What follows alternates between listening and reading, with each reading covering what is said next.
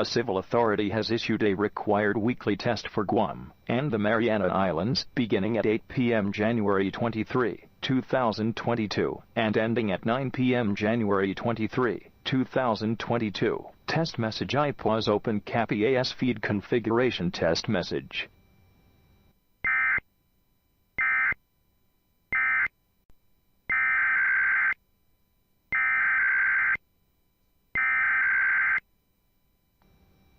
A civil authority has issued a required weekly test for Puerto Rico and the United States Virgin Islands beginning at 10 a.m. January 24, 2022 and ending at 11 a.m. January 24, 2022. Test message IPAWS Open Cap EAS Feed Configuration Test Message.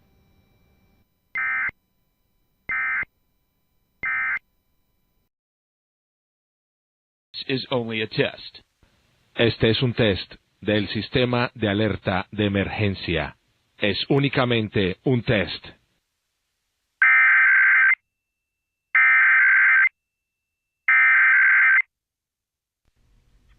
This is the required weekly test of the emergency alert system for the state of Georgia.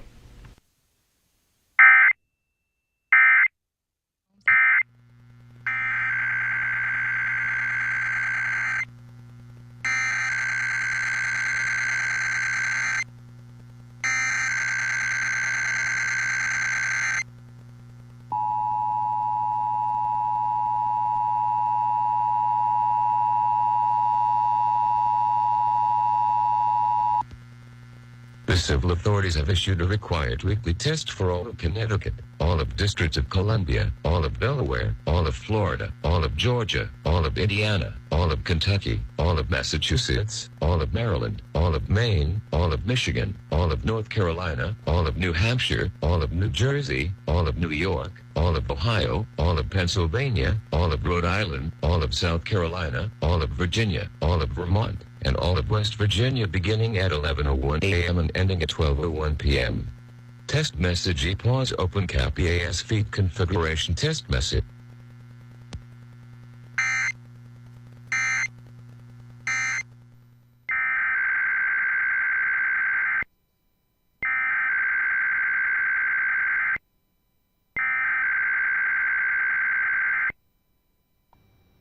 A civil authority has issued a required weekly test for Alabama, Arkansas, Iowa, Illinois, Kansas, Louisiana, Minnesota, Missouri, Mississippi, North Dakota, Nebraska, Oklahoma, South Dakota, Tennessee, Texas, and Wisconsin, beginning at 12 p.m. January 24, 2022, and ending at 1 p.m. January 24, 2022. Test message IPAWS Open Cap EAS Feed Configuration Test Message.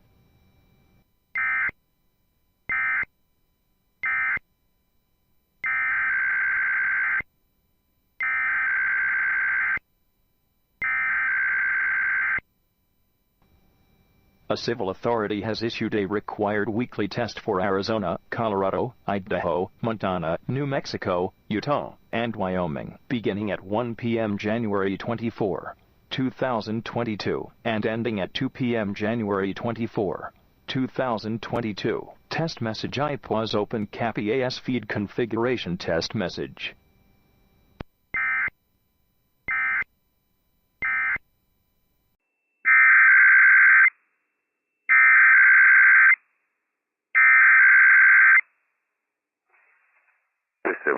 authorities have issued a required weekly test for all of California, all of Nevada, all of Oregon, and all of Washington beginning at 11 a.m. and ending at 12 p.m. Test message equals open cap EAS feed configuration test message.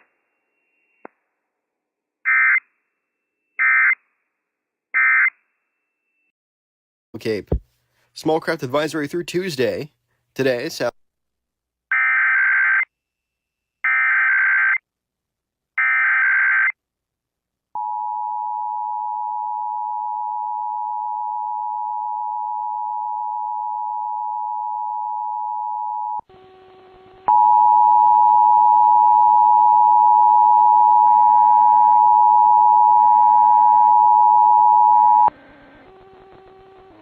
A required weekly test has been issued for the entire state of Alaska, effective until 12 o'clock p.m.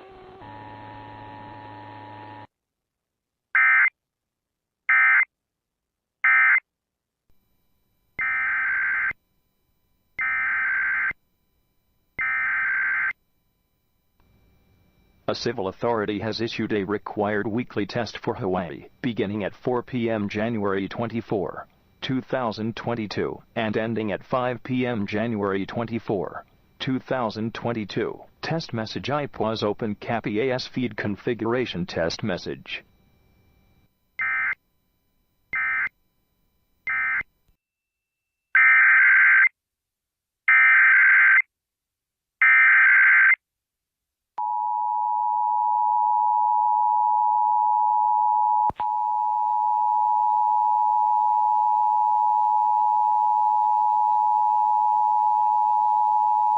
This is a test of the emergency alert system. This is Sheriff Alex Villanueva. I am speaking to you from the Los Angeles County Emergency Operations Center, where we manage the response to major emergencies. Many broadcasters have agreed to deliver emergency information that will help you understand what has happened during emergencies and what you need to do. When you hear a real emergency alert system warning or alert, you should immediately tune to one of those radio or TV stations. This concludes the test of the emergency alert system.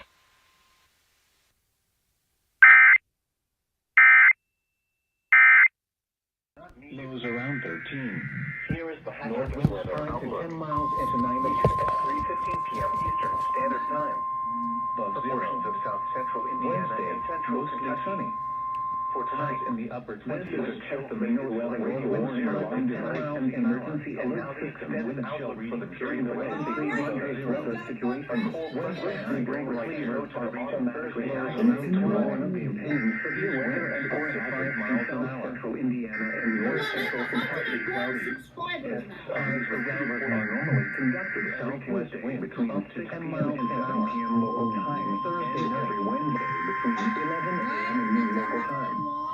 When there is a threat of or existing severe weather in the area, this is a test of the NOAA radio warning available non-radio alert system. During broadcast of the weather situation, weather service office in Louisville on a frequency of 162.475 megahertz. This is a test of the NOAA radio warning and warning alarm will vary a great deal. These receivers are normally conducted in major weather warning service possible. The warning alarm will be automatically activated to warn of the severe weather and or hazards. When there is a threat of or existing severe weather in the area, these receivers are normally conducted every Tuesday on in north central Kentucky, originates from the National Weather Service Office in Louisville on a frequency of 162.475 megahertz and the test of the NOAA radio warning alarm will vary severe weather in the area. JAS. The Talk of Pittsburgh, 1320 WJAS is conducting a test of the emergency alert system. This is only a test.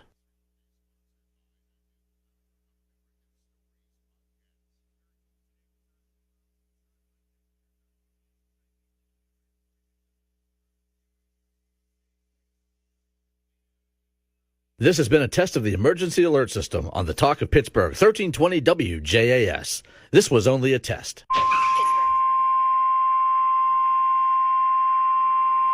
This is the National Weather Service in Mobile, Alabama. The preceding signal was a test of the NOAA radio warning alarm device for stations KEC 61 Mobile, KEC 86 Milton, WWF 55 Jackson, KIH 59 Dillister, WNG 646 Brooklyn, WNG 640 Lakesville, and WNG 607 Greenville. During potentially dangerous weather situations, specially built receivers can be automatically activated to warn of the impending hazard. Tests of the signal and your receiver's performance are normally conducted by the National Weather Service between 9 and 10 a.m. and between 6 and 8 p.m. each Wednesday. If there is a threat of or existing severe weather within the area Wednesday, the test will be postponed until the next available good weather day. Reception of this broadcast, and especially the warning alarm, will vary at any given location. This variability, which is normally more noticeable at greater distances from the transmitter, can occur even if you are using a good quality receiver, which is in good working order. The warning alarm will be activated for hazardous watches and warnings, which affect the following counties. In Mississippi, George, Greene, Jackson, Perry, Stone, and Wayne. In Alabama, Baldwin, Butler, Choctaw, Clark, Coffee, Conecuh, Covington, Crenshaw, Escambia, Geneva, Lowndes, Mobile, Monroe, Pike, Washington, and Wilcox. And in the Florida Panhandle, Escambia, Okaloosa, Santa Rosa, and Walton. This has been a test of the NOAA Weather Radio Warning Alarm device. We now return you to our normal program.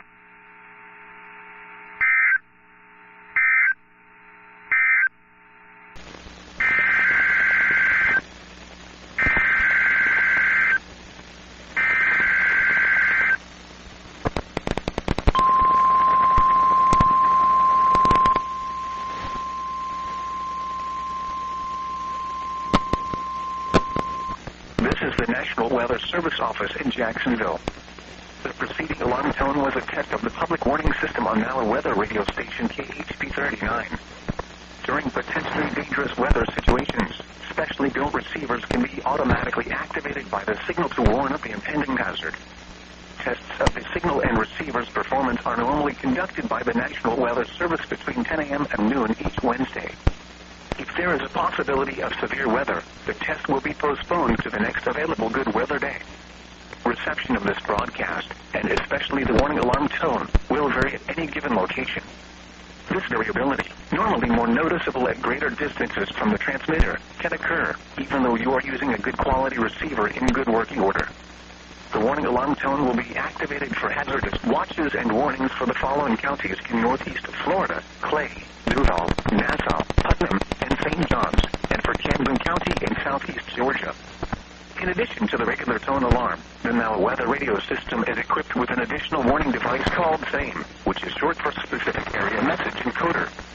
Unlike the normal warning tone, which alerts all alarmable NOAA weather radios in range of this broadcast, SAME allows people with a SAME-equipped weather radio to be notified of watches and or warnings affecting only the county desired. For more information regarding NOAA Weather Radio, contact the National Weather Service at 13701 Fang Drive, Jacksonville, Florida, 32218, or call 1-904-741-4370. You can also visit our website at weather.gov/jacks. This concludes the weekly test of NOAA Weather Radio Station KHP39.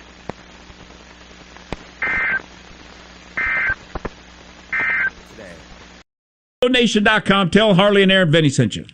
This is a test of the emergency alert system.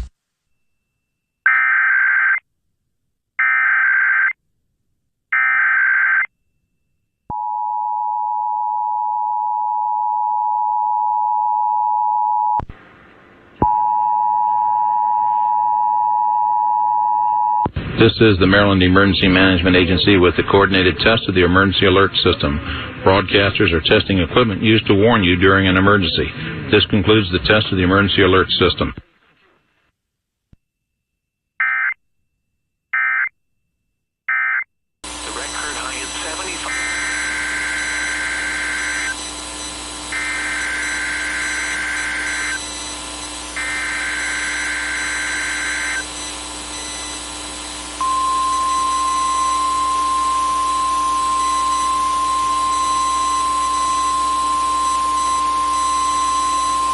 You're listening to NOAA Weather Radio.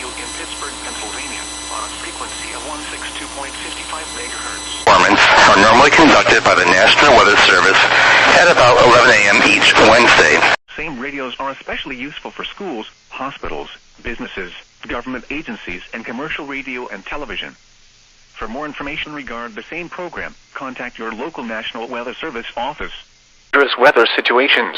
Specially built receivers can be automatically activated by the signal and warn of the impending hazard. Tests of the signal and receiver's performance are normally conducted by the National Weather Impending hazard. Tests of the signal and receiver performance are normally conducted between the hours of 11 and noon each Wednesday.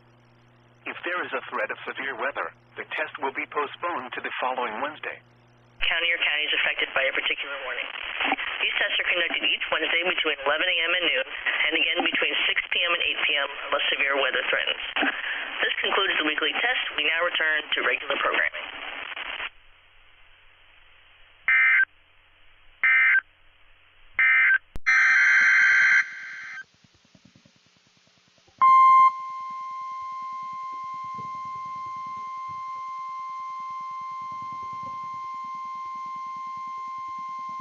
This is a test of the NOAA radio warning alarm device for WXL34.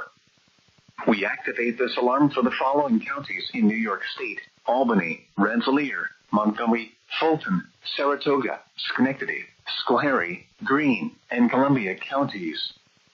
This has been an alarm test.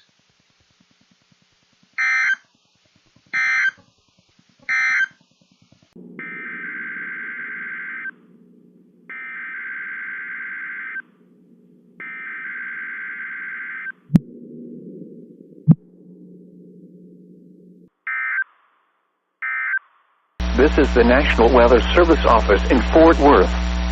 The preceding signal was a test of the public warning system for weather radio station KWES North 34. During potentially dangerous weather situations, specially built receivers can be automatically activated by the signal to warn of the impending hazard. Tests of the signal and receiver's performance are normally conducted by the National Weather Service. This is the National Weather Service office, Jackson, Kentucky. We have just activated the public warning alarm tone as a test of our weather radio warning alarm system. This is only a test. During potentially dangerous weather situations, specifically built receivers can be automatically activated to warn of the impending hazard. Tests of the signal and receiver's performance are normally conducted between 11 a.m. and noon Eastern Time each Wednesday. If there is a threat of or existing severe weather in the area, we will postpone the test to the next available good weather day. Reception of the broadcast, and especially the warning alarm tone, will vary at any given location. This is the National Weather Service in Grand Rapids. The signal you just heard was our weekly test of the NOAA Weather Radio Warning Alarm System. We normally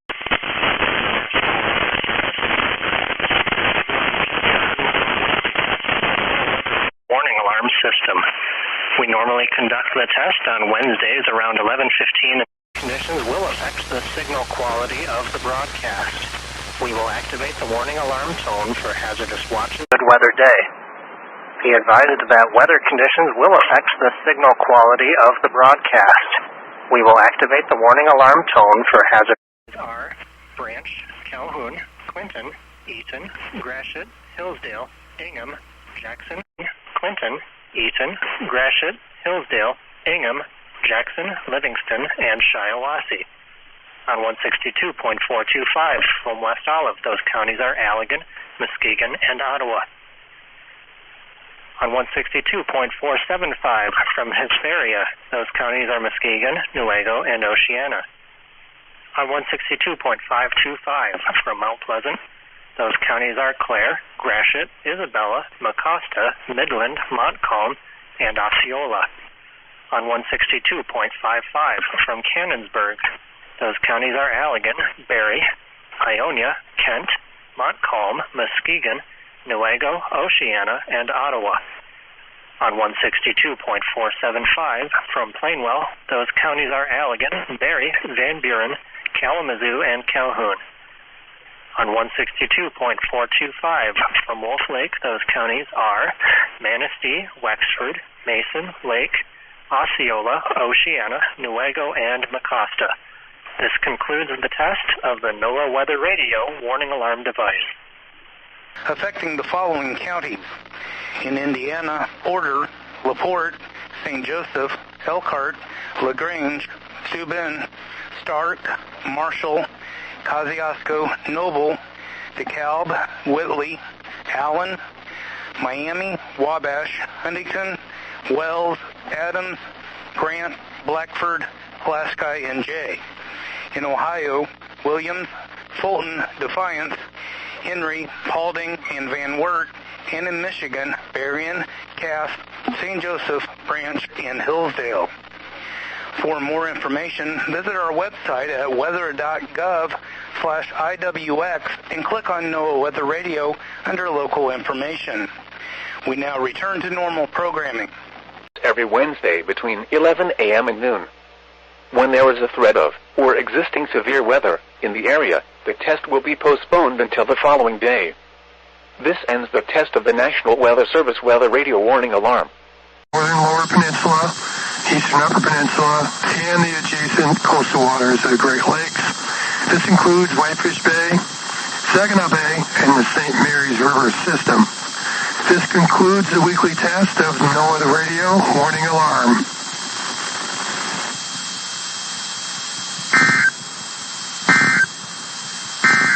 Wind chill.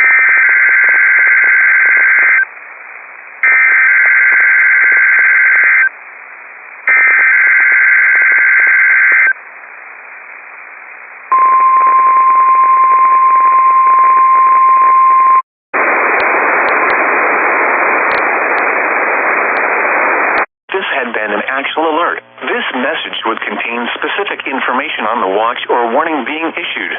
Message would contain specific information on the watch or warning being issued. This concludes the weekly test of the NOAA Weather Radio Alert Systems.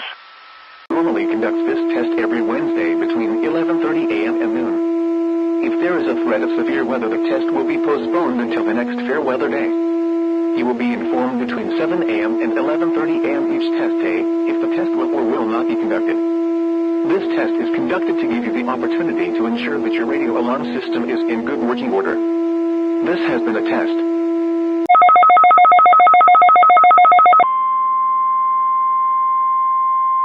This is a weekly test of the NOAA Weather Radio Warning Alarm device and the Emergency Alert System. During potentially dangerous weather situations, specially built receivers are automatically activated to warn of the impending severe weather and or hazards for the Florida Panhandle, southeast Alabama, southwest and south central Georgia. Tests of these receivers are normally conducted every Wednesday between 11 a.m. and noon local time. When there is a threat of or existing severe weather in the area on Wednesday, the test is postponed until the next available non-severe or non-hazard day.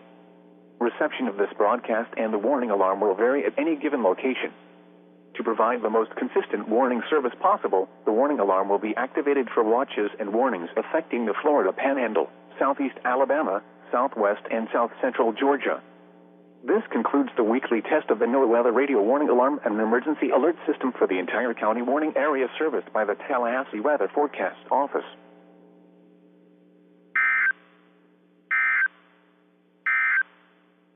The dew point.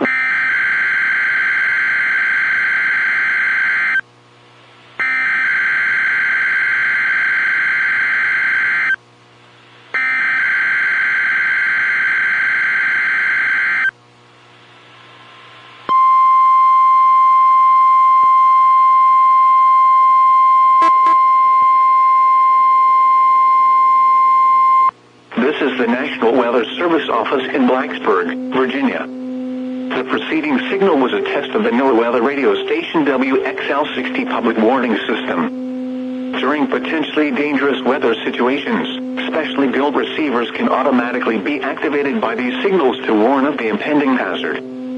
Tests of the signals in the receiver's performance are normally conducted by the National Weather Service around noon each Wednesday, except for the first Wednesday of the month when it is conducted around 7 p.m. If there is a threat of severe weather, the test will be postponed to the next available good weather day. Reception of this broadcast, and especially the warning alarms, will vary at any given location. This variability, normally more noticeable at greater distances from transmitter, can occur even though you are using a good quality receiver in perfect working order. To provide the most consistent and dependable warning service possible, the warning alarm will be activated for hazardous watches and warnings for the following counties in the Blacksburg County warning area: in Virginia, Allegheny, Bedford, Bland, Botetourt, Carroll, Craig, Floyd, Franklin, Giles, Halifax, Henry, Montgomery, Patrick, Pittsylvania, Pulaski, Roanoke, Rockbridge, and Wythe. Also included are the independent cities of Buena Vista, Covington, Danville, Lexington, Martinsville, Galax, Radford, Roanoke, and Salem. In North Carolina, the following counties are included: Rockingham and Caswell. This has been a test of the NOAA weather radio warning device. We now return to normal programming.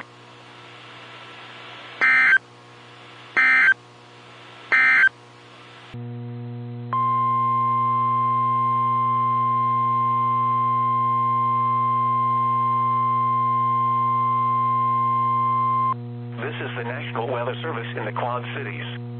The preceding signal was a test of the weather radio public warning system. During potentially dangerous weather situations, specially built receivers are automatically activated by the signal to warn of the impending hazard. This is a test of the National Weather Service NOAA Weather Radio All Hazards Warning Alarm System in cooperation with the Emergency Alert System. Tests of this alarm system are conducted every Wednesday at 11 a.m. and at 7 p.m. Warn of the impending hazard. Tests are normally conducted by the National Weather Service every Wednesday and Saturday between 10 a.m. and 12 noon. KZZ 51 at Carroll. KZZ 68 at Van Wert. KXI 65 at Lenox. WNG 666 at Iowa Falls. The test may be canceled. To provide the most consistent warning service possible, the alert tones will only be activated for the following counties in the KDO 89 listening area: in Missouri, St. Louis, Franklin, Jefferson, Lincoln, St. Charles, Warren, and the city of St. Louis. In Illinois, Madison, Monroe, and St. Clair. If your receiver was tone activated, the alert function will automatically reset after the test.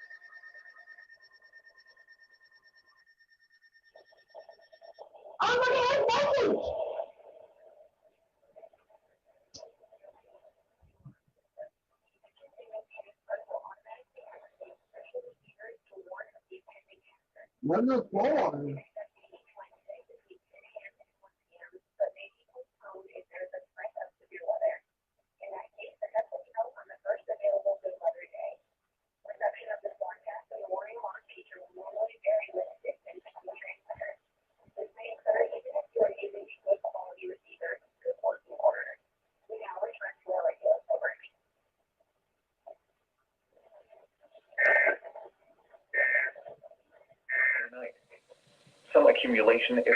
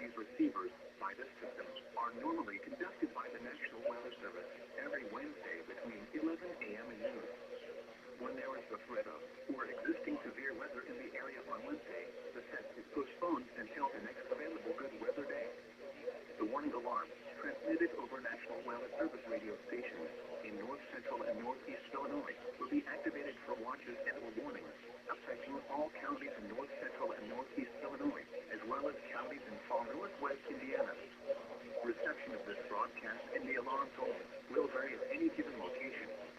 This variability even though you are using a good quality receiver in perfect working order. This concludes the tone alarm test. We will now return to our regular program. Northeast Illinois, and northwest Indiana. For today and tonight, weather hazards expected. During potentially dangerous weather situations, specially equipped receivers are automatically activated to warn of the impending hazard. Tests of these receivers, by this system, are normally conducted by the National Weather Service every Wednesday between 11 a.m. and noon. When there is the threat of, or existing severe weather in the area on Wednesday, the test is postponed until the next available good weather day. The warning alarm, transmitted over National Weather Service radio stations in North Central and Northeast Illinois, will be activated for watches and/or warnings, affecting all counties in North Central and Northeast Illinois, as well as counties in far northwest Indiana. Reception of this broadcast and the alarm tone will vary at any given location. This variability, normally more noticeable at a distance from a given transmitter, will occur even though you are using a good quality receiver in perfect working order. This concludes the tone alarm test. We will now return to our regular program. Impending hazard. Tests of the warning alarm system are conducted each Wednesday at 11:15 a.m. are automatically activated by the signal to warn of the impending hazard. Tests of the warning alarm system are conducted each Wednesday at 11:15 a.m. There is a threat of severe weather. The test is then postponed until the next available non-severe weather day. The alarm tone causes weather radio receivers with the alarm tone feature to be turned on automatically. This alerts you that an emergency broadcast is about to be made. Weather radios with alarm tone features are available commercially. The emergency alert system codes and alarm tones are used by weather warning and emergency messages for 51 counties in eastern Nebraska and southwest Iowa, West Washington, Marshall, Nemaha, Brown, and Donovan counties of northeast Kansas, and Holt and Atchison counties in northwest Missouri. Once again, this has been 10 a.m. and 12 noon. If there is a threat of, or existing severe weather in the area on Wednesday, the test will be postponed until the next available good weather day. Problems with reception of this broadcast, normally more noticeable at greater distances from the transmitter, can occur even though you are using a good quality receiver in perfect working order. To provide the most consistent and dependable warning service possible, the warning alarm will be activated for hazardous watches and warnings for the following counties: Brazoria, Chambers, Fort Bend, Galveston, Harris, Liberty, Montgomery, and Waller. Repeating, this is a test of the NOAA radio's warning device.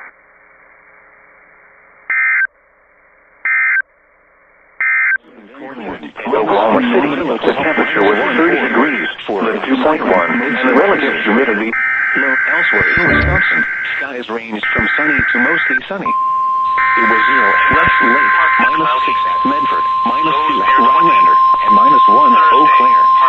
Green Bay reported -1. You have Madison recorded the National Weather Service radio warning. You have just heard a test of the National Weather Service reception of this broadcast, and the warning alarm will vary at any given location. Normally, this variability, normally more noticeable at greater distance from the transmitter, will occur even though you are using a good quality receiver in perfect working order.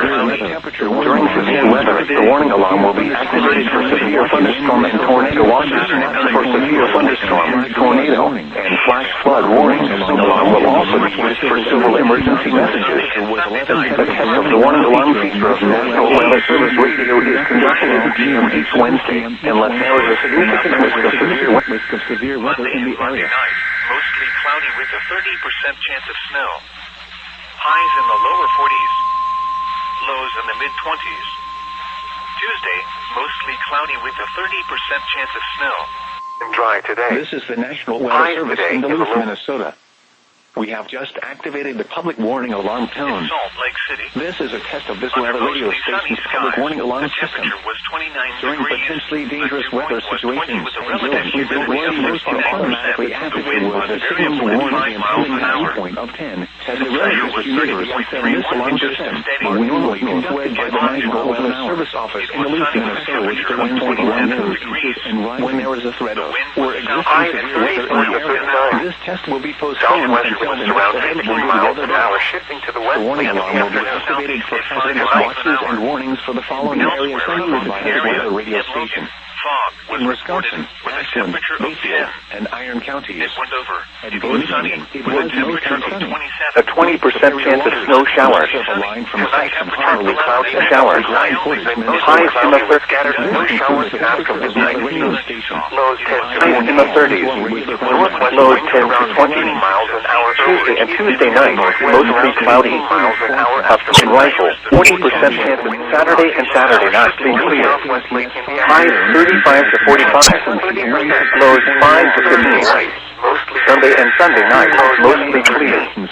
Highs 35, lows 10 to 20. Monday and Monday night, mostly cloudy. A 20% chance of snow showers.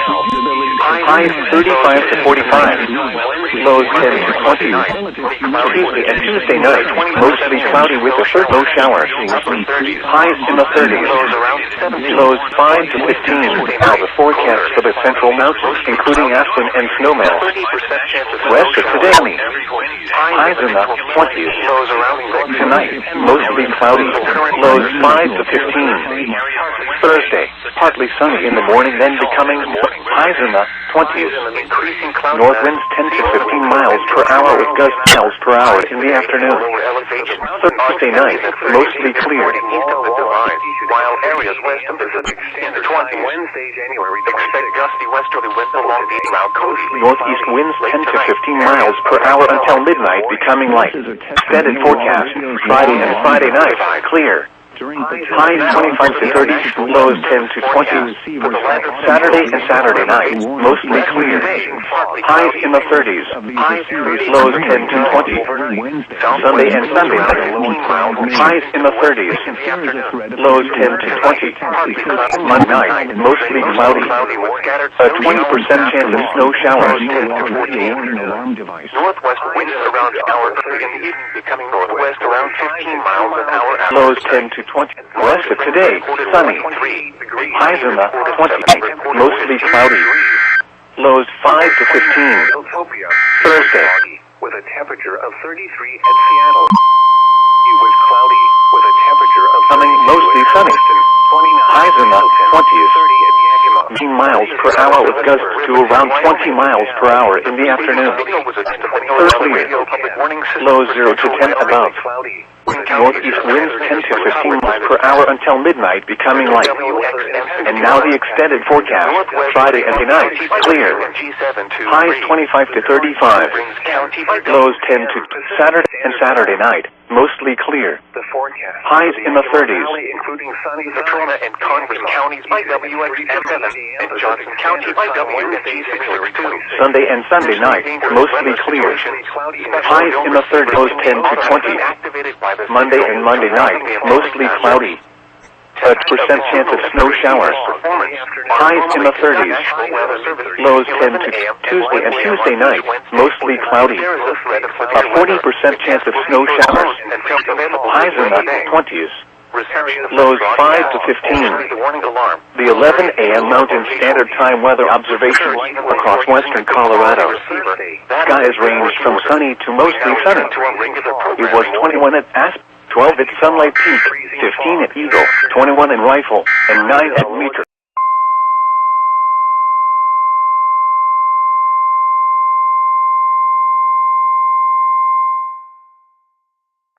This is the National Weather Service in Pendleton, Oregon. The preceding signal was a test of the Weather Radio Public Warning System for station WWF56, Richland, Washington. This warning alarm tone will be activated for hazardous watches and warnings for the following counties only. In south central and southeast Washington: Adams, Benton, Franklin, Grant, Klickitat, Walla Walla, and Yakima. This concludes the warning alarm test. We now return to regular weather programming.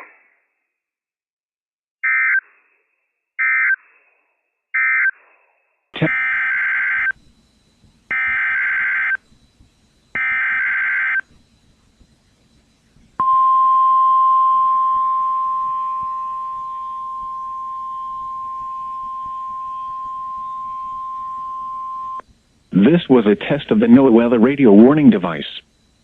Following the alarm tone, your receiver should have turned on automatically. The alarm tone just transmitted should have been heard on any operating receiver. The alarm tone will be used to alert you in times of threatening weather, and will be followed by a watch, warning, or emergency message. This test will be conducted each Wednesday between 11 a.m. and noon, except when hazardous weather threatens. The test will then be postponed until the first fair weather day. Once again, this has been a test of the NOAA Weather Radio Warning device. We now return to normal programming.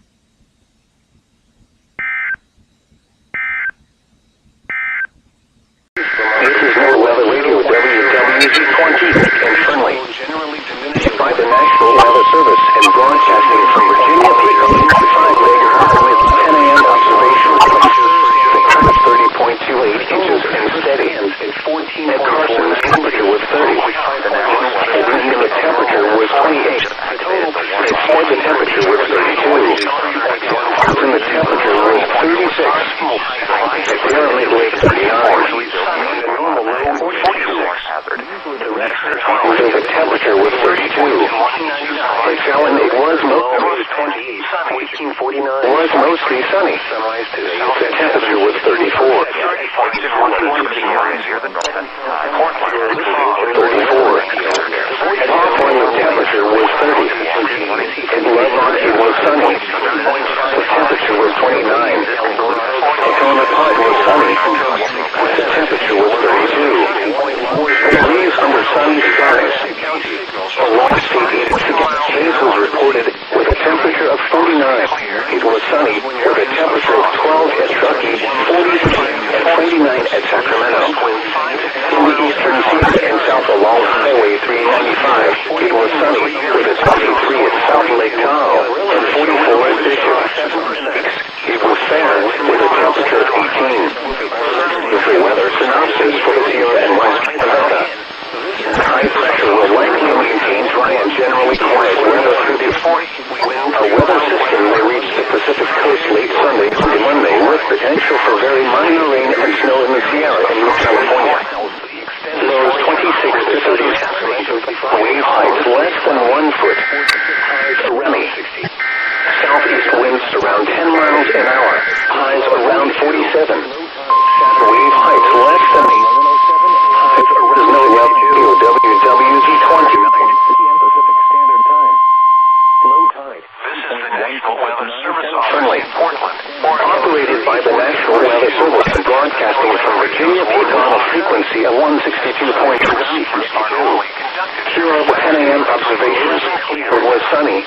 The temperature was 30 degrees with 817. The relative humidity was 54%. The pressure was 30.28 inches and steady. The city, the temperature was 30. Partly cloudy, and the temperature was around 40. The temperature Monday was 32 degrees with 20.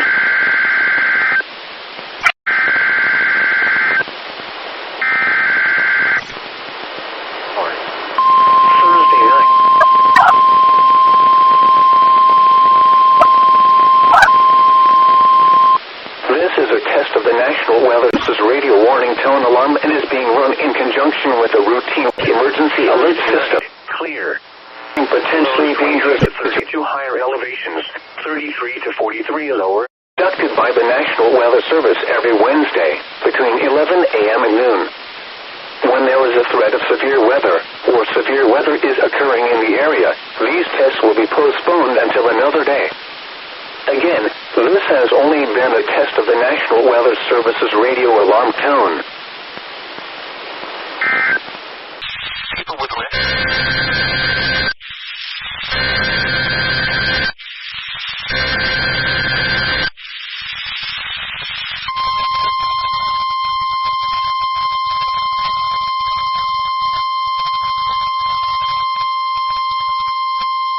This is a test of the emergency alert system and NOAA Weather Radio's warning alarm.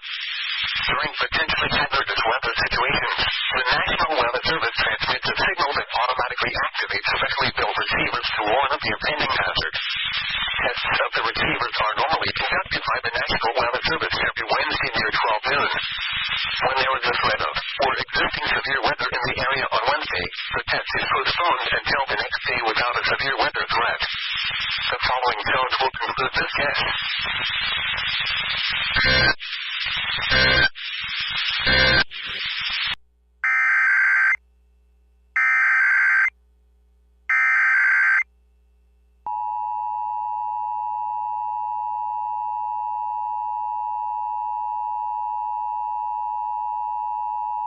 This is the National Weather Service office in Anchorage. The preceding signal was a test of the weather radio station West North G6714 public warning system.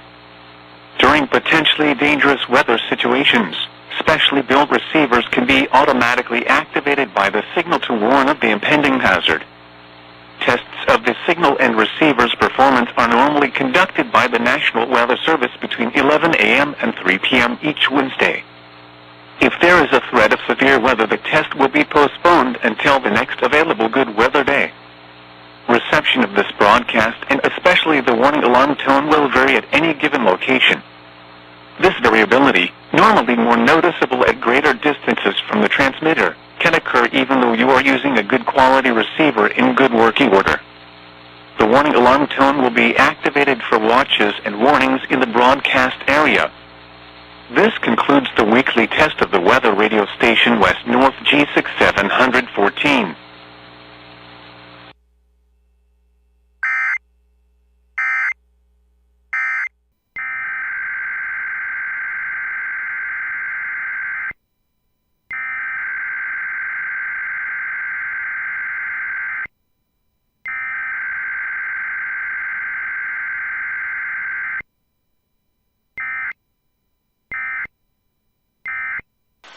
Kapalua, high 80.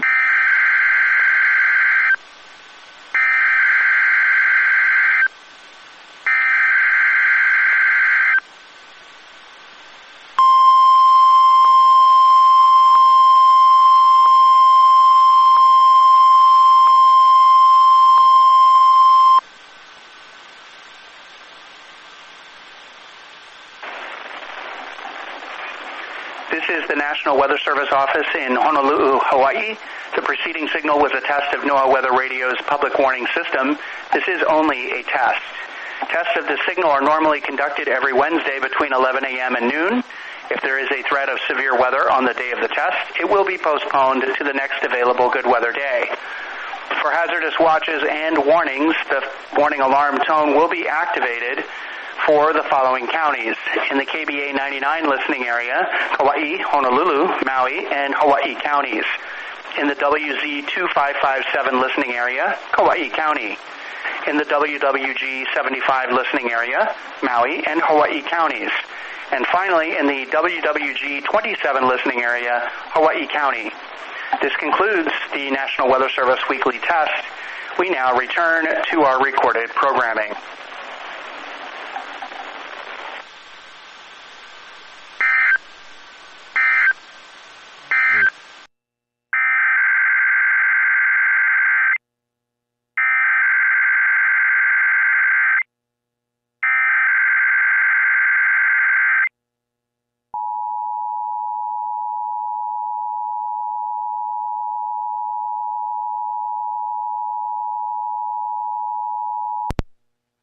The civil authorities have issued a required monthly test for Churchill NV, Clark NV, Douglas NV, Elko NV, Esmeralda NV, Eureka NV, Humboldt NV, Lander NV, Lincoln NV, Lyon NV, Mineral NV, Nye NV, Pershing NV, Story NV, Washoe NV, White Pine NV, and Carson City NV, beginning at 2:21 p.m. and ending at 2:51 p.m.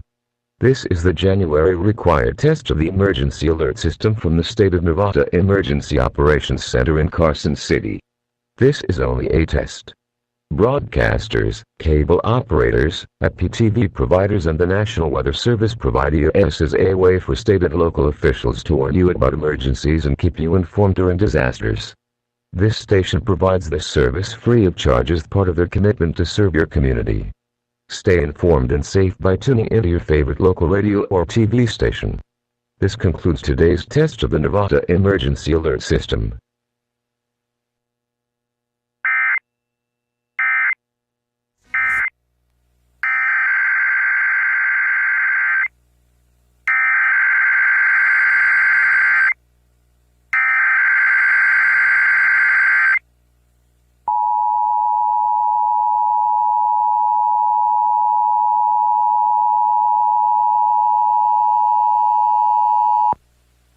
The civil authorities have issued a required monthly test for Churchill NV, Clark NV, Douglas NV, Elko NV, Esmeralda NV, Eureka NV, Humboldt NV, Lander NV, Lincoln NV, Lion NV, Mineral NV, Nye NV, Pershing NV, Story NV, Washoe NV, White Pine NV, and Carson City NV, beginning at 2:21 p.m. and ending at 2:51 p.m.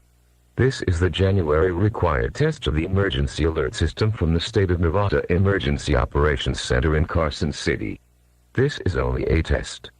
Broadcasters, cable operators, IPTV providers, and the National Weather Service provide EAS as a way for state and local officials to warn you about emergencies and keep you informed during disasters. This station provides this service free of charge as part of their commitment to serve your community.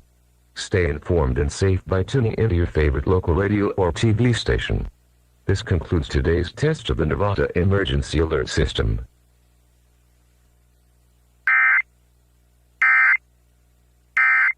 The pressure.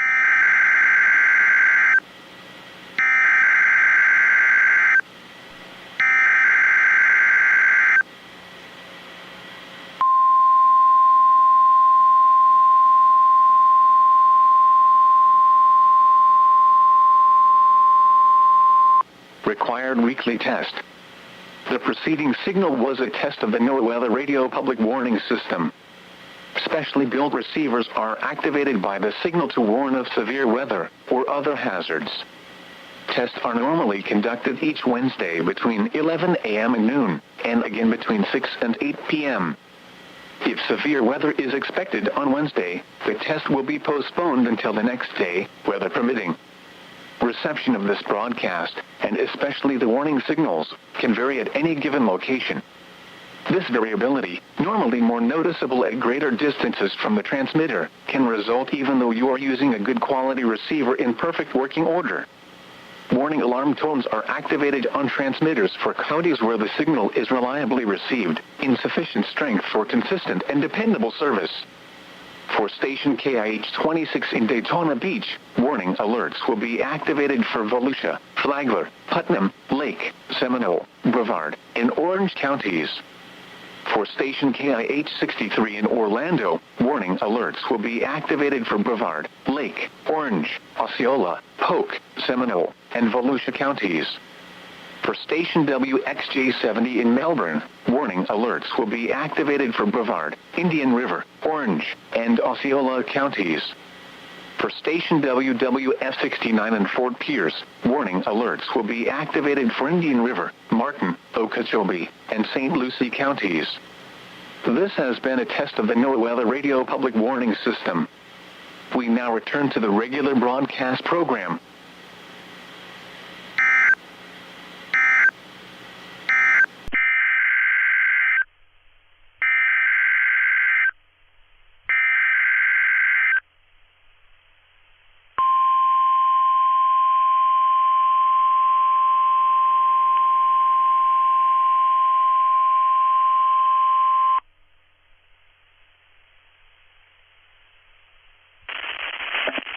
This is NOAA Weather Radio, the 24-hour voice of your National Weather Service.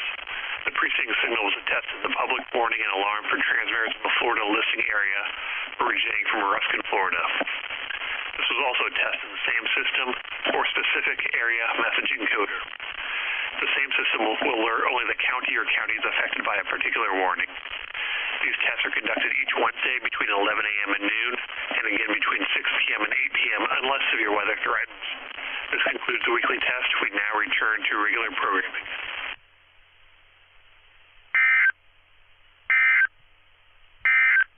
Northeast wind.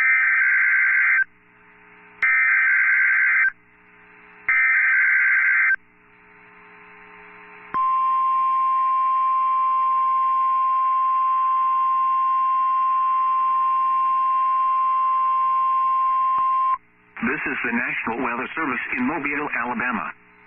The preceding signal was a test of the NOAA radio warning alarm device for stations KEAS C61 Mobile, KEAS C86 Milton, WWF 55 Jackson, KIH 59 Dillister, WNG 646 Brooklyn, WNG 640 Leakesville, and WNG 607 Greenville. During potentially dangerous weather situations, specially built receivers can be automatically activated to warn of the impending hazard. Tests of the signal and your receiver's performance are normally conducted by the National Weather Service between 9 and 10 a.m. and between 6 and 8 p.m. each Wednesday. If there is a threat of or existing severe weather within the area Wednesday, the test will be postponed until the next available good weather day. Reception of this broadcast, and especially the warning alarm, will vary at any given location. This variability, which is normally more noticeable at greater distances from the transmitter, can occur even if you are using a good quality receiver, which is in good working order. The warning alarm will be activated for hazardous watches and warnings, which affect the following counties: in Mississippi, George, Greene, Jackson, Cerri, Stone, and Wayne. In Alabama, Baldwin, Butler, Choctaw, Clark, Coffee, Conecuh, Covington, Crenshaw, Escambia, Geneva, Lowndes, Mobile, Monroe, Pike, Washington, and Wilcox. And in the Florida Panhandle, Escambia, Okaloosa, Santa Rosa, and Walton. This has been a test of the NOAA Weather Radio Warning Alarm device. We now return you to our normal program.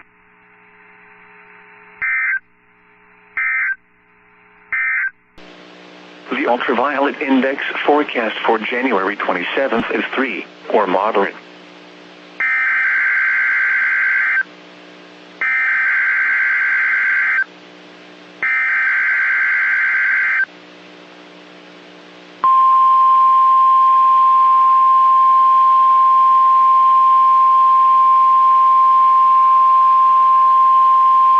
This is the National Weather Service office in Fort Worth. The preceding signal was a test of the public warning system for weather radio station KEAS C55. During potentially dangerous weather situations, specially built receivers can be automatically activated by the signal to warn of the impending hazard. Tests of the signal and receiver's performance are normally conducted by the National Weather Service each Wednesday between 10 a.m. and noon, and between 6 and 8 p.m. If there is a threat of severe weather, the test will be postponed to the next available good weather day. Reception of this broadcast, and especially the warning alarm tone, will vary at any given location. This variation, normally more noticeable at greater distances from the transmitter, can occur even though you are using a good quality receiver in good working order. The warning alarm tone will be activated for hazardous watches and warnings for the following counties: Bosque, Collin, Dallas, Denton, Ellis, Erath, Hill, Hood, Johnson, Parker, Somerville, Tarrant, and Wise. This concludes the test of weather radio station KEAS C55.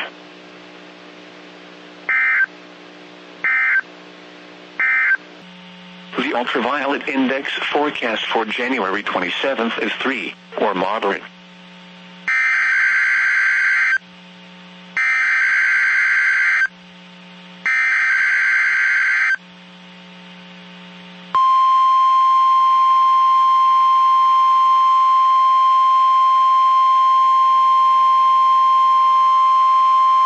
This is the National Weather Service office in Fort Worth.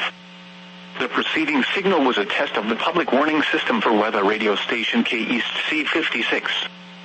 During potentially dangerous weather situations, specially built receivers can be automatically activated by the signal to warn of the impending hazard. Tests of the signal and receiver's performance are normally conducted by the National Weather Service each Wednesday between 10 a.m. and noon, and between 6 and 8 p.m. If there is a threat of severe weather, the test will be postponed to the next available good weather day. Reception of this broadcast, and especially the warning alarm tone, will vary at any given location. This variation, normally more noticeable at greater distances from the transmitter, can occur even though you are using a good quality receiver in good working order. The warning alarm tone will be activated for hazardous watches and warnings for the following counties: Collin, Dallas, Denton, Ellis, Hill, Hood, Hunt, Kaufman, Parker, Rockwall, and Tarrant. This concludes the test of weather radio station KEAS C56.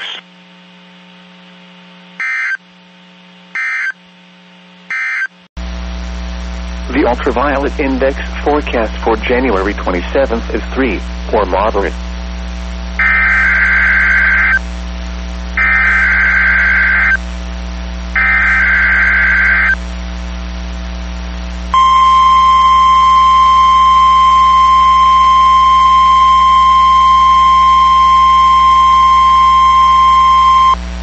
the National Weather Service office in Fort Worth. The preceding signal was a test of the public warning system for weather radio station KWEST North 34. During potentially dangerous weather situations, specially built receivers can be automatically activated by the signal to warn of the impending hazard. Tests of the signal and receiver's performance are normally conducted by the National Weather Service each Wednesday between 10 a.m. and noon, and between 6 and 8 p.m. If there is a threat of severe weather, the test will be postponed to the next available good weather day. Reception of this broadcast, and especially the warning alarm tone, will vary at any given location. This variation, normally more noticeable at greater distances from the transmitter, can occur even though you are using a good quality receiver in good working order. The warning alarm tone will be activated for hazardous watches and warnings for the following counties: Anderson, Cherokee, Freestone, Henderson, Houston, and Leon, and Navarro. This concludes the test of weather radio station KWEST North 34.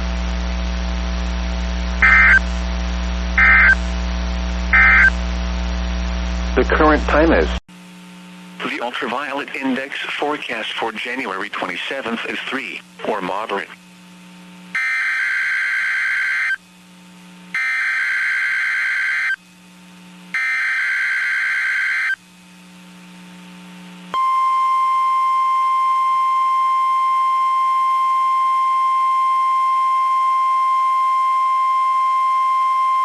This is the National Weather Service office in Fort Worth. The preceding signal was a test of the public warning system for weather radio station West XK35. During potentially dangerous weather situations, specially built receivers can be automatically activated by the signal to warn of the impending hazard. Tests of the signal and receiver's performance are normally conducted by the National Weather Service each Wednesday between 10 a.m. and noon, and between 6 and 8 p.m. If there is a threat of severe weather, the test will be postponed to the next available good weather day. Reception of this broadcast, and especially the warning alarm tone, will vary at any given location. This variation, normally more noticeable at greater distances from the transmitter, can occur even though you are using a good quality receiver in good working order. The warning alarm tone will be activated for hazardous watches and warnings for the following counties: Bell, Bosque, Oriel, Falls, Hill, Limestone, McLennan, Milam, and Robertson. This concludes the test of weather radio station West XK35.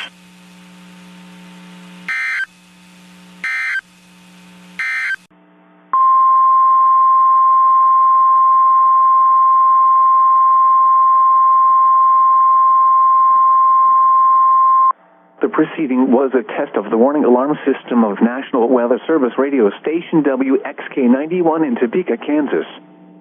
During potential or actual dangerous weather situations, specially built receivers are automatically activated by the signal to warn of the impending hazard. Tests of these receivers are normally conducted twice each Wednesday. The first test will occur around noon and the second near 7 p.m. When there is severe weather, or the threat of severe weather in the area, the test will be postponed until the next good weather day. Reception of this broadcast, and especially the warning alarm, will vary at any given location. This variability, normally more noticeable at greater distances from the transmitter, will occur, even though you are using a good quality receiver in perfect working order. To provide the most consistent warning service possible, the warning alarm will be activated for selected watches and warnings affecting the following counties: Shawnee, Waubonsee, Douglas, Osage, Jefferson, Jackson, Potawatomi, Riley, Geary, Atchison, and Morris. We now return to normal programming.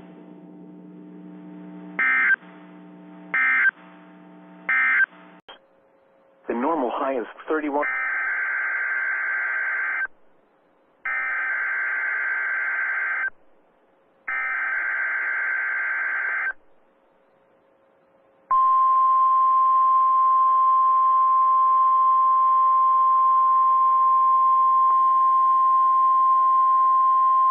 This is a test of the National Weather Service NOAA Weather Radio All Hazards Warning Alarm System in cooperation with the Emergency Alert System.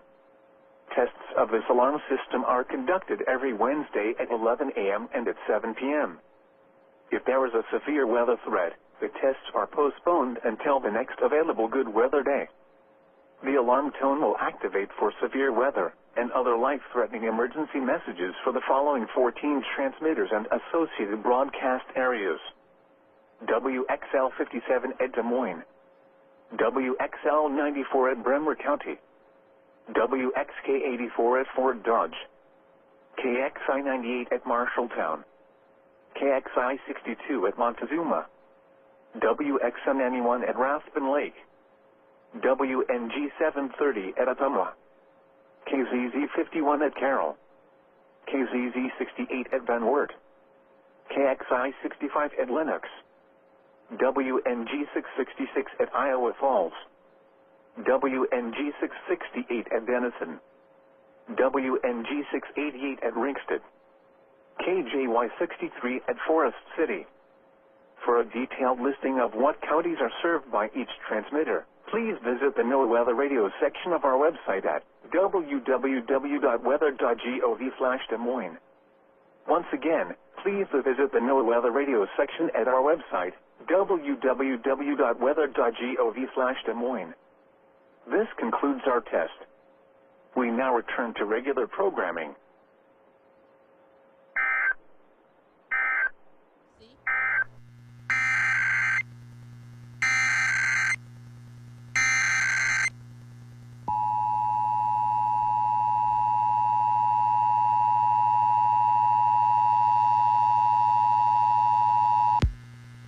The civil authorities have issued a required weekly test for all of Virginia beginning at 11:30 a.m. and ending at 12:30 p.m. A required weekly test has been issued for all Virginia. Tune to your local TV or radio station.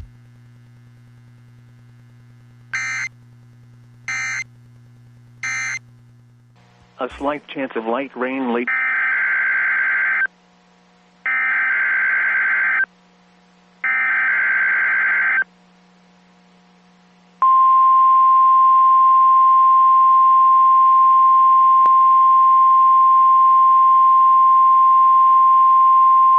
This is a test of the National Weather Service NOAA Weather Radio Warning Alarm System.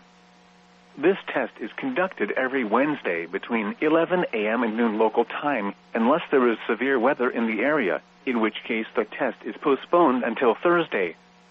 Again, this is only a test. There is no severe weather in the area at this time.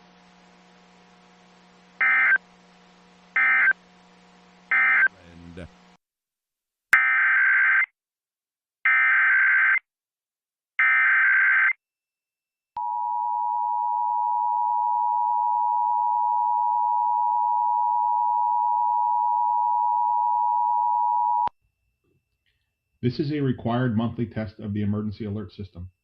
Had this been an actual emergency or dangerous situation, official messages and directions would have followed the alert tones. This test is brought to you by the Florida Division of Emergency Management, the Florida Association of Broadcasters, and your local broadcast station or cable provider. This concludes the required monthly test.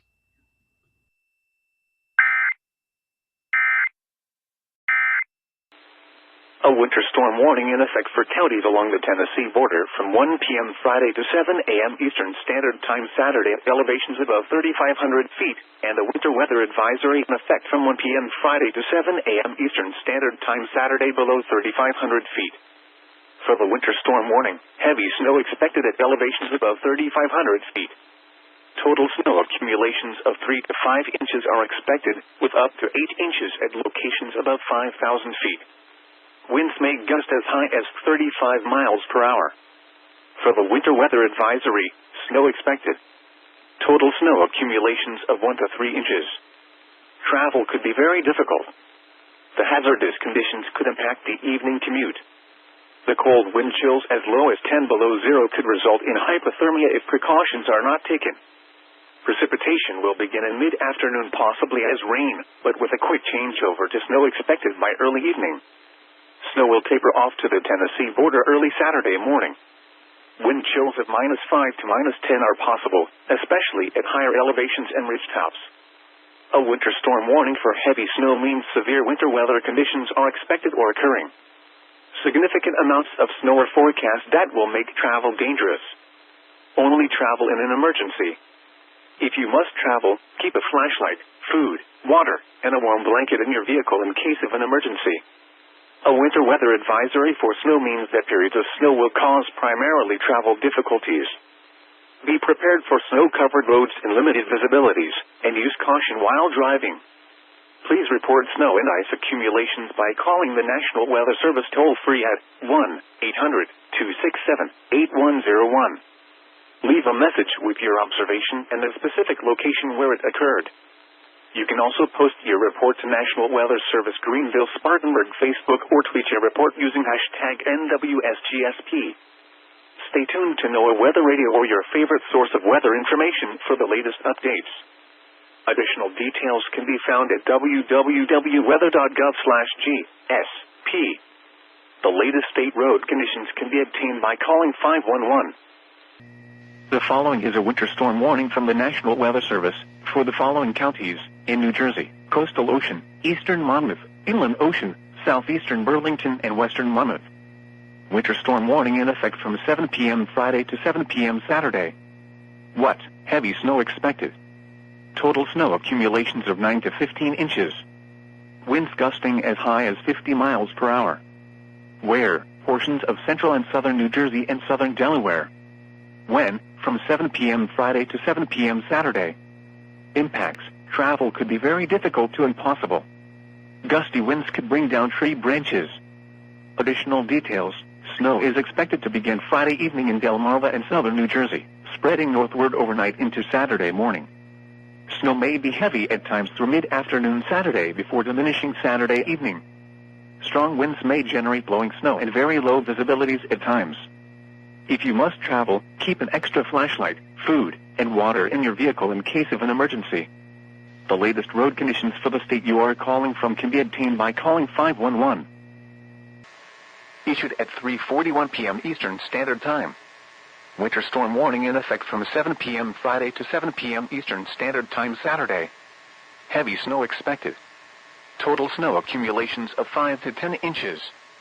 Winds could gust as high as 45 miles per hour. The areas affected include portions of southeast Maryland and eastern and southeast Virginia. The hazardous winter weather conditions are expected from 7 p.m. Friday to 7 p.m. Eastern Standard Time Saturday. Impacts. Travel will be very difficult. If you must travel, keep an extra flashlight, food, and water in your vehicle in case of an emergency. For the latest road conditions in Virginia or Maryland, please call 511. For the latest road information in North Carolina, go to http://travalk.gov. Repeating, a winter storm warning has been issued from 7 p.m. Eastern Standard Time Friday until 7 p.m. Eastern Standard Time Saturday for the following counties in Virginia, Accomack, and Northampton. For the following areas in New Jersey: Eastern Passaic, Western Bergen, Western Essex, Eastern Essex, Western Union, and Eastern Union, and the following areas in New York: Putnam, Rockland, and Northern Westchester. Winter storm warning in effect from 7 p.m. this evening to 7 p.m. Saturday. What? Heavy snow expected. Total snow accumulations of 4 to 7 inches. Winds gusting as high as 40 miles per hour. Where? Portions of northeast New Jersey and southeast New York. When? From 7 p.m. this evening to 7 p.m. Saturday. Impacts. Travel will be very difficult. If you must travel, keep an extra flashlight, food, and water in your vehicle in case of an emergency. Check local Department of Transportation Information Services for the latest road conditions. For the following area in New Jersey: Western Passaic, winter storm warning in effect from 7 p.m. this evening to 7 p.m. Saturday. What? Heavy snow expected. Total snow accumulations of 4 to 6 inches. Winds gusting as high as 35 miles per hour. Where? Western Passaic County. When? From 7 p.m. this evening to 7 p.m. Saturday. Impacts. Plan on slippery road conditions.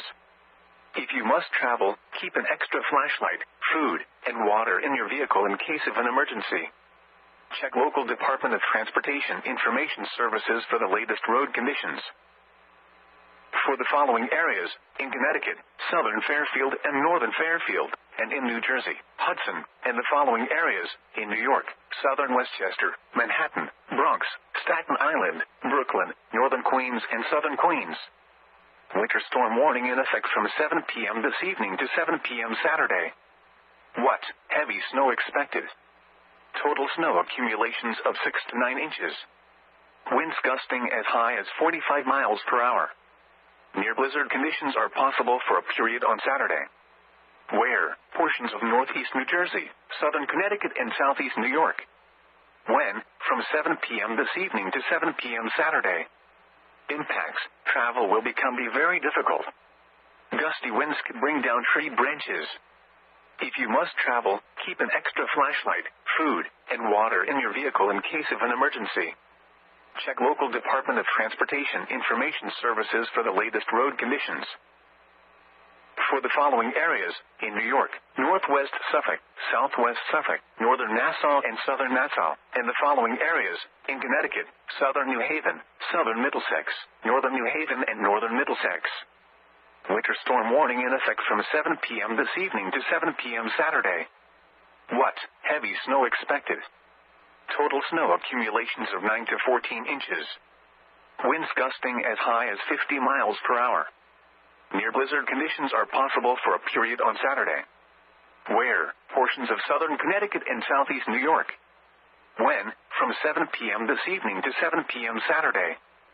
Impacts. Travel will become very difficult to impossible. Gusty winds could bring down tree branches.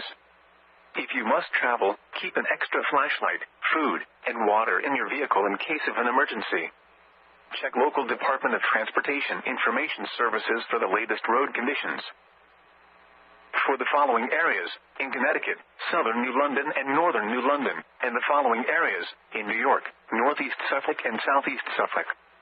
Winter storm warning in effect from 7 p.m. this evening to 7 p.m. Saturday. What? Heavy snow expected. Total snow accumulations of 11 to 15 inches. Winds gusting as high as 50 miles per hour.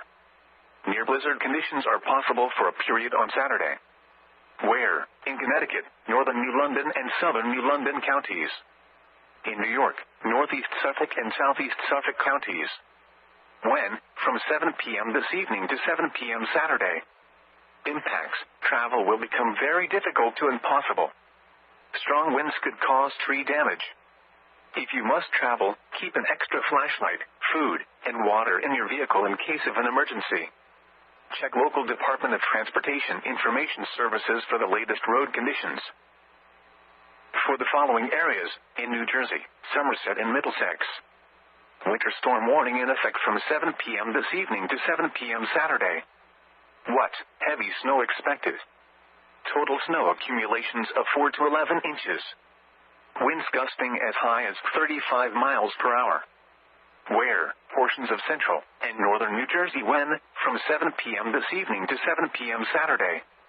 Impacts. Travel could be very difficult to impossible. Areas of blowing snow could significantly reduce visibility. Additional details. Accumulating snow is expected to begin Friday evening, becoming heavy at times Friday night through Saturday morning. Snowfall rates near 1 inch per hour are possible, with significant reductions in visibility. Snow will diminish late Saturday afternoon. If you must travel, keep an extra flashlight, food, and water in your vehicle in case of an emergency. The latest road conditions for the state you are calling from can be obtained by calling 511. For the following areas, in New Jersey, Morris and Hunterdon. Winter storm warning in effect from 7 p.m. this evening to 7 p.m. Saturday. What? Heavy snow expected. Total snow accumulations of 3 to 6 inches. Winds gusting as high as 35 miles per hour. Where? Morris and Hunterdon counties in New Jersey. When? From 7 p.m. this evening to 7 p.m. Saturday. Impacts. Travel could be very difficult. Additional details. Accumulating snow is expected to begin Friday evening, becoming heavy at times Friday night through Saturday morning. Snow will diminish late Saturday afternoon. If you must travel, keep an extra flashlight, food, and water in your vehicle in case of an emergency. The latest road conditions for the state you are calling from can be obtained by calling 511. For the following areas, in New Jersey, Monmouth. Blizzard warning in effect from 7 p.m. this evening to 7 p.m. Saturday. What? Blizzard conditions expected. Total snow accumulations of 8 to 15 inches. Winds gusting as high as 50 miles per hour. Where? The coastal counties of New Jersey. When? From 7 p.m. this evening to 7 p.m. Saturday. Impacts. Travel could be very difficult to impossible. Areas are blowing snow could significantly reduce visibility. Gusty winds could bring down tree branches. Additional details. Snow is expected to begin on Friday evening, with snow becoming heavy after midnight. The most likely time for blizzard conditions is late Friday night through midday Saturday. Blizzard conditions are primarily expected at or within a few miles from the coast. Snow will wind down Saturday afternoon. Travel should be restricted to emergencies only. If you must travel, have a winter survival kit with you. If you get stranded, stay with your vehicle. The latest road conditions for the state you are calling from can be obtained by calling 511.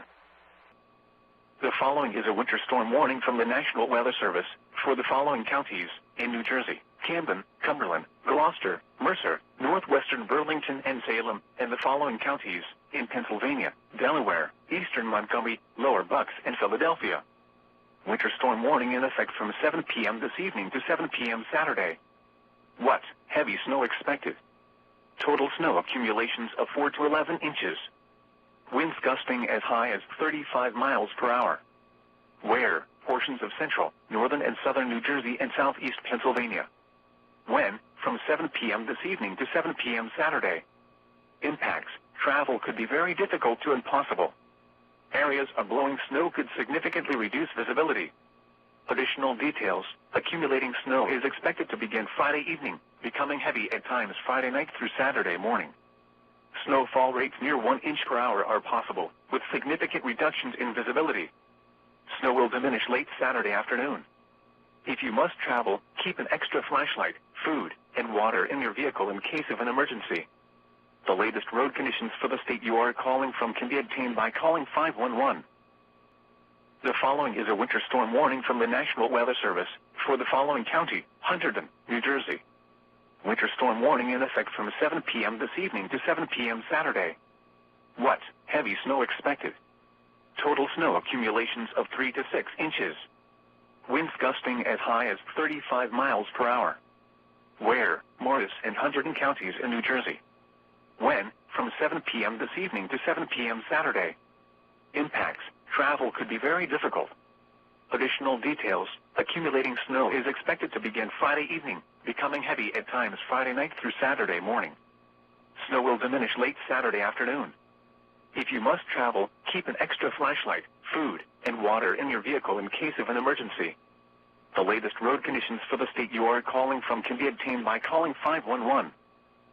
The following is a winter storm warning from the National Weather Service for the following counties in Delaware, Kent, and Newcastle. Winter storm warning in effect from 7 p.m. this evening to 3 p.m. Saturday. What? Heavy snow expected.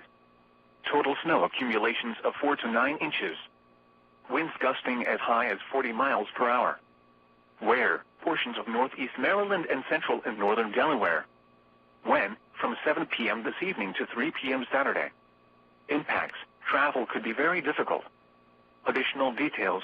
Snow is expected to begin Friday evening, becoming heavy at times Friday night through Saturday morning.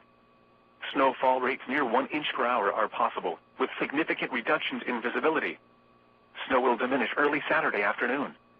If you must travel, keep an extra flashlight, food, and water in your vehicle in case of an emergency. The latest road conditions for the state you are calling from can be obtained by calling 511. The following is a blizzard warning from the National Weather Service for the following counties in New Jersey: eastern Monmouth, southeastern Burlington, and western Monmouth. Blizzard warning in effect from 7 p.m. this evening to 7 p.m. Saturday. What? Blizzard conditions expected. Total snow accumulations of 8 to 15 inches. Winds gusting as high as 50 miles per hour. Where? The coastal counties of New Jersey and coastal sections of Sussex County in Delaware. When? From 7 p.m. this evening to 7 p.m. Saturday. Travel could be very difficult to impossible. Areas of blowing snow could significantly reduce visibility.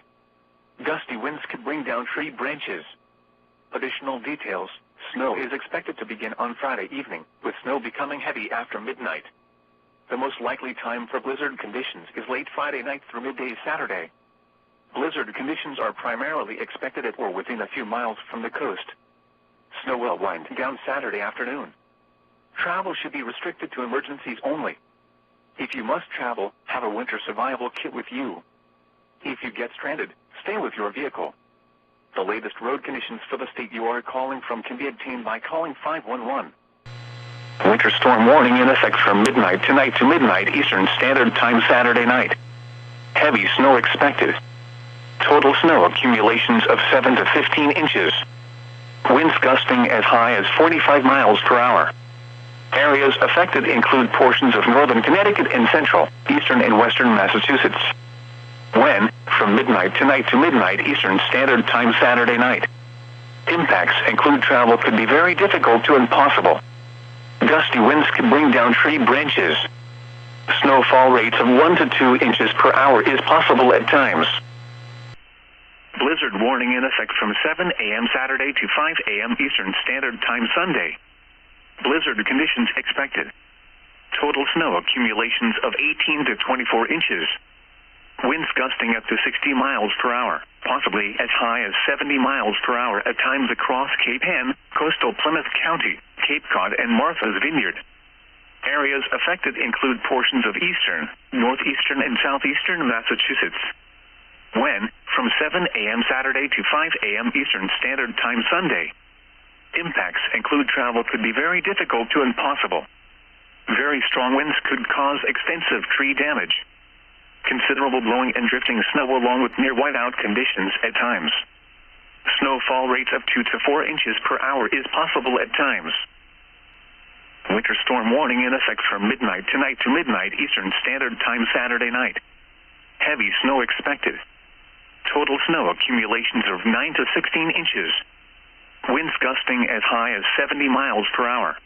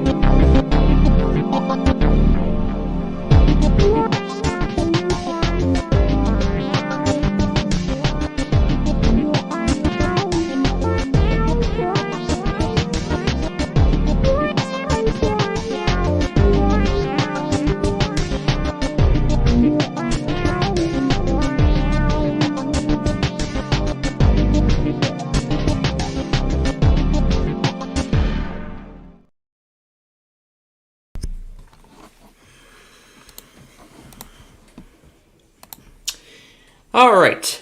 Good afternoon, folks. And oh boy, this is actually one of the nights I really like. A night where I don't have to deal with any homework at all. And boy, I am really happy. Did you get tonight's Final Jeopardy that stumped the players? Oh, speaking of Jeopardy, today is actually Jeopardy's birthday. That's right. March 30th, 1984 is when I think Jeopardy first began. Is actually Jeopardy's birthday. But then the Jeopardy that we know of today, that's... In fact, on Jeopardy's YouTube channel, tonight at 8 p.m., they're going to be premiering Alex Trebek's very first episode of Jeopardy. His very first episode as host of Jeopardy back in 1984. Now that was 3 years before Classic Concentration began on NBC. I mean, in those 3 years, those were 3 years before. Then, from 1987 to 1991, he did both Jeopardy and Classic Concentration for 2 different networks. Jeopardy, I'm assuming, was done for CBS or Sony. Oh yeah, because here's at the time it was still called Sony, but technically I would say it was Merv Griffin Enterprises at the time. But then somewhere in the late 90s it was folded into Columbia TriStar Television, which would then in 2002 be rebranded into Sony Pictures Television, although that branding would still appear on some episodes for a little bit longer before the Columbia TriStar name would be officially retired. Yeah, before the Columbia TriStar name would be officially retired and the whole thing would be into Sony Pictures Television. But that's talk for another day, because we have some serious business to get to. And we have some serious business to talk about. Ooh, we're getting closer.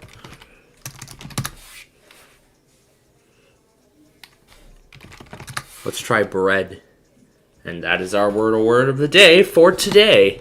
Only took me 3 guesses to get that right. For the Windows 7 virtual machine, I'll deal with that in just a second. I'll deal with the Windows 7 VM in just a second. But first, let's go through everything that happened last night. Following leaving the air last night. Of course, you all want to see what else happened. Yeah, what else happened after we left the air last night and when we came back on this morning. So let's go through everything that has happened. So starting at 12:29, we had this marine warning. Apparently KFMN relays marine warnings, which is quite interesting. And as I expected, we did get a K-Love weekly at 12:40 a.m. And this time, it went perfectly. It went absolutely perfectly without any disruptions. And I actually did this time record the Air 1 ID out of Hollister. In fact, there is not much time left. In fact, there is actually not much time left on this fund drive, because I tried the Air 1. I actually tried the Air 1 national stream on a cellular reception, and I got that Cincinnati ID again. At that time, there was only 13 hours left. And in fact, as of now, there is not too much time. There is not too much time left. And you see they changed their verse of the day again. They inverted the colors. But as of right now, there is not much time left. I believe as of now, there's only 4 hours left? There's I think there's 4 hours, because when I tuned in at 2 o'clock, there were only 6 hours left. So as of now, there's only 4 hours. There's only 4 hours left to give to Air 1. And as far as I've heard, I think there was 92% funded. I don't know. I don't follow, when we're idle with EMF, I don't usually follow fund drives too much. But and sometimes I'll just check on them occasionally, see how everything's going. But yeah, I mean, it is just nice that all these people are giving to these stations so they can bring them the content that they were designed to bring to listeners. Well, listeners like us, but we don't come to Air 1 just for that. We come to Air 1 and K-Love for their weekly. That's why I come to those stations, for that reason. So, this time K-Love was a success. Oh yeah, this is going to feel a lot different tomorrow now that I won't have to deal with any EMFs. It's going to feel amazing. And yes, I did say that if K-Love were to test tonight, which did happen, the next one would be on Monday. So yes, it will be on Monday, since tomorrow is Friday. And I'm really happy for Friday, because we get to begin spring break. However, on a pretty spectacular note. And let me explain. Because I was looking at the risk this morning, and look what we've got now. We have 2 moderate risks. There's one near the Quad Cities, and then there's another one down south in Memphis. And look at that. The entire Chicagoland area is in the enhanced risk now. And according to a check on...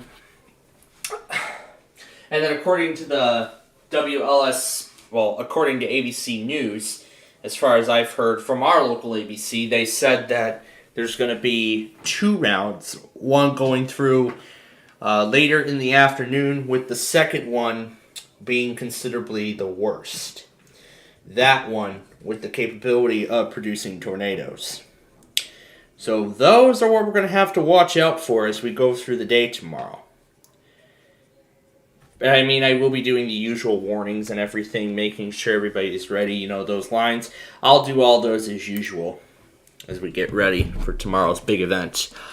And then this evacuation order that came a couple hours later, this was for a train derailment. 11:10 a.m. Train derailment. That's it. That's all it said. And then another marine warning from Hawaii. And then that was it in terms of marine stuff. Of course, I did get the usual auto tests. Sheboygan, KDXN, Palm Beach. We did not get a WYPR yesterday. We did not get a WYPR nor a WMRA yesterday. And we gotta see if KHPR will test today. And I'll explain why in a little bit. But anyway, then of course after all of that, 7:38 a.m., that's when WSKN ran their test. And then some more marine warnings. This one from Los Angeles, the Coffee County, Kansas IPAWS test. Then this one that came a few minutes later, Oakland, Michigan IPAWS test, KKCR random test, as I like to call it. It's random. North Dakota IPAWS test, Jackson County, Oregon IPAWS test, Virginia. WRVA happened at 10:35 this morning.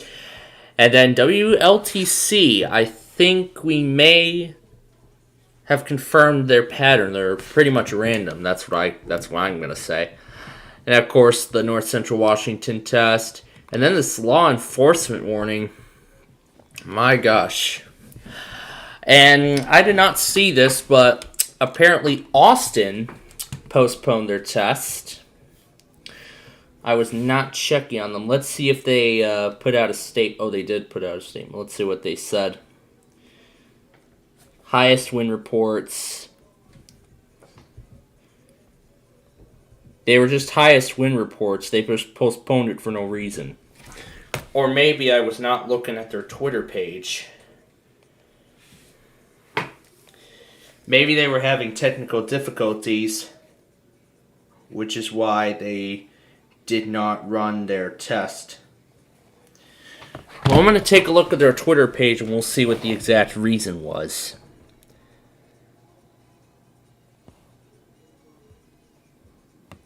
So they were having some downtime with their phone lines. So their phone lines were down, which is why nothing was being sent out to the NOAA weather radio transmitters. So that could be why they postponed it. So now that explains. Everything. But let's continue on. All right, let's continue. The Renville, Minnesota IPAWS test, Michigan statewide, Oregon statewide.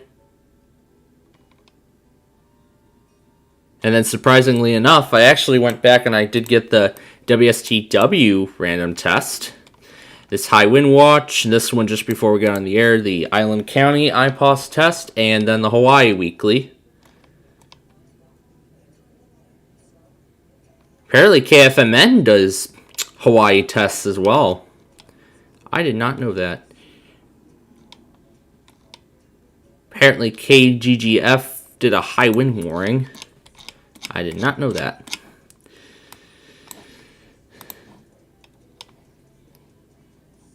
Oh yeah, that was most likely related to the severe weather event. That is most likely related to all of the severe weather stuff in Southern California that happened earlier this morning. And yes, baseball is officially back. It is officially back for the 2023 season. However, we are going to get to that game in just a second. However, I do want to first go back on the weather scan here for a moment and get that high wind warning. And then we will get you to the game. And then we'll get you to our game. So let's do that for a quick second, and then we will get to our game.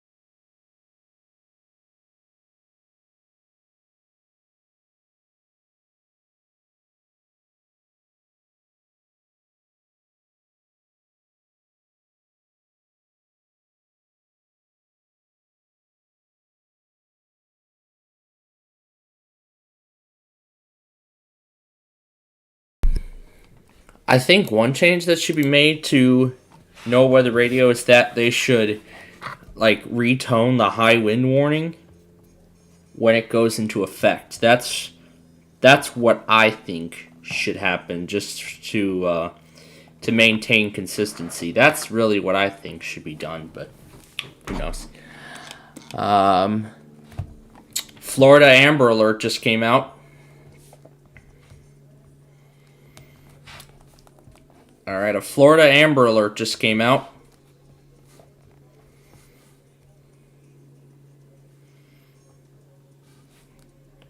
I know there's a lot of stations out there that do Amber Alerts. Mosley, a black male, 2 years old, 2 feet tall, 30 pounds, brown hair and brown eyes. Last seen in the area of the 11,600 block of 4th Street north of St. Petersburg, Florida. If you have any information on the whereabouts of this child, please contact the St. Petersburg Police Department at 727-893-7780 or 911 pound Swindler.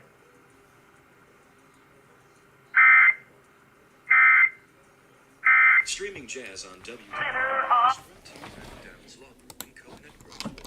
Since 1990, concentrating in catastrophic injuries, sophisticated commercial litigation, class actions, and mass torts.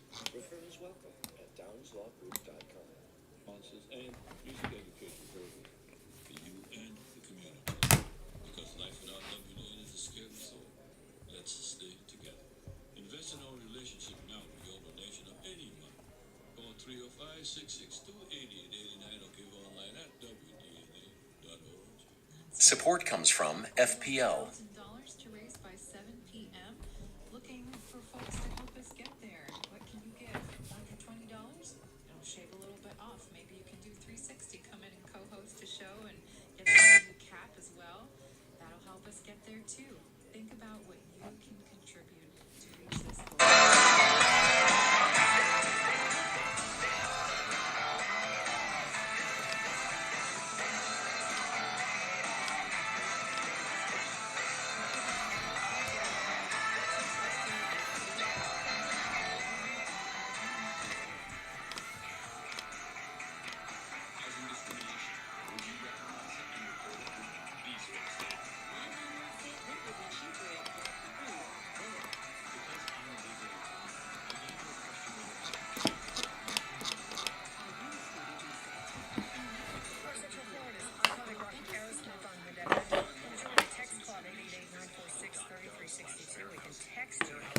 What's going on with things and contests and stuff. You can get us back to join the club.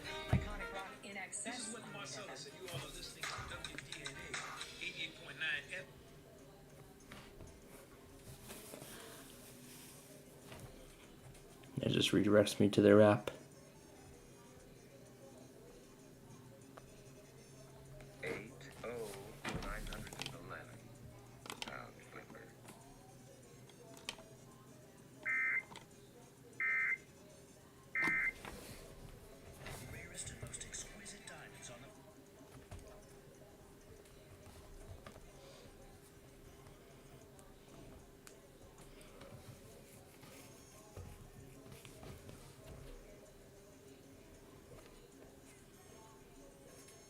$200. Visit jacksonhewitt.com/50 for terms. New year, new bugs, and the old ones too. That's good enough.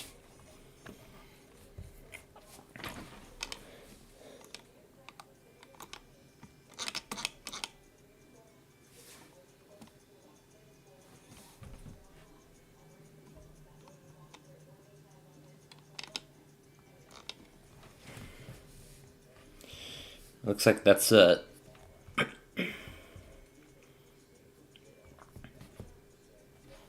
Well, at least I got it on TYS, though. Alright, so Florida Amber Alert was just issued. I'm sure you just heard all the details. Alright. Well, thank you, because I was going to hit, we're going to continue on with the game. Alright, I know I did a lot of talking, so we're going to go ahead and get this game taken care of as quickly as possible here, so we can bring you White Sox baseball at 6. And now, here to lead the way, Vinny the Gooch and Sunny Day. Welcome back to Baseball Fever, all you crazy fans. Hello, baseball fans. Sunny Day here, along with my good friend, Vinny the Gooch. Thanks, Sonny. It's good to be here for another exciting game of baseball. I can't get enough of it. This afternoon will feature a fierce competition between the Super Duper Monsters and the Boston Red Sox. Hey, kiddos, don't forget to buy your raffle tickets. We've got a humdinger of a grand prize this season. A year's supply of bubble gum chew. Just think of it. You could chew for a whole year without ever stopping. And now it's time for the action to begin. Okay, let's play ball. On the mound today is Ricky Johnson. Ricky has a smoking left hook, but he won't stay off the soccer field long enough to practice any of the other pitches. Okay, I hope I don't hit anyone. The leadoff batter is Alex Rodriguez. Tell Grandma to come in from the kitchen because the inning is about to start. He's up, fires. That one is right center field, running over, and makes a great catch. He's out of there. Barry Larkin steps up. Barry Larkin is one of the best all-around players in the game. Ready now. Here's the pitch. Strike one. Oh, stand by. Deep. It was in there. 1 out. From the windup and the offering, low ball 1. 1 and 1. You swing like an old lady in a pretty little... He comes center. The 1-1 pitch. That was ball 2. I knew better, but perhaps it would help if you kept your eyes open. From the stretch, the 2-1 pitch. The wing. The right. Pulls out the slow ball. And the count is 2 and 2. Ready now. The delivery. This way. The right. Say goodbye to another hitter.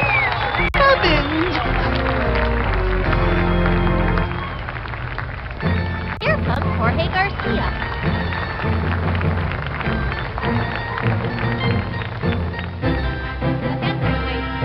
Here's the motion. Delivery. Swing. Banks. Let's see that one more time. Out of there.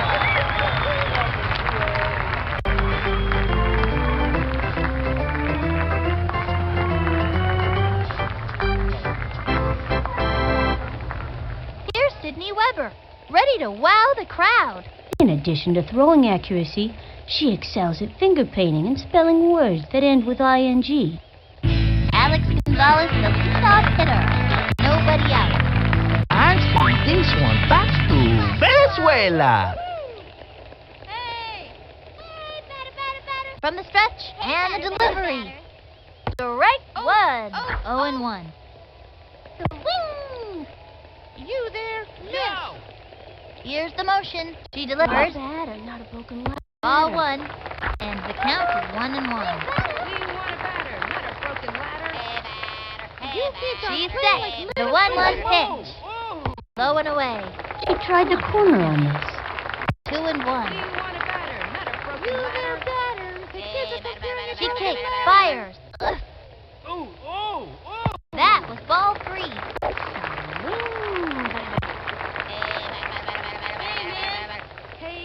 Into the windup. Cuts to the plate. A swing. Strike! Ay, ay, ay. You 3 and 2. Into the windup. The 3-2 pitch. Swing. Ground ball up the first baseline. He's out of there. Dmitry Petrovich took the bat. I gave this kid some pointers in batting practice. Let's see if it pays off. I've scouted out this pitcher, so I know what throws are coming. Swing, batter. Hey, batter. She is ready. Pitch on the way. Strike 1. Hey, batter. You there? Miss. From the stretch and the delivery. Swung on. Got it. Move over. Cut. This puppy's headed for orbit. Times victory tour of the bases. Wait for all the nice fans. That was quite an accomplishment.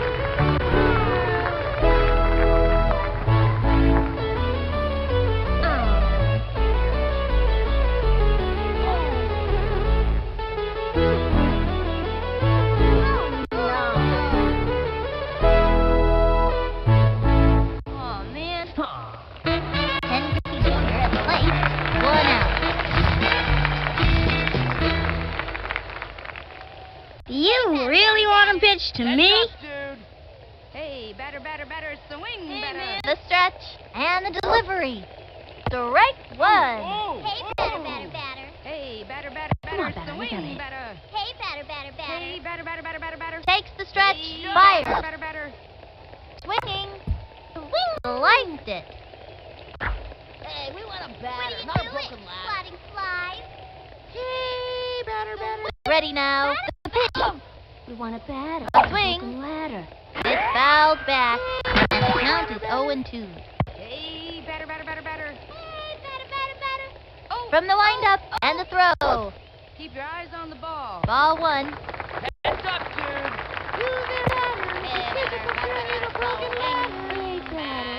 From the windup, the 1-2 pitch. He gave it his best shot. See you next time around, kid. Oh, wait till next time. Stephanie Morgan comes up to the plate. Now this kid's got style. Okay, I'm just gonna keep my eye on the ball and knock the cover off of it. Hey, man. Takes her stretch and pitch. Swing and popped up. And the runner is safe. Vladimir Guerrero steps up. Wanna see some power? Watch this.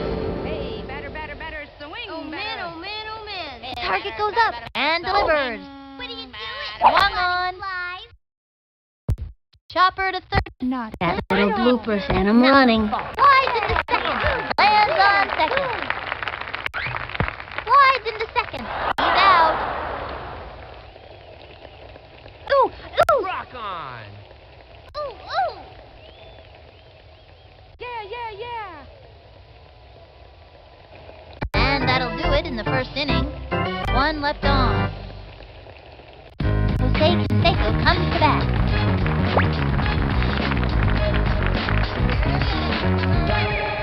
Takes the stretch and the delivery. That was ball one. Swing, better. Not a broken ladder. From the windup, fires. Come on, up. Nobody out. Pardon me, batter.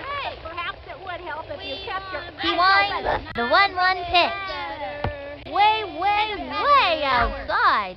Whatever that was meant to be. Let's just call it a wild pitch and be done with it. 2-1. Pardon me, batter. He winds, fires. If you kept your eyes open. Come on, up. 2-2. Target goes up. A 2-2 pitch. And belted. Under it. Takes the dive. Didn't quite make it. Up to make the catch. First out. Didn't whoever steps up to the plate. This young batter means business. Pardon me, batter. Here's the motion and delivers. A bouncing ball. He's all over it.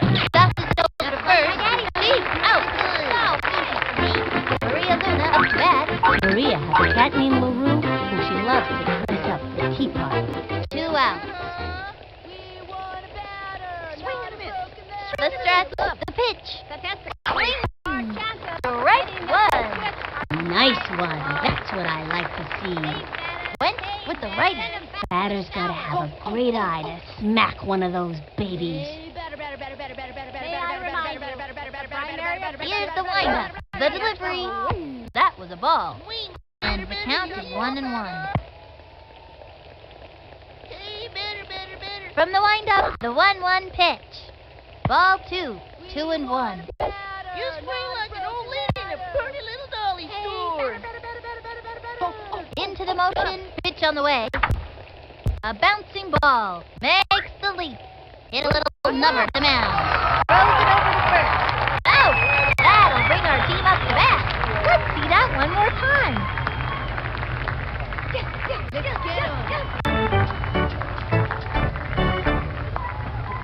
Next up, Nomar Garcia-Parra. Nomar Garcia-Parra can flat out play.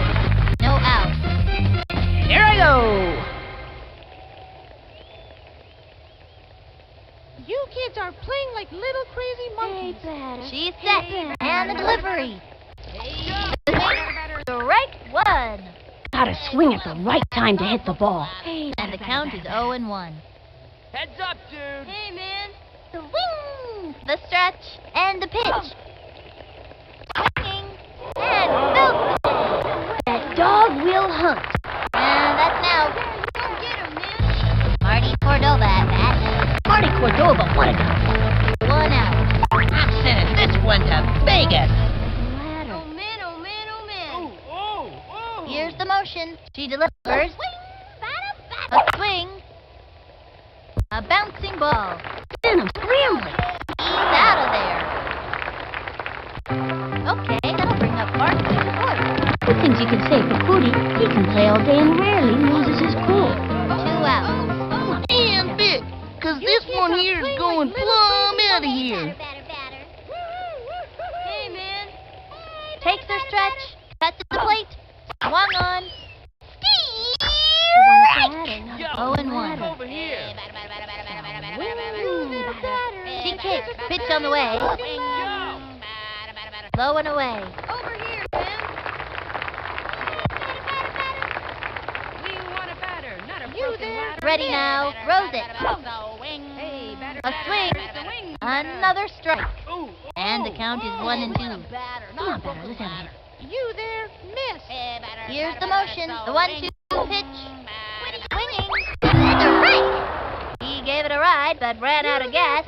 You can't get him every time. Oh, darn. I'm out.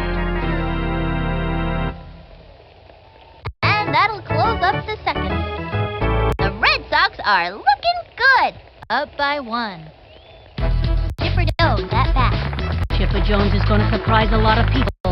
You watch. He's set. And the offering. That was ball 1. 1 and 0.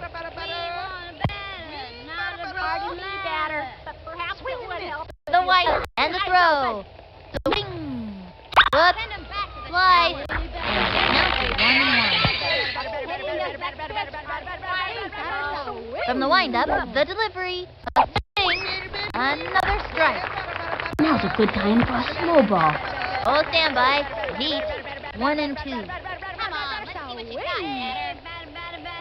The target goes up. The 1-2 pitch. Swung on. A bouncing ball. Let's do this like Prudent. Easy play for him. Safe. Fires across the first. You can do it.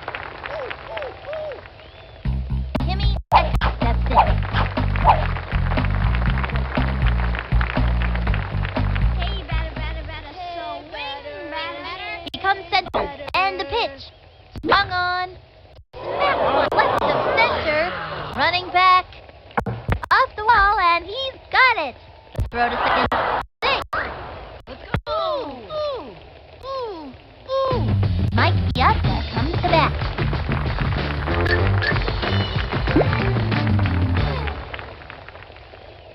Hey, batter. Into the window. Throws it. Ball 1. It's been too long since that ump had his eyes checked. Runners on first and second. Nobody out. Takes the stretch and the pitch. Strike 1. And the count is 1 and 1. Over here. Into the window. Throws it. Ball 2. Bowling for dollars. 2 and 1. Let's see what you got, batter. Statistically, Takes the stretch. The 2-1 pitch. Ball 3. 3 and 1.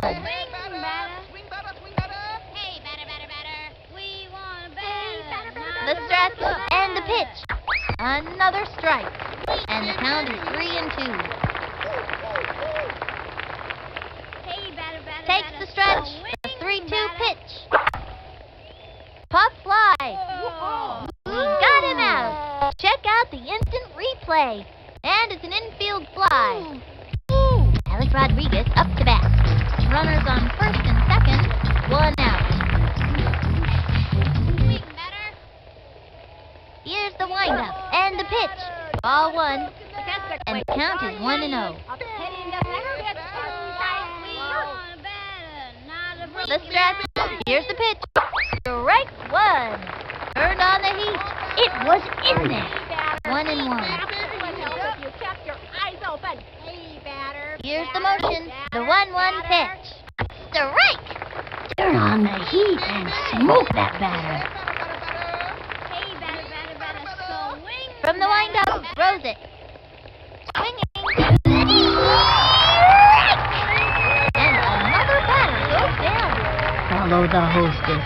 Your table is waiting. Oh, wow.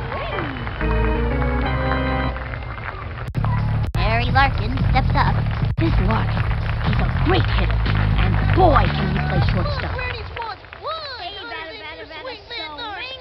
He comes center. The pitch.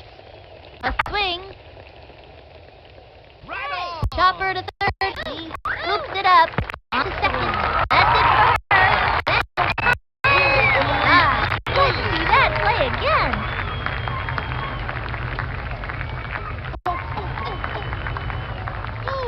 Two left on. The Red Sox lead. Up by 1. Ricky Justin coming up to the plate with nobody out. Okay, I'm gonna hit this one. Okay? The windup, the delivery. High ball 1, and the count is 1-0. Takes their stretch, fires.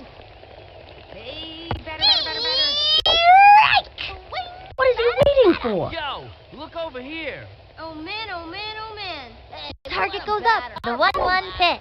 Hey, batter. The wing. Hey, batter. Strike.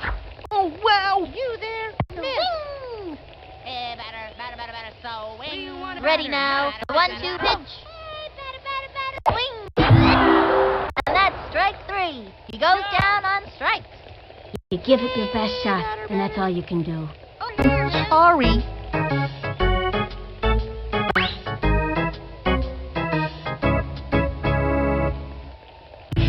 Alex Gonzalez at the plate. This chick's gotta be pretty nervous out there. Watch this one. The target goes up. The pitch. Hey, batter. Ball 1. Come on, batter, let's have a hit. She's set and delivers. Strike 1. I can't believe they didn't swing at that. And the count is 1-1. Swing, batter. From the windup, pitch on the way. The kids are comparing you to Brookie. That was a ball. Hey, batter, it's the wing, hey, man. From the windup, the pitch. Ball 3. And the count is 3-1. Yo, look over here.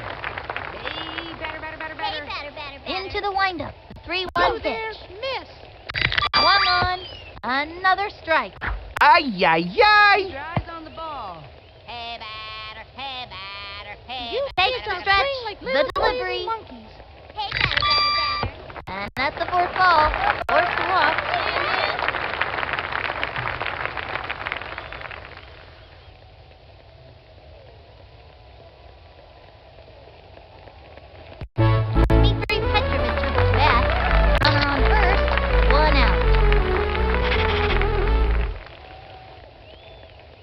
I've scouted out this pitcher, so I know what throws are coming. The wing, batter. Into the windup and the delivery. The wing. A little doinker. Slides into second. Takes it second. Let's go. Ken Griffey Jr. at the plate.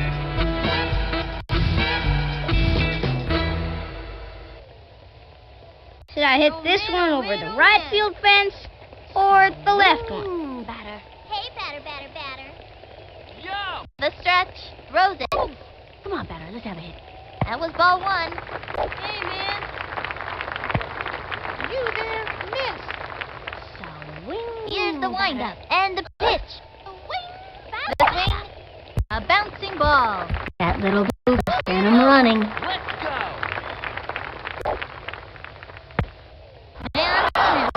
Can't win a game if you don't get on base. Stephanie Morgan comes up to the plate. Bubbles is the most enthusiastic baseball enthusiast I've ever run across. Runners on first and second. 2 outs. As you can tell, I've modeled my stance off the great Babe Ruth. Ooh, ooh. From the stretch and the spring. Swing. Batter. Low ball 1. And the count is 1-0. Hey, batter. The windup. She delivers. Hey! Ball 2. Yo. We want a batter. Not a broken ladder. Hey, batter. Takes the stretch and the delivery. Swing. The wing. Strike 1. Hey, what's up? This bat bat must have a hole in it. Over here. And the count is 2-1. The kids are over here, man. Broken ladder. Ooh, Here's the motion. The 2-1 Kids are pitch. playing like little The tiny swing. monkeys. Chopper to third. Come on, dude. Heads up, dude. And that's an out. Let's go, guys.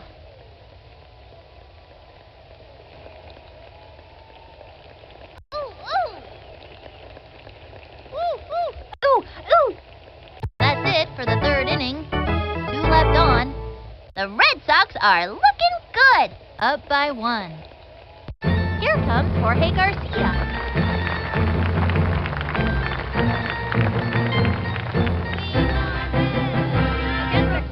Here's the motion. He throws it. A right hook, folks. This is a great time to use this. Primary objective is swing it in. From the stretch, pitch on the way. That was a ball. Of hitting this next pitch are quite low. He winds the 1-1 pitch. Strike! Turned on the heat. He comes centered. The 1-2 pitch. And it's strike 3. And he has fanned the batter. See ya. What I wanna be ya. Wow!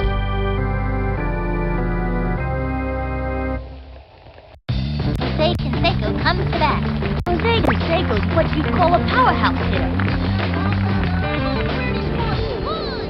Target goes up. Throws it. Sliced it. 1 out.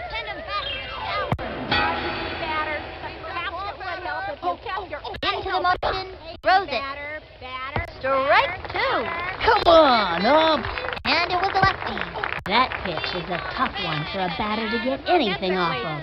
0-2. Hitting this next pitch are quite low. Over here. Target goes up. He throws it. Another one down. And another one bites the dust. Oh, wow. Sydney Weber steps up to the plate. All that tennis has developed little Smoky Sid's eye, so she's a pretty good catch. The wind-up cuts to the plate. That was ball 1. Statistically, your chances of hitting this next pitch are quite low. He's ready now. Fires. A bouncing ball. And he grabbed it. Ducks it to first. Say goodbye. She's out. That'll bring our team up to bat. Let's see that one more time. It's good. 2 left on. The Red Sox lead. Up by 1. Vladimir Guerrero steps up. I tell you, Vladimir Guerrero has got some monster power, especially for Nate. With nobody out. You wanna see some power? Watch this. Heads up, dude. Hey, better. Hey, target goes up. Pitch on the way. That was a ball. And the count is 1-0. Hey, batter. Here's the windup. She delivers. Hey, man. That was ball 2. 2-0. Over here, man. Into the motion. Fires. You there. Ball 3. 3-0.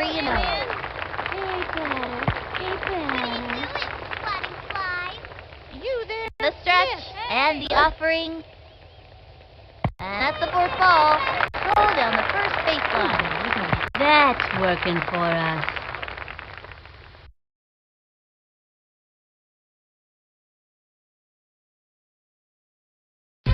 Next up, Nomar Garcia Park. Here I go.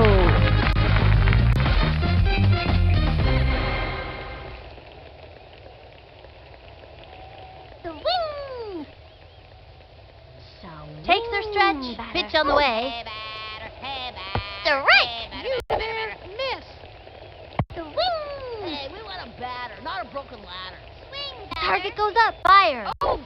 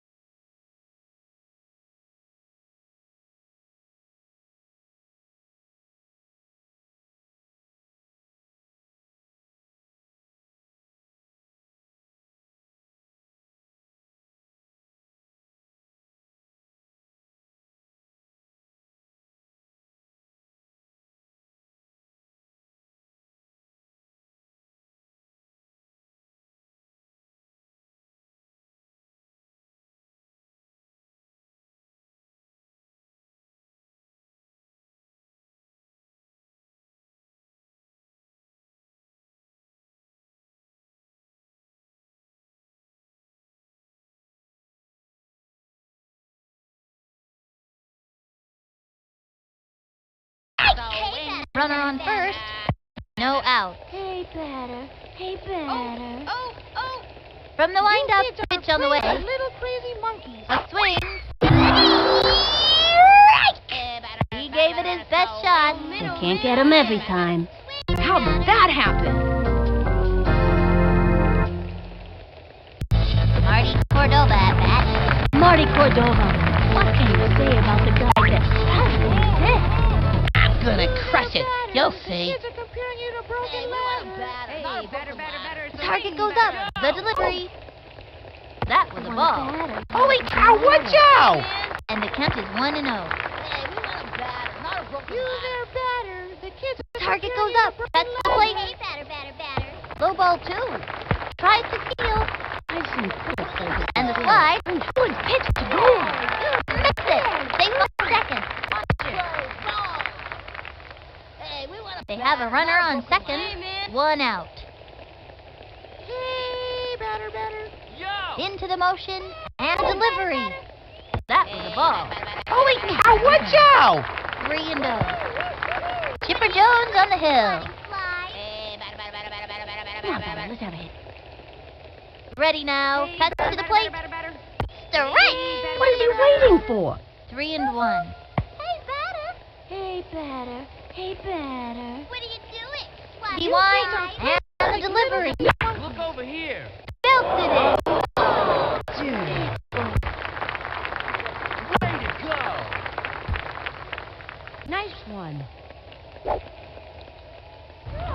Score! Vinny the Gooch loving that.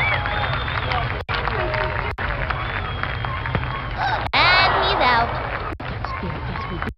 Okay, that'll bring up partnership point. Goody tells me he's not tender-footed, which is why he always plays with bare feet. And bit, cause this one here is going plumb out of here.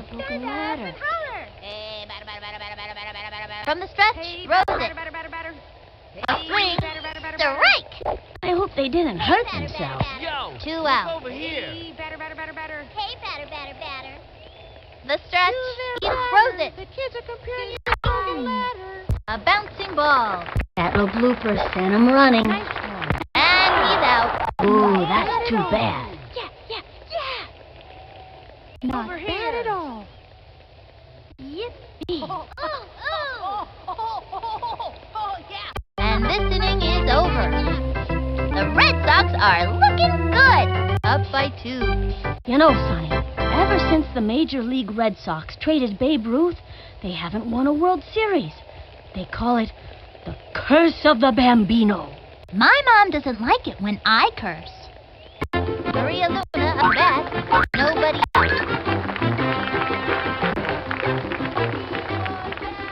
Over here. He comes set. The delivery. High ball 1. He painted the corner with that one.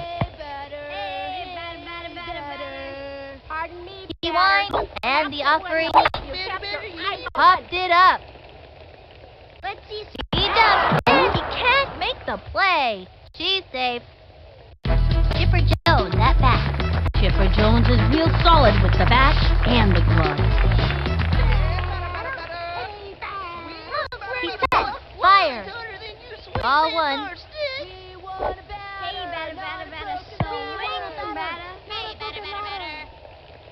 Here's the motion. He throws it. Tattoos that one. You can do it. Easy play, Tim. Safe. Fires it over. Throws it over to third. Say goodbye. So she's out. Timmy steps in. Timmy is known for her sweet tooth. Yes, sir, she loves those candy bars. Hey, batter. This way, over Here's the windup. Cuts to the plate. The wing. A bouncing ball. Takes the dive. Scoops it up. Over to safe at second. We can do it. Come on. Where to go? Let's get him. Mike Piazza comes to bat. Runners on first and second. 1 out. Pardon me, batter, but perhaps it would. The windup and the offering. Over here. Strike 1. Low ball down the middle. Bet the batter wasn't expecting that. and the count is 0-1. Batter. Hey, batter. Here's the windup. He throws it. A swing. A bouncing ball. Good hustle. All over it. Ouch! Gotta watch where they're going out there. Nope, couldn't get that one. That'll send him back to the dugout. Alex Rodriguez up to bat. Not only is Alex Rodriguez a consistent hitter, he's a power hitter as well. Every coach's dream batter. Runners on first and second, 2 out. He winds and delivers. That was a ball.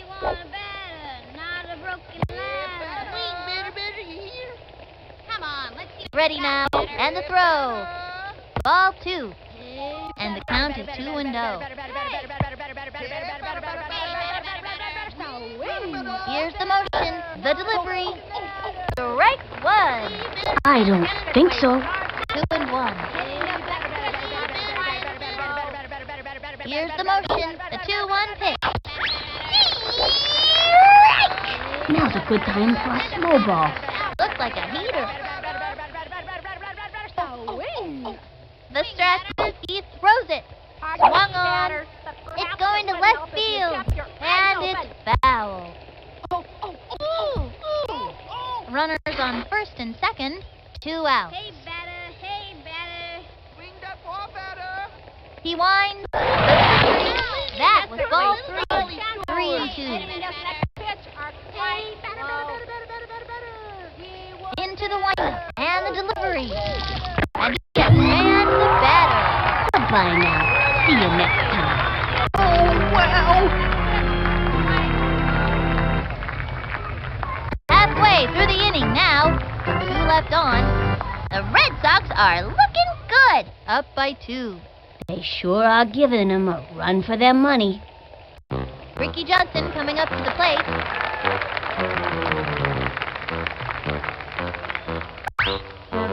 Okay, I'm gonna hit this one, okay?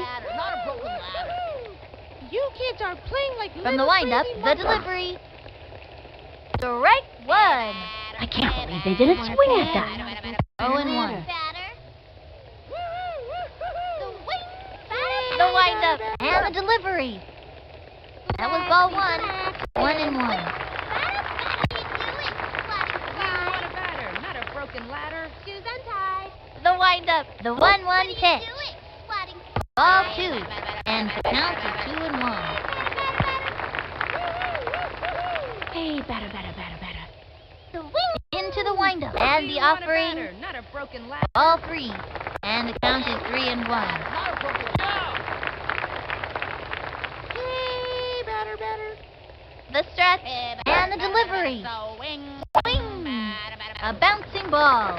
Gotta watch your kneecaps on those taters. And he's out. It's tough not to let an out shake you up. These kids have to keep their cool. Alex Gonzalez has the plate. Watch this one. Hey, batter.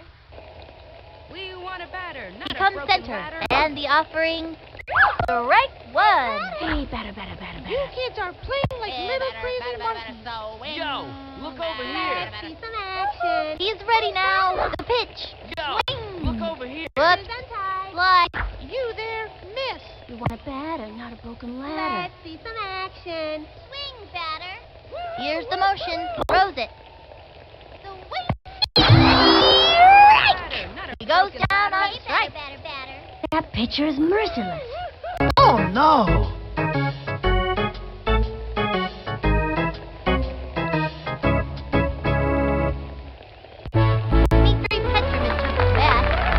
Dimitri is super smart and knows the stats for everything that has ever happened in baseball. I've scouted out this pitcher, so I know what throws are coming. The windup. Throws it. The wing. A long one, and he left his autograph on that one. Plays off the wall. Slides into third. He stakes. That's the triple. That's the kind of gusto that's gonna win this game for us. Come on, dude. Ken Griffey at the plate. No, Sonny, I'd rather eat a rattlesnake than have to pitch to win. Should I hit this one over the right field fence or the left one? The stretch and the offering. The swing. Foul ball. Let's have a hit. 2 bits, 4 bits, 6 bits, $1. All for Archie. Takes the stretch. Fires. Swinging. Hey, batter, Bunted. Hey, good job, Bear. Safe. And they've stretched out another run. That's the way to get things done. Stephanie Morgan comes up to the plate. Runner on first. 2 outs. Okay, I'm just gonna keep my eye on the ball and knock the cover off of it. Hey, batter. Wing! Batter! You want a batter? He's ready now. Fires.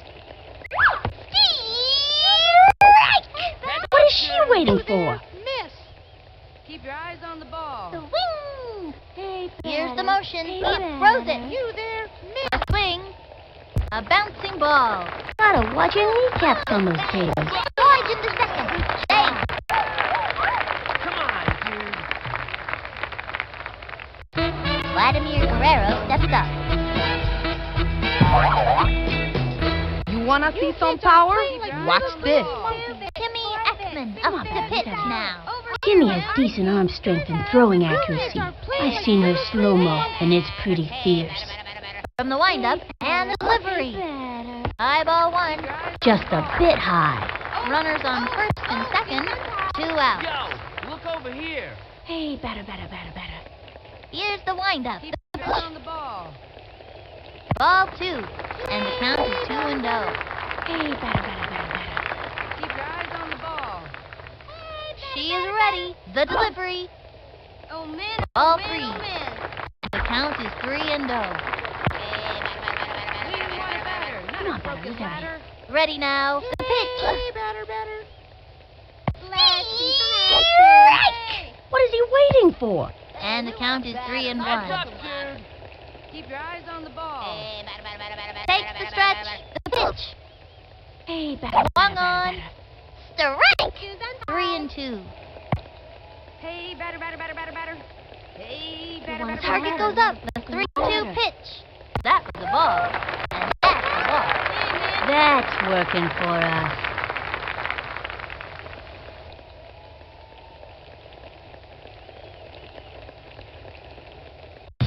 Next up, Nomar Garcia Park. Okay, now, watch this.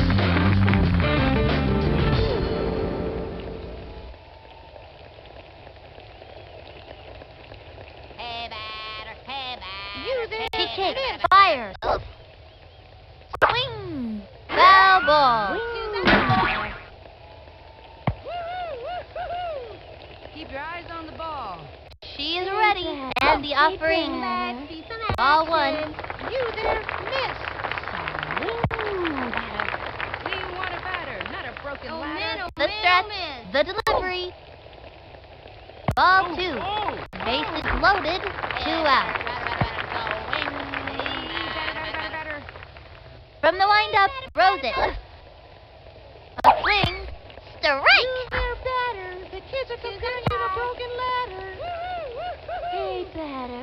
Hey, Ready now. The 2-2 pitch. That was ball 3. 3-2. Come on, batter. Let's have a hit. We want a batter, not a broken ladder. Into the motion. Fires. Swing. A swing. A bouncing ball. That little blooper sent him running. And the runner scores. That's great action. March Cordova at bat. Bases loaded. 2 outs. Let's send him this one to Vegas. The kids are comparing you to a broken ladder. She kicks. And the throw. You want a batter, not a broken ladder. Sliced it. Hey, batter. Swing. Target goes up. Pitch on the way. The swing. Another strike.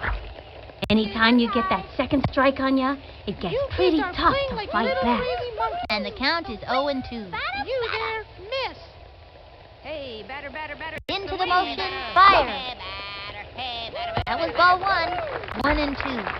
You there, miss. Heads up, dude. Target goes up, and the pitch. Ball 2.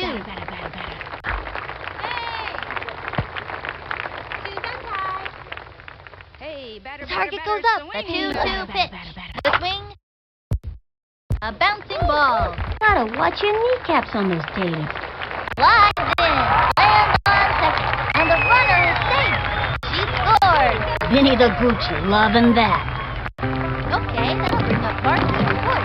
Goody tells me he's not tender-footed, which is why he always plays in bare feet. The bases are loaded. 2 out. And bit, cause this one here is going plumb out of here. Hey, man. Into the windup. She delivers. Strike. Looked like a good pitch to me. Yo, look over here. The windup. Cuts to the plate. That was ball 1. 1-1. You kids are playing like little crazy monkeys. Into the motion. And the offering. Swing. Strike. And the count is 1-2. You kids are playing like little crazy monkeys. Hey, man. From the windup, the 1-2 pitch. You kids are playing like little A crazy blooper monkeys. in foul territory. 1-2. Hey, you there, batter. Oh. From the windup, fires. Swinging. Strike. That's it for this kid. You can't get him every time. It weren't fair.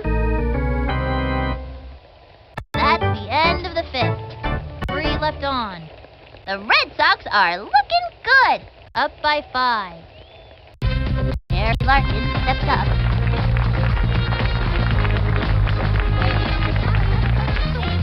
Becomes central. The pitch.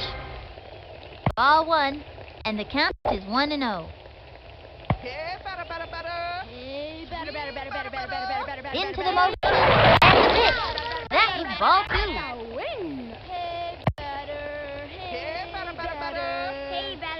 Becomes central. And the pitch. A bouncing ball. Let's see some hustle, guys. Let's win. And he goes after. Fires it over. This one's going to get over his head. Straight to third. We can do it. Come on. Ooh. Come on. Here comes Jorge Garcia. They have a runner on second with nobody out. Ready now. And the pitch. Ball 1. And the count is 1-0. Statistically, your chances of hitting this next pitch are quite low. Ready now. Here's the pitch. Swing. The runner goes. Steps it to third. That's it. Out. 1 out. Here's the motion. And the offering. Strike. It was in there like swimming. Got him with the left foot. That pitch is a tough one for a batter to get anything off of. Ready now. The 1-2 pitch. Ball 2. 2-2. I remind you that the primary objective is to hit the ball. Ready now. The 2-2 pitch. Low and inside. It's been too long since that ump had his eyes checked. 3-2. Come on, Ready now. The delivery. Swung on. A bouncing ball. Got him. Throws to first. Got him out. Jose Canseco comes to bat. Jose's a big kid, ain't he? Sure this kid's under 10 years old? 2 out. Hey, batter. Target goes up. Fires. Ball 1. You swing like an old lady in a pretty little dolly store. Here's the motion. Fires. Swing. Fouled one back. This way, over here. Send him back to the showers. May I remind you that the primary objective is... The target goes up. The 1-1 pitch. That was ball 2.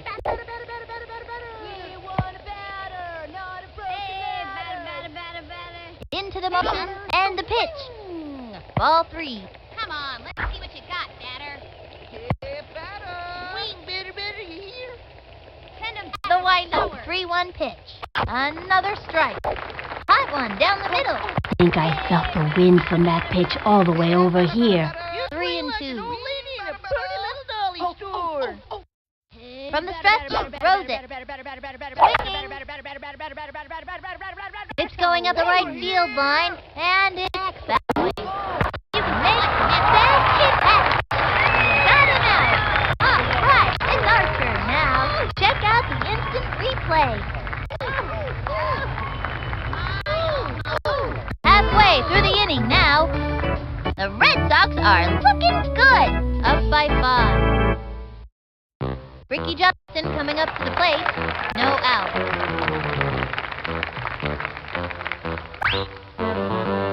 Okay, I'm going to try to make a hit. Into the windup. And the pitch. I don't even know what to call that pitch. That ball was so close. The batter got a haircut. Hey, batter. Hey, batter, swing, batter. The stretch. Cuts the plate. Low and inside. 2 and 0. Keep your eyes on the ball. Swing. She is ready. Throws it. Swing. Strike 1. 2 and 1. Hey, batter, swing, batter. Hey, Target goes up. The delivery. Hey, batter. Strike. He can keep it together. He's got one more shot. Keep your eyes on the ball. You kids are playing like little crazy From the windup and delivers. A swing. Strike 3. He gave it a ride, but ran out of gas. Sorry. Alex Gonzalez at the plate. This kid's looking to make a name for themselves. Watch this one. Yo, look over here. Hey, batter. Here's the windup. Fires. You there, batter. A swing. Whoops. Slice. Swing. Batter. Hey, we want a batter, not a broken the windup. Here's the pitch. Yo, look That's over the here. ball. 1 and 1. Let's see some action. The stretch. The 1-1 pitch. The swing. A blooper in foul territory. And the count is 1 and 2. Over here, man. You kids are Into playing the like windup. little The crazy 1-2 monkeys. pitch. Shoes untied. The wing. It's fouled back. And the count is 1 and 2. Here's the windup. Fires. Ball 2.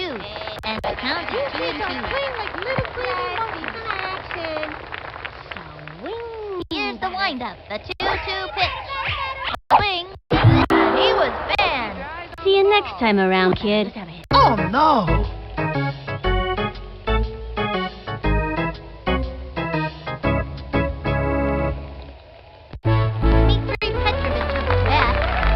See what this kid can do.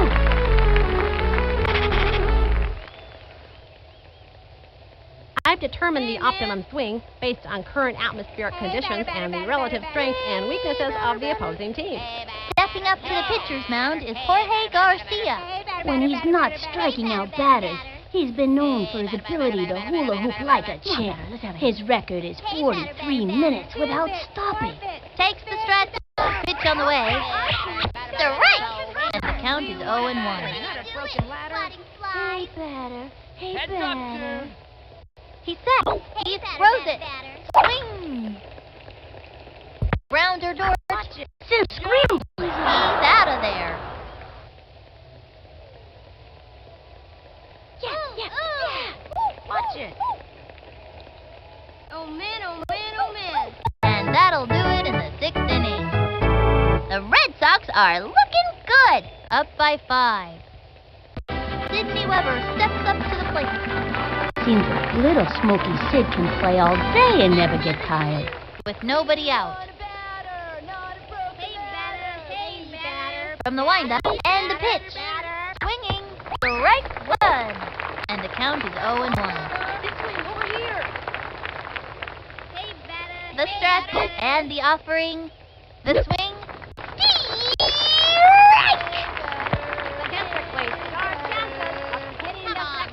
Into the windup. Here's the pitch. That was ball 1.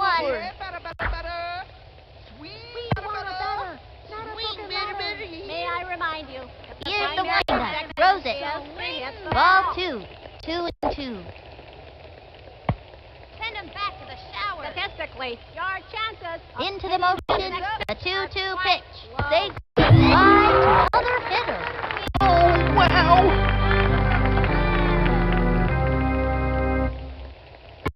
Maria Luna bat. Maria can throw the ball really hard. Unfortunately, never where she wants to. Ready now. He throws it. A swing. Strike 1. Strong left hook. 0 and 1. Here's the motion. And the pitch. Swung on. A bouncing ball. Hey, let's get him. Wow, that was He's awesome. got it. Let's see some hustle, guys. Chipper Jones at bat. Chipper Jones is going to surprise a lot of people. You watch. Runner on first. 1 out. statistically, your chances of hitting this next pitch are quite He's low. set. And the delivery. It was in there like swimwear.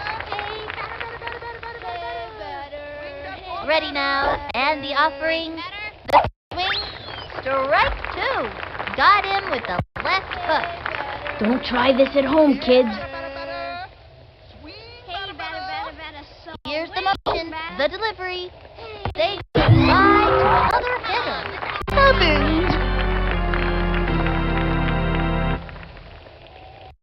Kimmy steps in.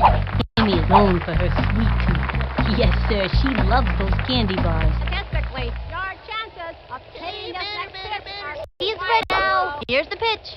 The swing. Now's a good time to use a breaking ball. And it was a lefty. 0 and 1. May I remind The you, stretch and the pitch. Strike 2. And the count is 0 and 2. From the windup, the pitch. Say goodbye to another hitter. Take it from me. Pitchers this good are easy to come by.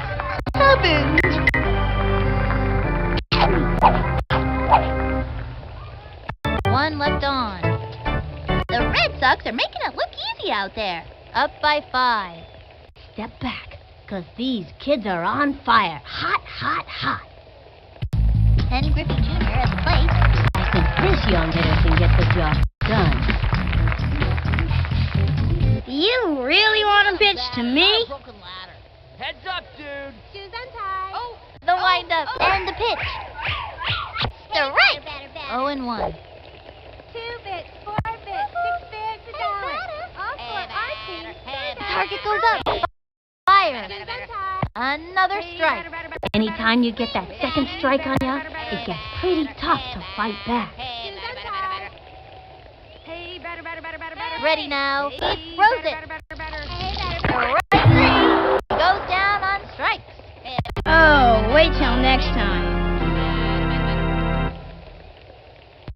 Stephanie Morgan comes up to the plate.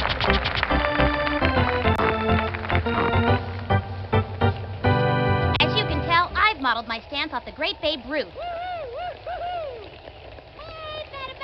From the stretch, cuts to the plate. Swung on. Batter. Chipper to third. Gotta watch your kneecaps on this game. And she's out. Vladimir Guerrero steps up. I tell you, Vladimir Guerrero has got some monster power, especially for an 8-year-old. 2 out. I'm gonna knock the seams off this ball. Ready now. Pitch on the way. Strike. 0 and 1. Hey, batter. Hey, batter. Heads up, dude. He winds, throws it. Swinging. A little doinker. He's out of there. All you can do is try your hardest. Yay, good. Let's go. Good. And that'll close up the 7th. The Red Sox are looking good. Up by 5. Piazza comes to bat.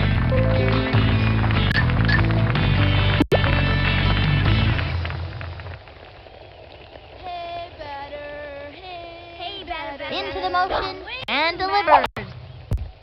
Foul. Nobody out. Look, Granny's one wide harder than you swing that swing. Into the motion and the pitch. Swing. And throw one deep. Lots of room. This way, over here. Way back at the ballpark. A home run. That's called got the power.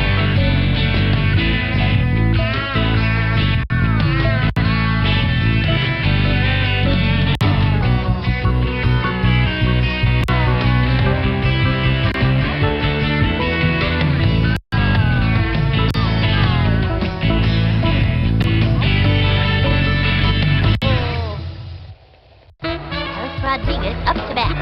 Nobody out. You swing like an old lady in a pretty little dog. Into the one. Here's the pitch. Ball 1, 1-0.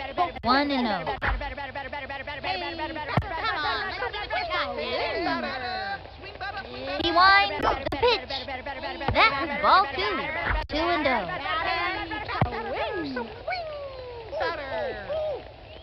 Ready now. Throws it. Low and inside.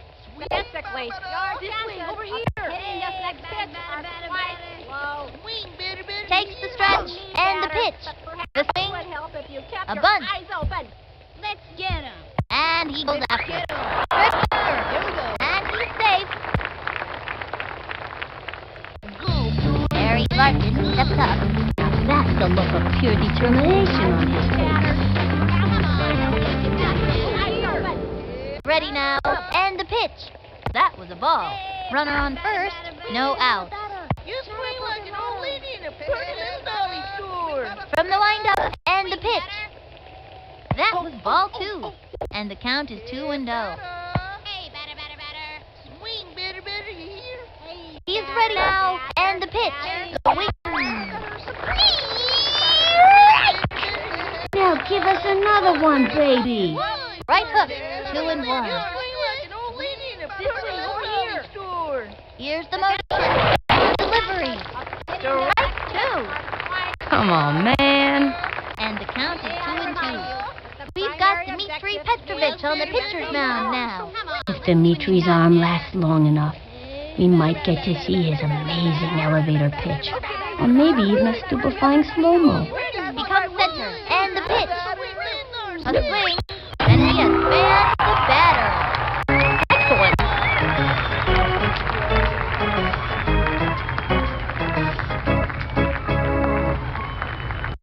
Here comes Jorge Garcia.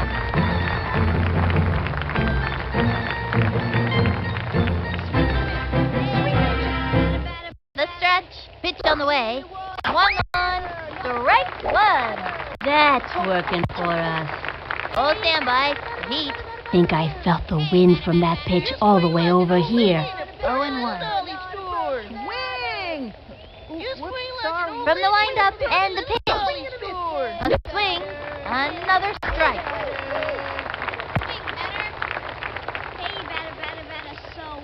The stretch and pitch. Swing. That's a foul. 0-2.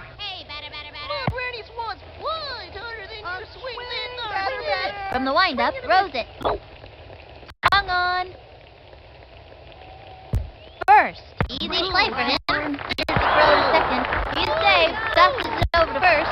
That ball is heading out of reach. And it's out of play. Man, that was close.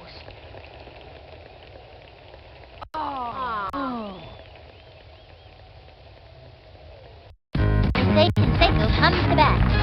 And there are runners at second and third. 1 out.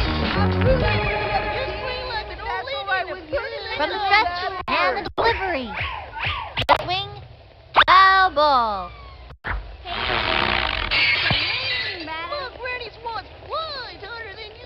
Into the motion and the offering. Swung on. And the count is 0-2. The windup, the pitch.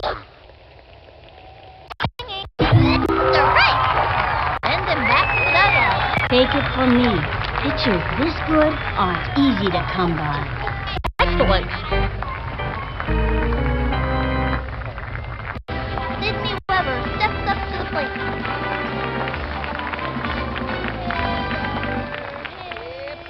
Into the windup. Fires. This way, over here. That was ball one. And the count is 1-0. From the stretch, here's the pitch.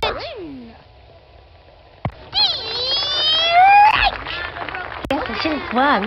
That was a slow one. The stretch, fire. Ball two, and the count is 2-1. This way, over here. He comes center, throws it. The swing, a bouncing ball. Hey! Got it. Zinger to third. Out! They just scored. All right, it's our turn now. Check out the instant replay.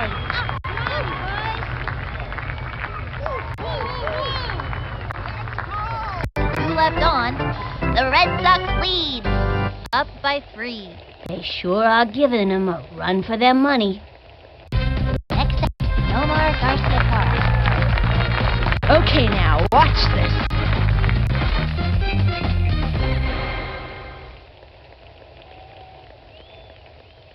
Swing, batter. The windup and the offering. Look over here. Strike. Looked like a good pitch to me. No out. Hey, man. Shoes untied.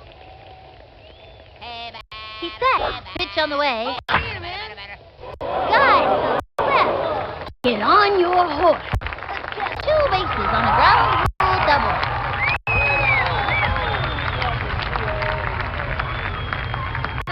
Going for 2 bases and makes it easily.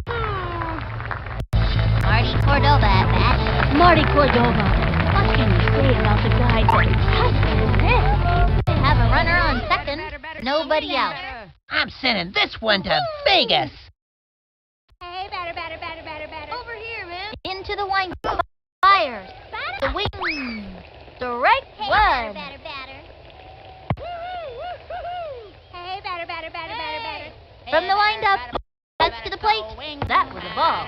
And the count is 1-1. Into the windup and delivers.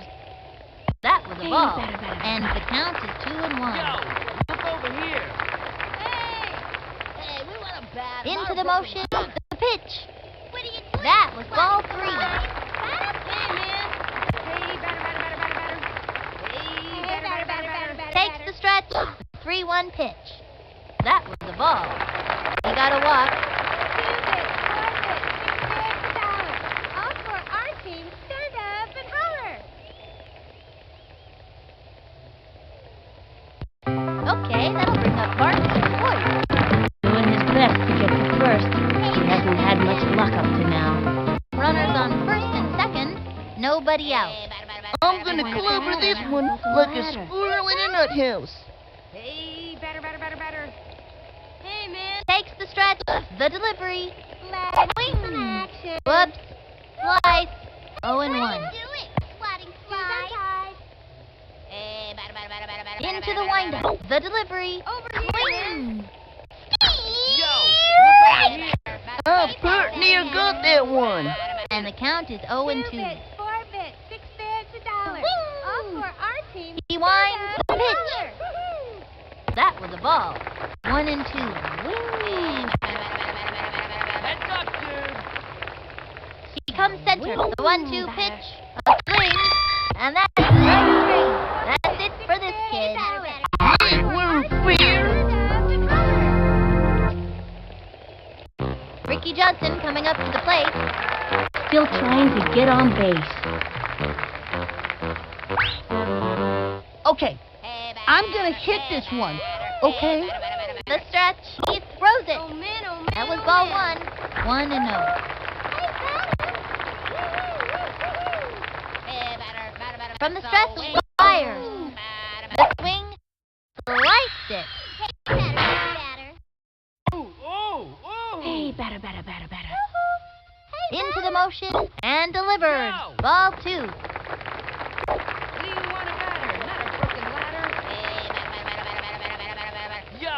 From the windup, throws it. What are you doing? Strike 2. 2 Come on, and 2. batter, let's have a hit. The stretch. The 2-2 pitch. That's all. Can't win 'em all. Sorry.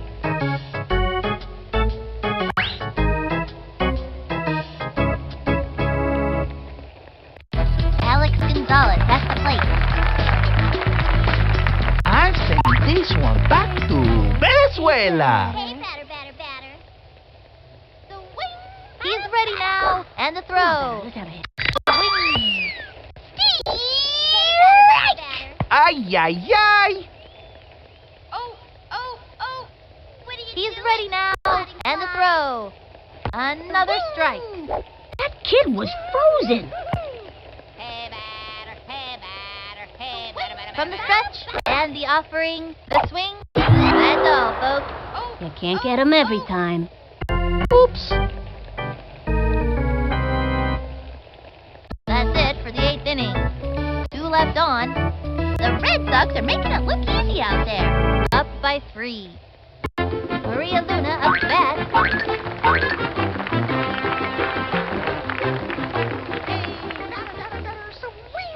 Here's the motion and the throw. Sorry. We want Strike 1. Slip, sliding, right hook. This'd be a great time to use those feet. We want a batter, not a Swing. Here's the windup and the delivery. Swung on. Nice one. That's what I like to see. A corkscrew pitch. How about that? 0 and 2. Here's the motion and the throw. Ball 1. 1 and 2. Swing, batter, you hear? He's ready now. The 1-2 pitch. Swing. A bouncing ball. This is a problem for him. Straight to first. Safe on first. Yo. Good hustle. Chipper Joe, that bat.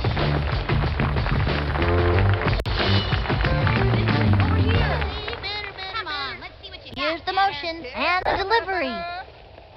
Swung on. Strike 1. Now's a good time for a slow ball. Tries him with a slow ball. Bet the batter wasn't expecting that. He's ready now. Fire. Hey.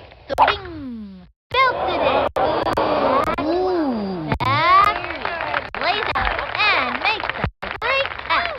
First out. Chucks it over. Let's see some action. Just like I would have done. Kimmy accepts it.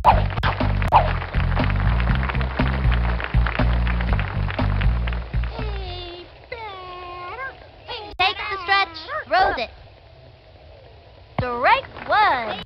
I'm not sure about that one. Looks like a slow ball. I keep thinking out there on the mound. Great idea to throw the off-speed pitch. Runner on first. 1 out. Whoops, sorry. Swing and a miss. From the windup, cuts to the plate. Send him back. Swung on. There's a bunt. And he goes after it. The throw to first base. Say goodbye. She's out. Mike Piazza comes to bat.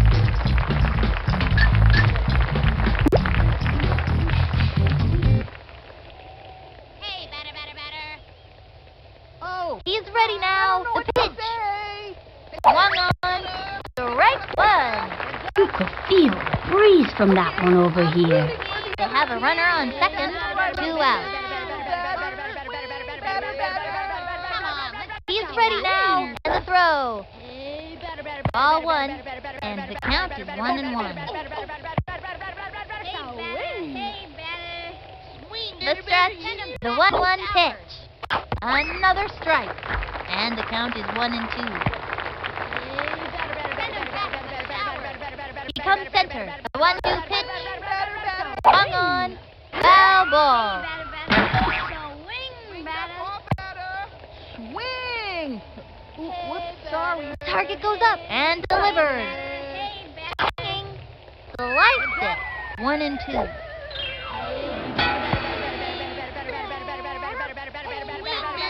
Ready now. 1-2 pitch. Whoops, sorry. Bing. A bouncing ball.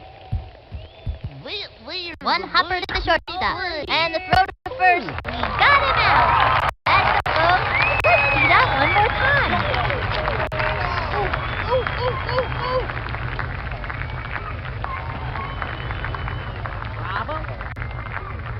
The Red Sox pull off another win. 5-2. What a great bunch of kids. They're gonna be hooting and hollering at the mall tonight. Until next time, this is Sunny Day for Vinny the Gooch and the whole backyard gang. So long! Well, I thought all of those numerous interruptions were really going to hinder the game, but we were still able to get all this done in time, too. There's only 12 minutes to spare? That's impressive. That's impressive how much we were able to accomplish within that time. So, folks, it is just about that time for White Sox baseball here on Plainfield TV, as that game will be getting started here in just a few minutes. So now we're gonna see how the people puzzle head-to-head showdown goes out.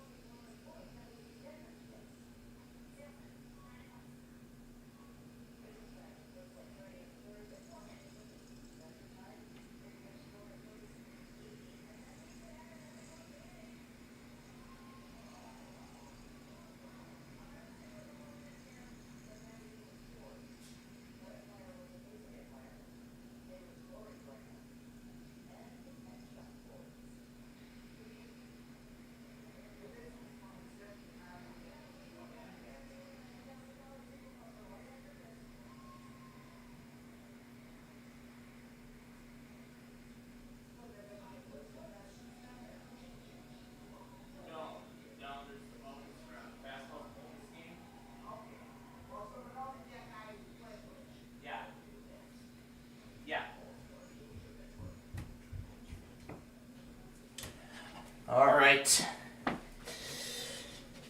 It is just about that time for tonight's edition of Switch. In addition to the, as promised, season premiere of White Sox baseball. Learn more at nm.org/better. It's about time I get to use the 996 for that game, for this kind of stuff again. Sox pregame show just about to get the season underway. We'll bring you some scores and a player to bank on in just 10 seconds. You pause it here for station identification. Live from the Old National Bank State Street Studio, this is WLBT WSAG HD2. There's those Liberty Mutual effects.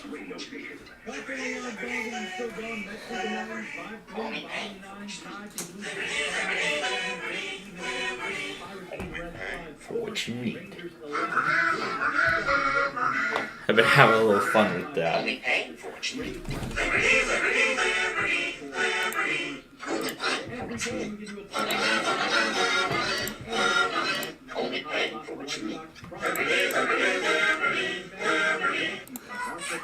Thanks, Zach. Stay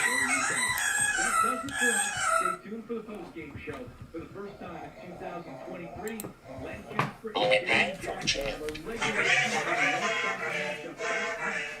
Hard Rock Casino White Sox Network.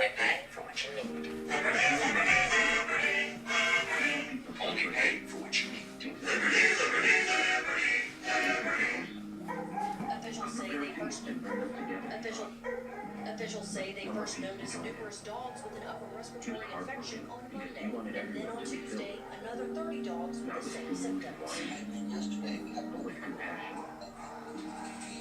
Jesus welcomes all to the table.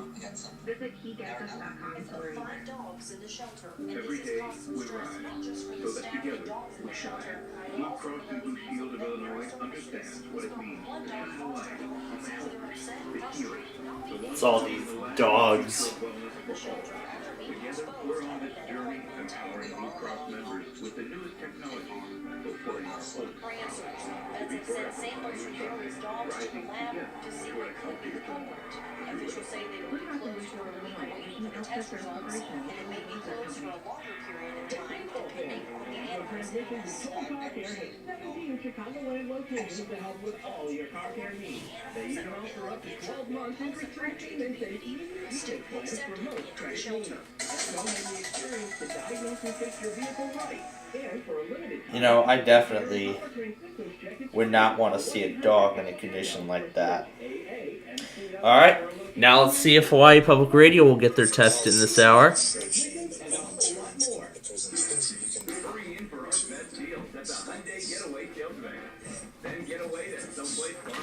Now let's see if our People Puzzler winner will win $10,000 in the Fast Puzzle bonus game.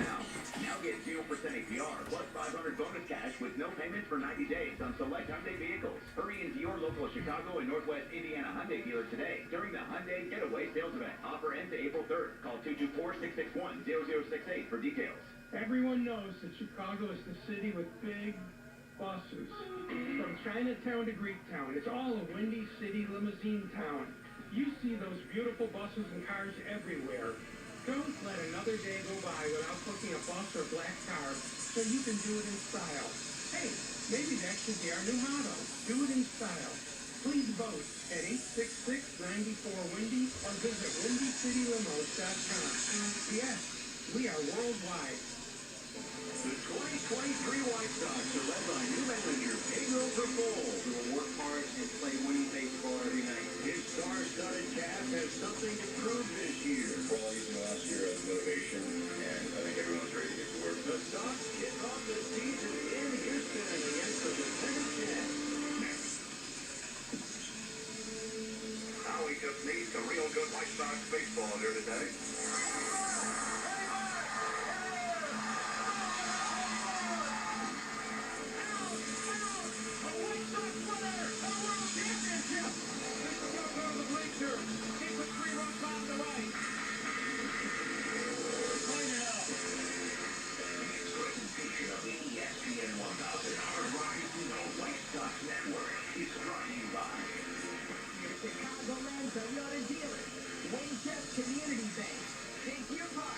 first stop for auto parts. City of Countryside, Chicago's Western Gateway, and by Costa Ivoni Injury Lawyers. Along with Darren Jackson, here's the voice of the White Sox, Len Casper. It is opening night 2023 from Minute Maid Park in Houston, Texas. The Chicago White Sox open their 123rd American League season against the defending World Series champion Houston Astros. It's the first of a 4-game opening weekend series.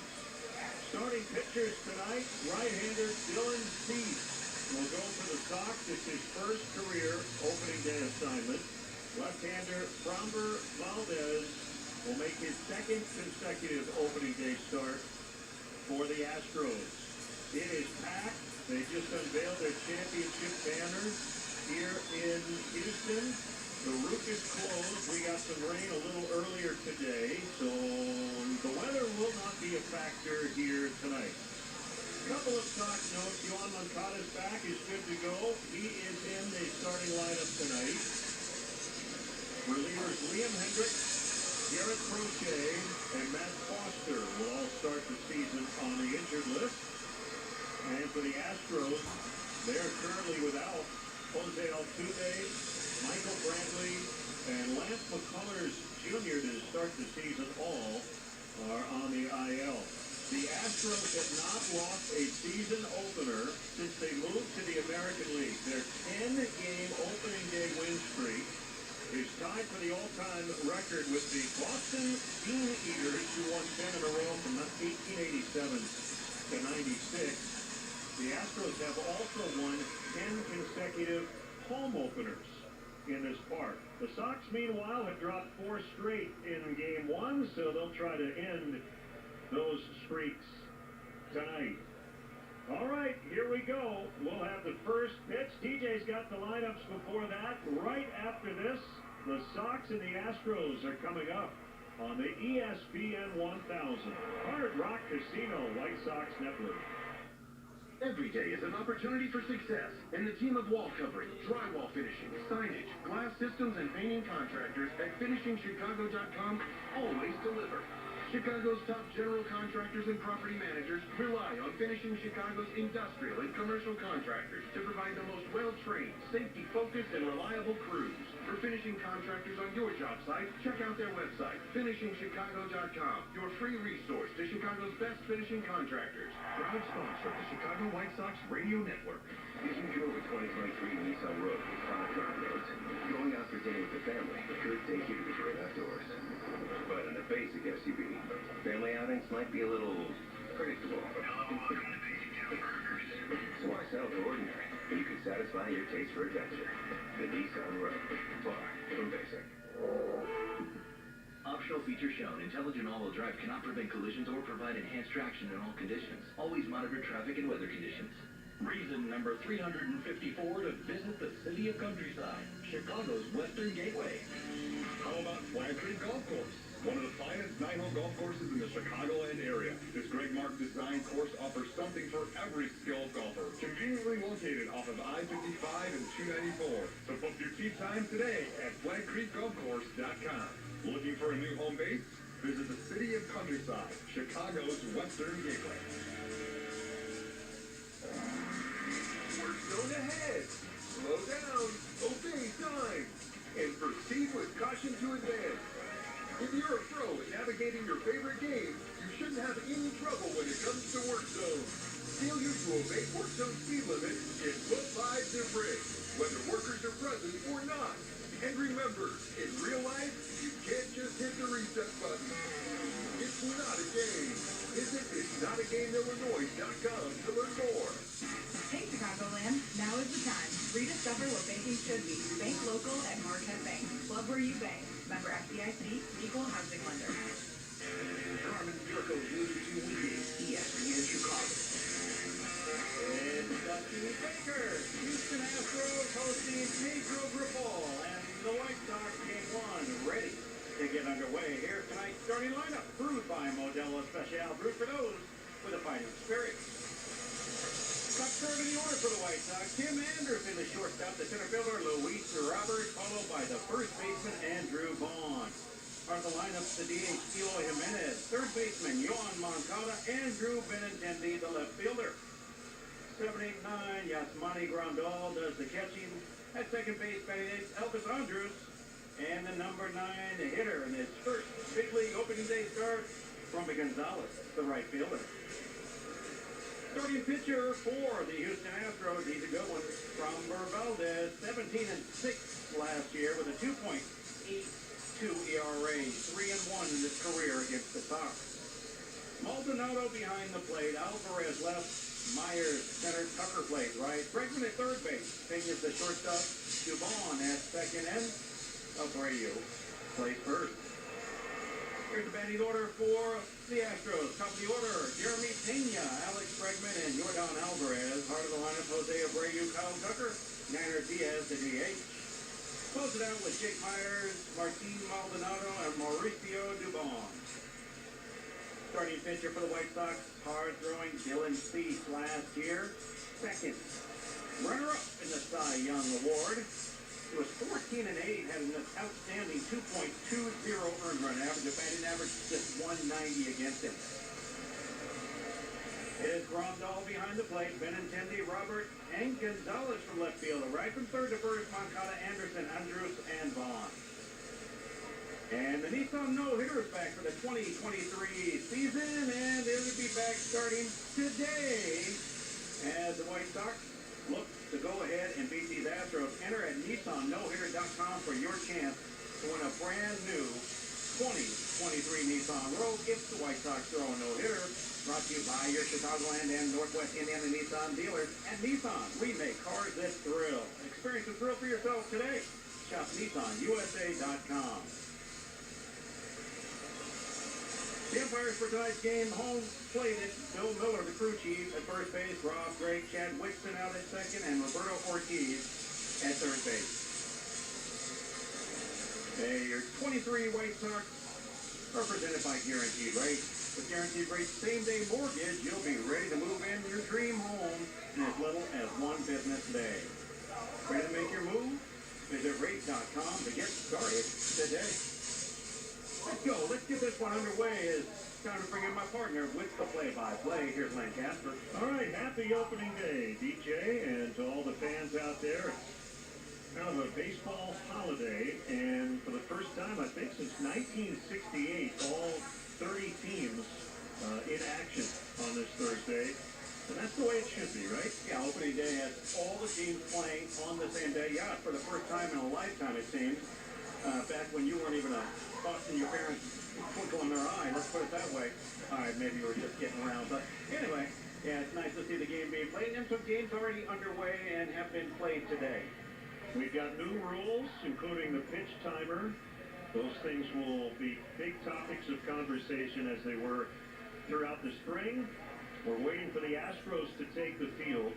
So let's take a look at tonight's uniforms, brought to you by TrueWork, unparalleled workwear that lasts longer, works smarter, and looks sharper. Explore the TrueWork system at TrueWERK.com. The White Sox are in their beautiful traveling grays with the black numbers and lettering and white trim. The Astros, following tradition, tonight, and I believe tomorrow night as well, are wearing special gold-themed jerseys as the World Series defending champions. So their lettering is in that bright gold, and they're wearing their white jerseys tonight. I guess if you want to be the best, you have to beat the best. This will be a challenging weekend against still, on paper, maybe the best team in baseball. No, you're right. I mean, all right. Realizing that the Astros, they're no fluke. I mean, they've won their division, I believe, 6 straight years now, and yes, they have. And a few years back, they're the real deal. They have depth. They're already missing 2 of their stars, and they still have a lineup that you realize you can't make a mistake against. And don't forget, the Blackhawks are going to play tonight against the Blues. Oh, this is going to be fun. has been the home of the Astros since 2000 here in downtown Houston. And just to give you a little refresher, it's 315 down the left field line. They got the high Crawford box wall, 19 feet. 362 to left center. Yeah, the straightaway center. 373 to right center. yeah, 326. they've been at that ballpark. Yeah, their previous ballpark was the Houston Astrodome. Because I'm not sure if a lot of you know much about it being places like I do. So, yeah, so Minute Maid Park was meant to replace the Astrodome as the Astros home field. There will be no cheap shots. You got to get all of it. And remember, they used to have an incline in straightaway center called Tal's Hill. They got rid of that a few years ago. I kind of miss it. But I'm guessing Craig Biggio, who was the subject of several videos, tripping, trying to go after a long fly ball, probably doesn't mind. No, I loved it out there. I thought the uniqueness of that mound that outfielders would have to run up was beautiful. I love uniqueness about ballparks. Now, this one's still got its weird angles, which makes it unique and different. And I do like that about this place. But as an outfielder, I would have hated to actually play those issues. I kind of would as well. Yeah, I would actually feel nearly the same way. Taking his warm-up tosses. He's now 29 years old. He is So I'm assuming they already did all the opening stuff. I'm assuming they did all the opening stuff already. 5 appearances, including 4 starts. He's the only left-handed starter, and I guess the only left-hander the White Sox will face this entire weekend. The starters in the series are right-handed. Now I was thinking about KHPR. I was thinking that, oh yeah, this is, oh yeah, that's right, the Hawaii Monthly Test is this weekend. So with this being considered the case, I don't think KHPR is even going to run their weekly this week because of that. I didn't know it for sure, but, well, now I do. So that will be the official beginning of the April monthly tests at that point on. So Tim Anderson is about ready to step in the box. Mark Wahlberg will tell us to play ball before we get this thing going. The great actor, Mark Wahlberg. Don't forget, foreign pop star too. Please join me. all right, here is the national anthem from Houston. Alex Bregman, first off. Hey, Houston, let's play baseball! All right, here we go. Tim ready to step in against the left-hander Valdez. The longest tenured White Sox, Tim Anderson.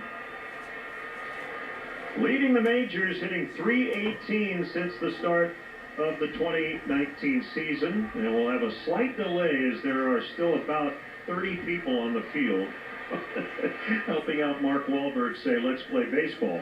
Yeah, it's a whole bunch of well-dressed people. That means, you know, front office people, Major League Baseball people, all of them down there trying to get a free Wahlburger. It's good. I've not had it, yeah, but I don't condemn it. I mean, you know, I got to try it before I can say anything if it's good or bad. I know you're a burger connoisseur. I'll trust you. All right, Valdez is set to work. Bill Miller, the crew chief, points at him. That was not the national anthem. They did it already during the... Rest of the year. Now the motion and the first pitch of the season, and it's low. 94 on a... And baseball has begun, ladies and gentlemen. The 2023 season of baseball is underway as of now. And he'll throw to Abreu for out number 1. He hit it right at Dubon, who's filling in for the injured Altuve. Now Luis Robert Jr., the center fielder. 98 games last year. He spent 3 trips on the injured list. We'll keep an eye on how aggressive he is. He had the third highest swing rate in baseball last year, just under 62%. This time he takes a strike on a fastball in the inside corner. Dubon shades toward the middle, but again, he has to be on the right side of second. Low and inside on a curveball.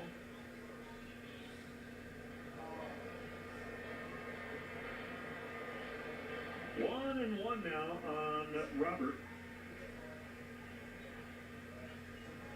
Outfield deep, they give him a lot of room in left center. Here's the pitch. And then he bounced one to make it 2-1.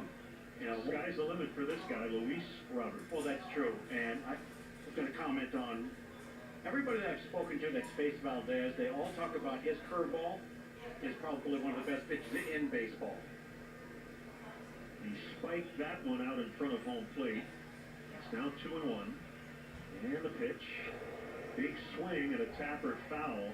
He got a changeup that was up but toward the outside and just got a piece of it. And hard to read because it's 90 miles an hour. So it's really a batting practice fastball, not a straight change in the sense that it's 10 miles an hour less than his best fastball. So it's hard to read out of the hand when it's close to the speed of the fastball. Count even at 2-2. Here comes the pitch. Swinging a chop, foul to third past the Sox new third base coach, Eddie Rodriguez. Darryl Boston across the way at first.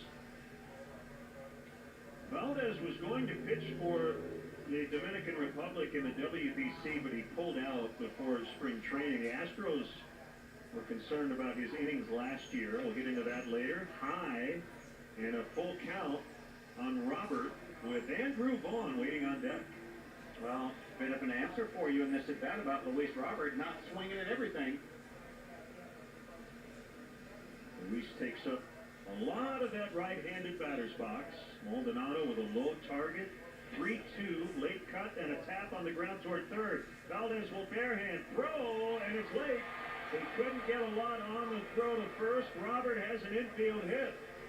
That was strange because there was a delayed reaction by Luis Robert out of the batter's box. He hit it and stood there like it had hit him in the foot, as if it was going to be a dead ball.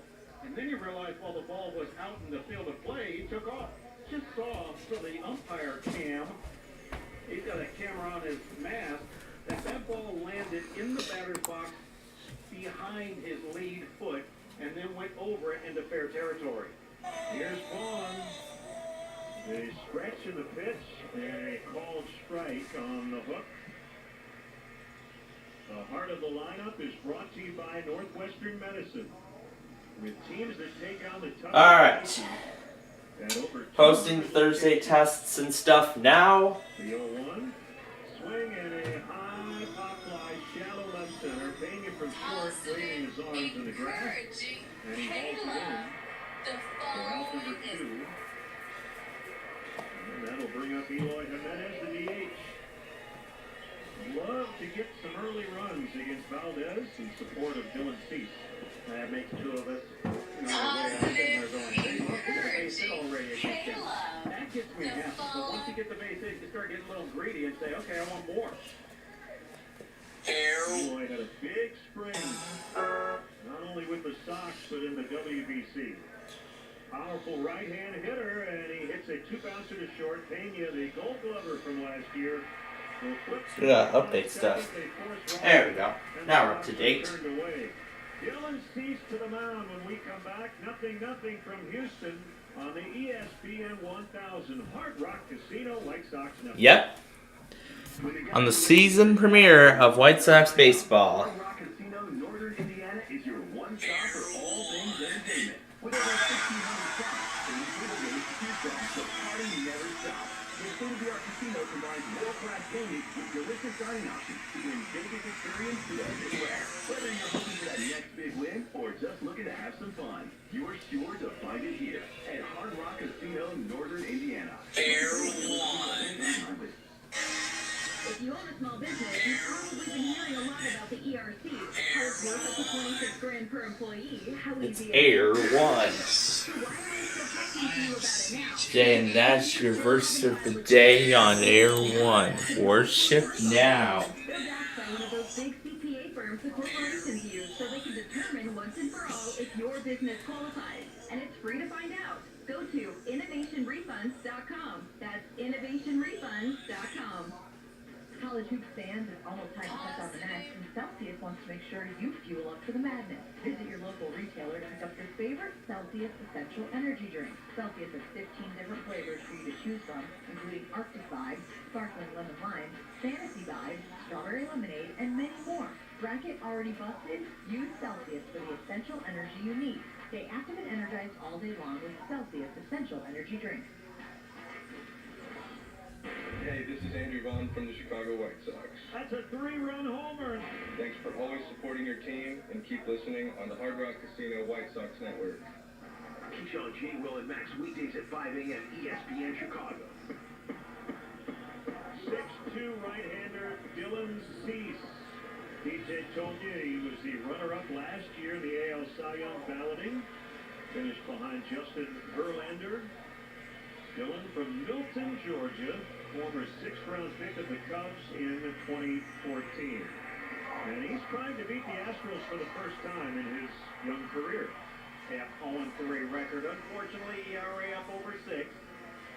That's the old. Let's talk about what's going to be new. Picking up the first win and shutting them down. Jeremy Pena, the shortstop, leads it off. Right-hand batter. Here's the first pitch from Cease. And it's low for ball 1. He started him with a slider at 84. Last year, statistically, that was basically the most devastating pitch in Major League Baseball, the Dylan Cease slider. 1-0, swinging a ground ball off the end of the bat toward the Astros dugout. 96 on the heat from Cease.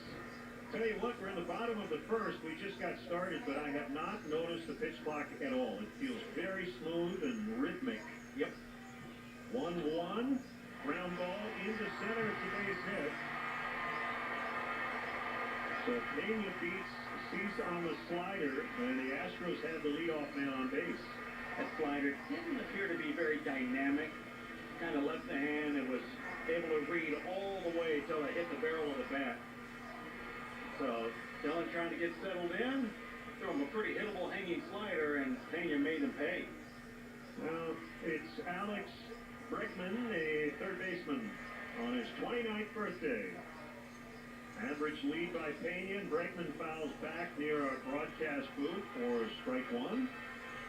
I like how quickly Dylan just went right after Bregman because of the new stolen base attempts we're going to see. Guys running more, just don't give much time to think about it. Go after the hitter. Set at the belt, here comes the pitch, swinging a drive pulled way foul to left out of play on a curveball. But I want to follow up on what you just said about going after Bregman. Dylan is a guy who should go after everybody because his stuff is that good, and he gets swings and misses and bad contact in the zone. That he does. And Bregman's a guy right now on the hole. In the dirt, good slide and block by Grandal on a slider. You know, overall, Alex Bregman probably one of the toughest outs in baseball. Batting average was down for him, 259 last year. 23 homers, 93 batted in, 38 doubles. He walked 87 times while striking out just 77. I mean, he's a tough out. Runner at first, nobody out, scoreless in the opening inning. Bregman swings and misses strike 3. 97 top of the zone, and he couldn't get it. Well, 97 top of the zone after a few breaking balls, which should blow everybody away. He hadn't even seen a fastball yet. And this just teased out of the top of the strike zone, close enough where he couldn't lay off of it. Here's Yordan Alvarez. Don't know if I'd call him underrated, but I'm going to. You could make an argument he's the best hitter in baseball. Swing and a miss on a slider to start it. He gets overshadowed by the Judges and Otanis of the world, but he hit 37 home runs last year. Yeah, no, he's everything you just described. He's as good as anybody in the game, in my opinion. Still just 25 years old, left-hand hitter. And he fouls back to the screen, and it's 0-2. Dylan's stuff looks pretty crisp here early on. There's the Alvarez birth certificate. 25. He hits like he's been in the league 15 years. He's dealt with some recent hand discomfort, but good enough to go. Long hold in the set, the pitch, low and inside, and another good play as Grandal blocked a slider. He's made two nice plays back there in this first inning. 1 and 2. New look White Sox, looking over at first base and seeing Andrew Vaughn there and knowing that's his home permanently. He holds Pena, who led off the inning with a base hit. And he takes off. The pitch is up and in, and a bobble by EAS. He couldn't get rid of it. And Jeremy Pena probably leads the majors in stolen bases, unless somebody stole 2 earlier. Yeah, he's probably right up there with the league leader. Meanwhile, 2 and 2 on Alvarez. Just get the batter. Tim sneaks a couple steps in toward the bag to keep the runner honest. Swing and a miss, strike 3 on a curve.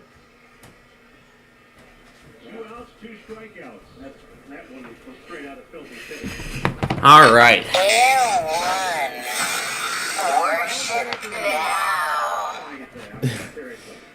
I just have a little fun with that for some reason. All right. But anyway, so now we're down to 2 for this week. Seeing Jose in an RBI spot after 9 years of loving it. Called strike on a tight slider. Runner at second with 2 outs. Jose is here on a 3-year contract. First big league game of his life, not in a White Sox uniform. Low on a breaking ball. Oh my gosh. That channel description. Yeah, again, here's the list of every test that's happened so far. I don't think I went through KLT this morning when I was looking. There's all the Florida Amber Alerts. Oh, this guy logged LUJ. Wow. I suppose that's for tomorrow's risk. I suppose LUJ is for tomorrow's risk. He got him on the slider. Dylan Cease, 3 straight strikeouts after the leadoff single. What was it, Filthy City or Nasty Town? That was Nasty Town. Okay. After 1, nothing on the ESPN 1000 Hard Rock Casino White Sox Network. WRCV. Hurry in for our best deals at the Hyundai Getaway Sales Event. Then get away to someplace fun, like jet skiing in Key West. It's your journey. Own every mile at the Hyundai Getaway Sales Event. Going on now. Now get 0% APR plus 500 bonus cash with no payments for 90 days on select Hyundai vehicles. Hurry into your local Chicago and Northwest Indiana Hyundai dealer today. During the See what they're offer ends April 3rd. Call 224-661-0068 for details. KVOM. Yeah, they're random.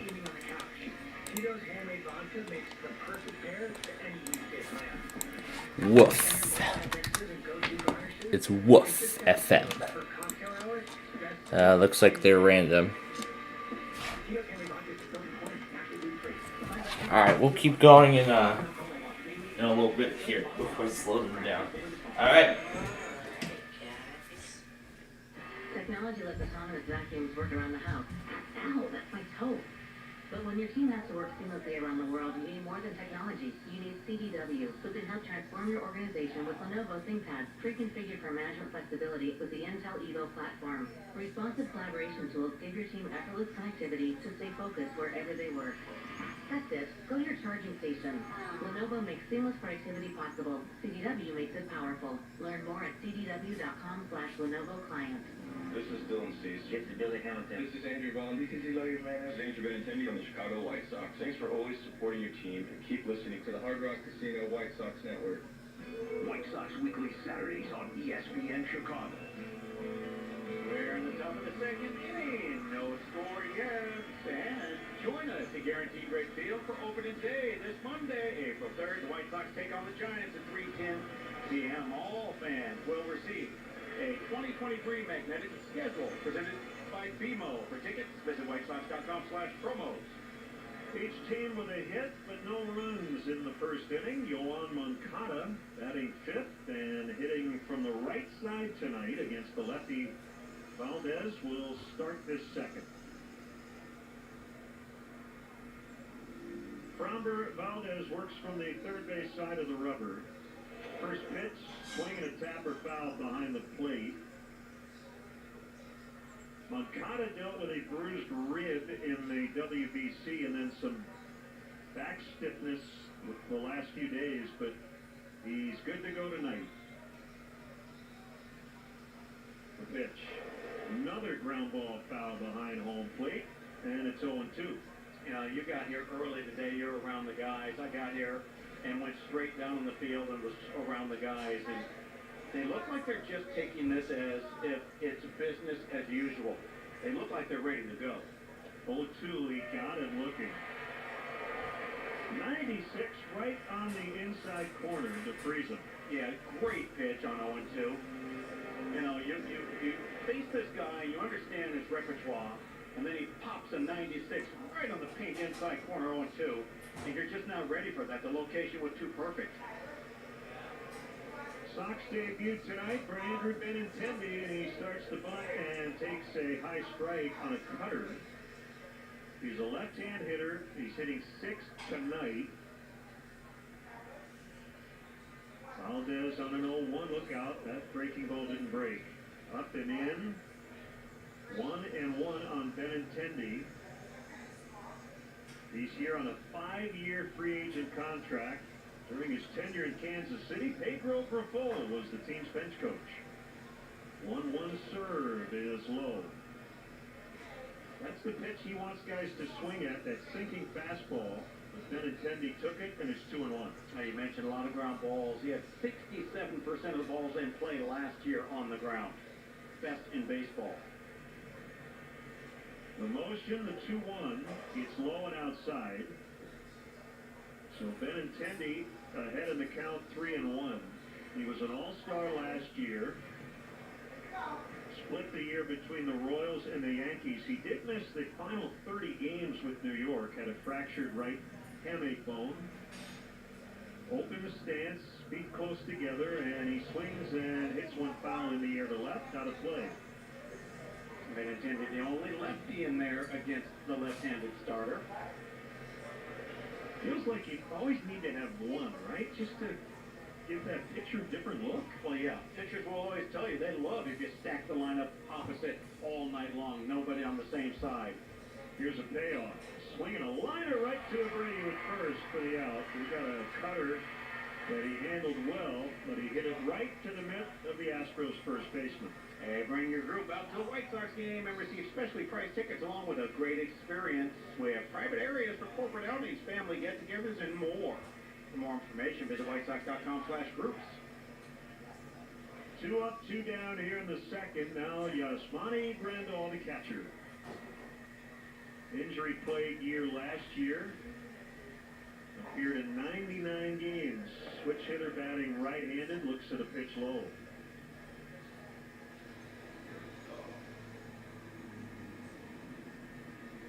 Valdez led the American League in innings, quality starts, and ground ball percentage last season. There's a ground ball right to Bregman. Got a big hop, shoulder high grab, throws to Abreu, inning over. First 1-2-3 frame tonight. After an inning and a half, 0-0 from Houston. Opening night 23 on the ESPN 1000 Hard Rock Casino White Sox Network. Before cell phones, before GPS and nav systems, an atlas was what you used to map out your journey. Today, Atlas is your route to finding people. We're talking about Atlas Employment Services. Atlas is a boutique staffing agency specializing in food and beverage, e-commerce, manufacturing, and industrial. They help you find the crew to keep your lines moving. They can help you find short-term or temp to permanent hires. Atlas Employment Services. Go to atlasemployment.com. Hey baseball fans. Crowd noises at the game are great, but noises from your vehicle could mean serious repairs are coming. Afro Transmissions and Total Car Repair has been serving Chicagoland for over 60 years. Let the experts at Afro diagnose your vehicle right. And now our exclusive powertrain system check is free. We even offer easy payment plans if needed. Call 1-800-GO-AMCO or search AAMCO for a location near you. That's AAMCO. AMCO, transmissions, and a whole lot more. Every day is an opportunity for success, and the team of wall covering, drywall finishing, signage, glass systems, and painting contractors at FinishingChicago.com always deliver. Chicago's top general contractors and property managers rely on Finishing Chicago's industrial and commercial contractors to provide the most well-trained, safety-focused, and reliable crews. For finishing contractors on your job site, check out their website, FinishingChicago.com, your free resource to Chicago's best finishing contractors. Proud sponsor of the Chicago White Sox Radio Network. Wintrust Community Banks, exclusive home of White Sox checking and debit cards. Get yours today at wintrust.com/socks. Member FDIC. Waddle and Sylvie, 2 to 6 weekdays, ESPN Chicago. Scoreless tie here in the opener. Kyle Tucker will lead off the Astros second. This is what makes the Astros so great. The headliners here are the Altuves and Bregmans and Alvarez's, Brantley, and then you got this guy, Kyle Tucker. 28 doubles, 30 homers, 25 steals last year. He kind of lurks in the middle of their order. Yeah, the thing about their offense, to be honest with you, they hit 248 as a club. 256 the White Sox hit. They hit when they need to. Swing and a miss by the tall lefty. He was late on 98, right in the heart of the zone. Yeah, this is a club with pitching, defense, and timely hitting. That made them champions. Not necessarily dominance, just they did everything right. Cease on an 0-1, and Tucker fouls away. He sprayed that one off to the left. So 2 pitches, 2 fastballs. Tucker has been pretty late. Yeah, you know, you're not going to sneak up on any batter or any pitcher nowadays. They'll be ready with all the information available to pick apart the weaknesses. Way high that time on a fastball, and it's 1-2. It really comes down, as hitters, don't miss the mistakes. I mean, it's finite now. Hit the mistakes or you're in trouble. Pitch low and in on a slider. Tucker wanted to actually curve at 82, but he did not offer at it. No batting gloves for Tucker. Slightly closed stance. Deep in the box. Waits on a 2-2 and a call strike 3. Slider inside corner. 4 straight strikeouts for Dillon. You know, there is plenty of information for you to be successful as a batter or as a pitcher, but I'm taking it from the perspective of a batter. Len, if you go up there and you say to yourself, this guy's pitching to my weakness, and at least you have a plan. Or is he pitching to his strength? You've got to know which one it is. Yainer Diaz takes a strike on a backup slider. Can't be up there going, oh, just see the ball, because then you might not find any pattern. You might not guess right pitch ever. Diaz is the DH tonight, and he swings and grounds foul behind the plate. 1 for 8 last year. In his major league debut, appeared in 6 games for Houston. He killed it down in AA and AAA, though. 306, 25 home runs, 96 batted in. Catcher by trade, takes in the dirt, and it's 1-2. Also, not a big strikeout guy in the minor leagues. You mentioned the power numbers. He struck out 79 times and had 136 hits. You can play first base, left field if you need. He was their minor league player of the year. And here he is in the big leagues to start the season. He pops one high in the air foul, and it'll get back into the seats. What a weekend. The Final Four is here. The NCAA championships. A couple of games Saturday, and then the big game on Monday. And this big baseball series as well. Ground ball foul to third. Where would you rather be than Houston right now? I mean, honestly, I could think of a few other places. I mean, I love being here working with you in the game and all that. And we have a roof. If you're not talking about baseball, a lot of places. Pitch, swing and a grounded ball to center. This will be the first out that wasn't a strikeout as Robert makes the catch. 5 straight retired by Cease. Now Jake Myers, the center fielder. Yeah, you had Cease starting this game out pretty much like what I saw Garrett Cole doing today. I think his first 5 outs, 4 strikeouts. He was nasty. The Yankees beat the Giants. The pitch to Myers is in for a strike on a curveball. Well, I'm going to just say that's as good a curveball as this batter is going to see all year. That was just straight down with a lot of revolutions. It just snapped to the bottom of the kneecaps. The pitch. Strike called. He hit the mitt right toward the outside corner on a slider. It's 0-2 on the right-hand hitting Jake Myers.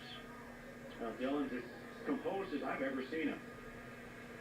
Here's the 0-2. Call strike 3. Slider outside corner. 5 strikeouts through 2 for Dylan Cease. We're scoreless to the 3rd from Houston on the ESPN 1000 Hard Rock Casino. White Sox Network. Hi, Jan from Toyota speaking. Jan, I heard it's a good time to buy a Toyota. Sure is. From now until April 4th, you can shop all your favorites like Corolla, RAV4, Sequoia, and more. Imagine yourself in a new Tundra where... You stopped by the home improvement store and finally built that tree house you promised your daughter. Sarah? When did you hop on the call? Hi, Dad. Mom said you were taking too long on the phone. Toyota. Let's go places. See your participating Toyota dealer for details. Dealer inventory may vary. At American Sale, you'll find the largest selection of pools, patio sets, hot tubs, and grills. Everything you need for your backyard fun. And right now, during our Save Some Green sale, you can save up to 50% and get 0% financing for 60 months. Plus, free delivery and our lowest price guarantee. We can even install. See store for details. The Save Some Green sale is going on now at American Sale. Come see us or visit us online. American Sale. Bring the fun home. Reason number 2023, the year to visit the city of Countryside, Chicago's Western Gateway. Shopping for lab-grown or natural diamonds? MarryMeJewelry.com. Looking for new styles of engagement rings and wedding bands? MarryMeJewelry.com. Marry Me Jewelry is a 4th-generation Blando family jeweler. Shop with Marry Me and you'll learn why Marry Me diamonds get the most compliments. Remember to call 630-MARRY-ME. Looking for a new home base? Visit the city of Countryside, Chicago's Western Gateway. I'm Lucas Giolito for the White Sox. Swing and a miss, strike 3. 7 punch-outs for Giolito. And you're listening to the Hard Rock Casino White Sox Network. Follow Chicago's Home for Sports on Twitter at ESPN 1000. Well, the starting pitchers have been the story early on, and that's not unusual when you have aces battling on opening day. Each team with 1 hit in the first inning, but nothing in the second. So 3rd inning in a scoreless tie, and Elvis Andrus, who re-signed with the Sox late in the winter as a free agent, will lead things off. And Elvis nearing a milestone. He is 3 hits away from 2,000 in his major league career. And then he takes low on a curveball. You know, I don't like procrastinators.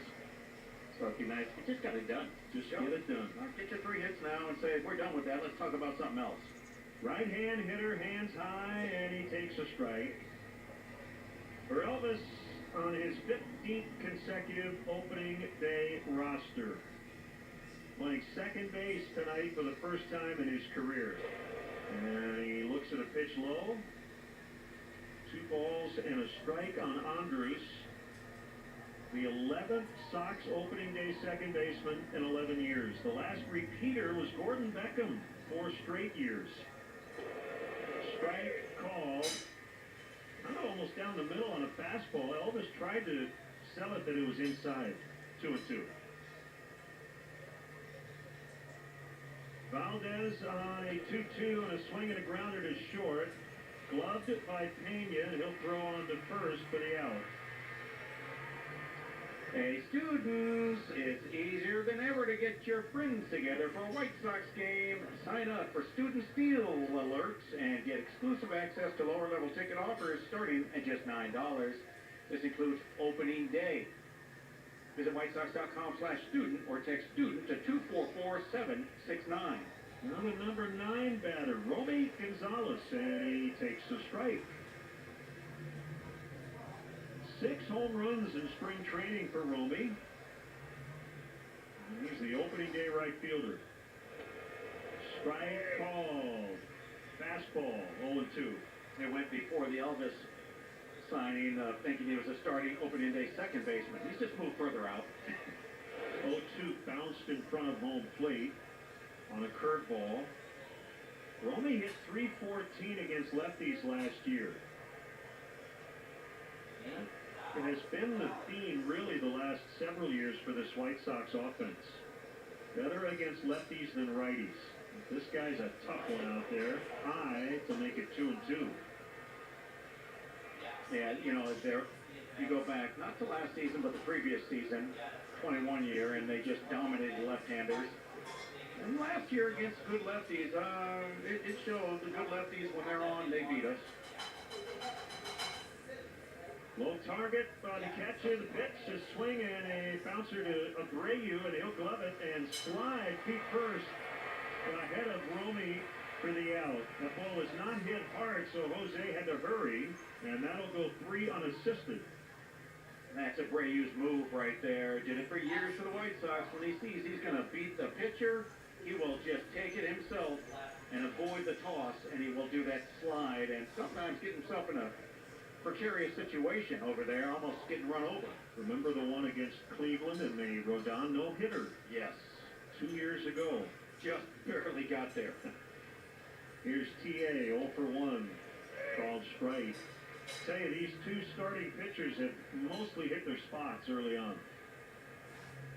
Bill Miller, last pitch expanding the strike zone slightly. He's called maybe a couple, just barely below their knees, but everything's competitive right there. 0-1, low and in and off the plate. Everybody deep, 2 outs. Bregman, in fact, backing up a couple of steps at third. Scoreless tie, 3rd inning. Tim takes low. Bit of a quick pitch right there.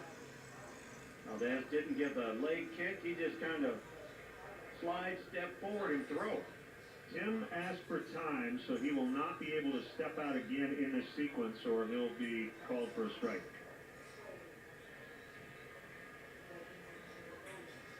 Tim's ready. The lefty Valdez set, and the pitch is high.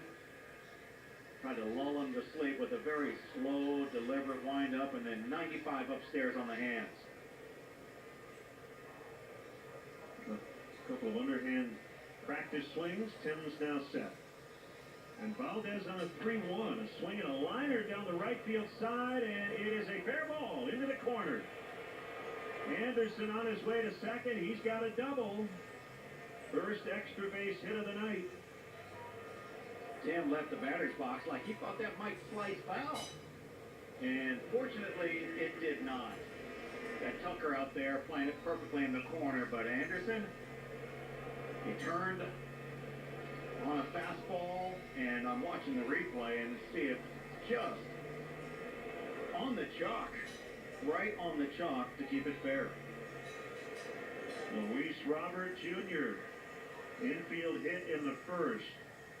Runner in scoring position for the first time for the Sox, with 2 outs in the third and a called strike. You mentioned that Luis is known for being overly aggressive every at bat, swinging a lot of pitches, high percentage. You don't want him to become too passive now, trying to overcompensate. 0-1, swing and a miss. Good change up at 90 miles an hour. Great arm action from Valdez. Well, what that tell you? He took a fastball and chased the changeup. So he's got to be up there trying to recognize first pitch strikes and be ready. Battle time, 0-2 coming, and he fouls straight down. And he got a fastball to hit. He did. 92 above the knees, right down the middle. Sometimes hitters are just shocked that there's a pitch so hittable on an 0-2 count.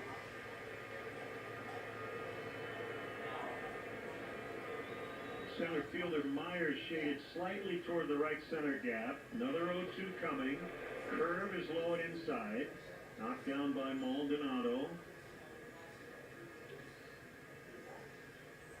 Big thing that's been emphasized by Pedro Grifol and staff is not allowing the extra 90 feet to opponent. Well, Astros don't give a lot of the free 90 feet up either. 1-2. Low and in again, and Maldonado had to knock that one down. He knocked the breaking ball toward third base, which meant for Tim Anderson, he sees the ball rolling that way. Hard to think about advancing when the ball's going the direction of the throw. Runner at second, 2 outs, third inning. It's Luis Robert Jr. 2-2, here it is. Tap foul on the ground again.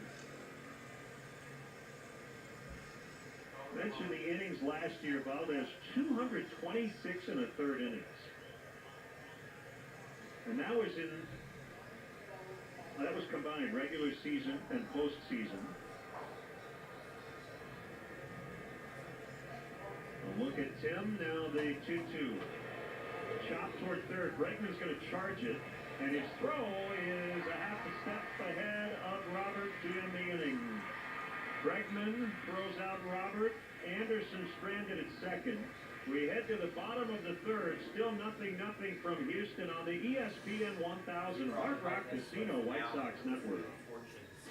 College hoops fans, it's almost time to touch on the nest, and Celsius wants to make sure you fuel up for the madness. Visit your local retailer to pick up your favorite Celsius energy drink. Celsius has 15 different flavors. I see something else happened on here. Fantasy Vibe, strawberry lemonade, and many more. Bracket already busted? Use Celsius for the essential energy. WMOI. Huh. We're getting a lot of new stuff, are we? Hey, look at that. Now we know of a station we can use for war in Illinois when something gets issued. I don't know what their criteria is. But this is interesting what we're seeing. So let's see. Blue Cross and Blue Shield of Illinois, a division of Healthcare Service Corporation, a mutual legal reserve company. Technology lets autonomous vacuums work around the house. Ow, that's my toe. But when your team has to work seamlessly around the clock, I don't think we'll know, but we'll see if I'll have to look all these stations up and we'll see what they are, because apparently it's not in here. Lenovo makes seamless productivity possible. CDW makes it powerful. Learn more at cdw.com/Lenovo client. One-on-one to Berger. I'm Jake Berger. Hammered in the air, deep to left for a home run. And you're listening to it's near Iowa.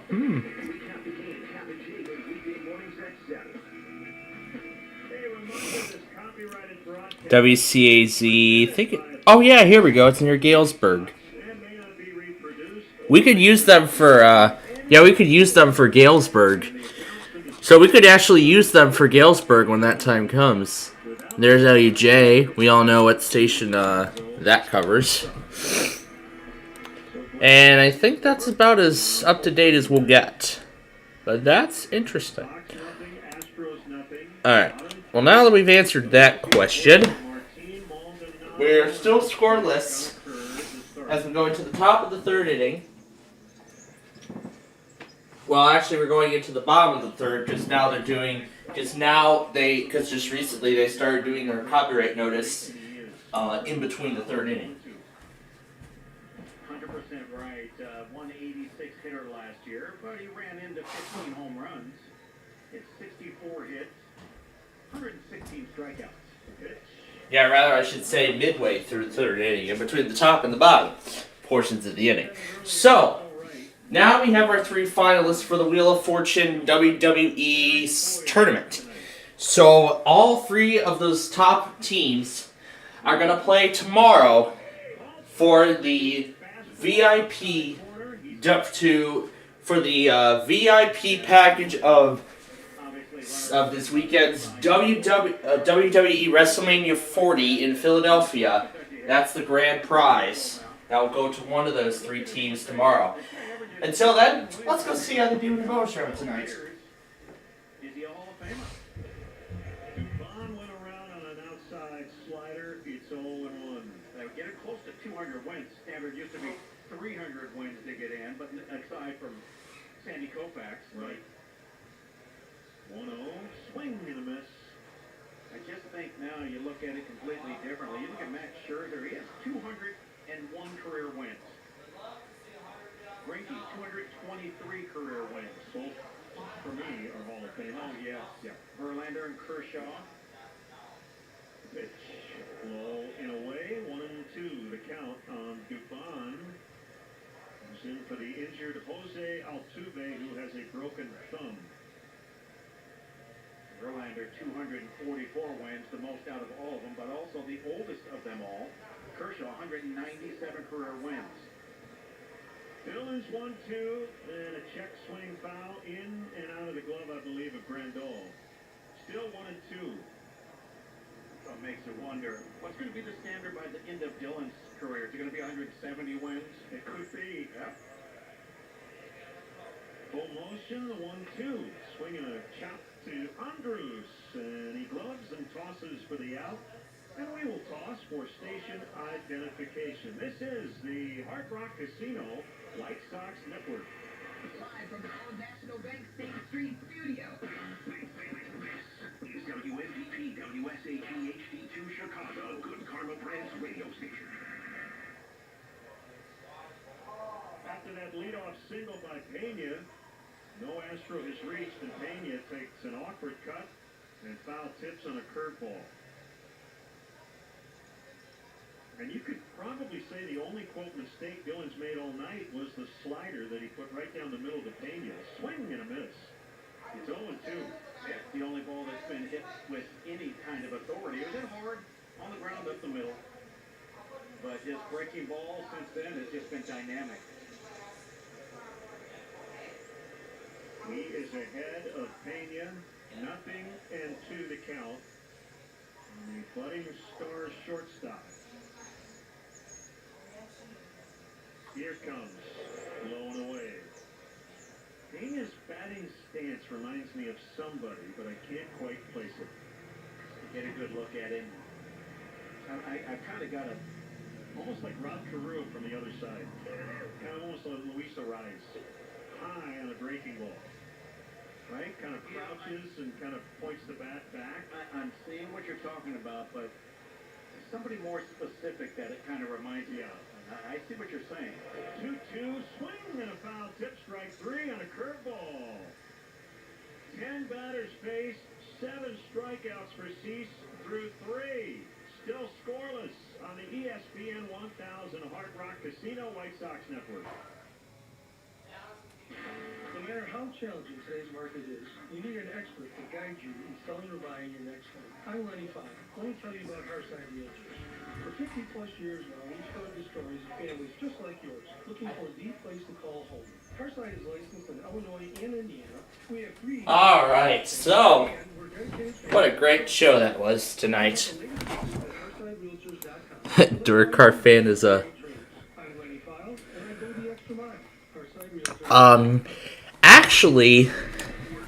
Actually, their weekly is not automated. They're actually, I've actually confirmed that their pattern is, hold on.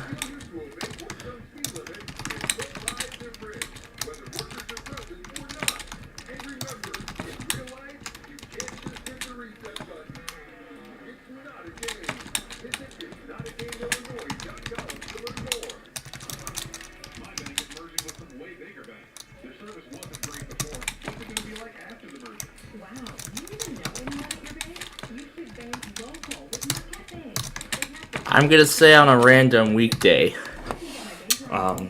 So that again is their pattern. When you bank with Marquette Bank, good things happen for you and your neighborhood. Marquette Bank, member FDIC. member FDIC.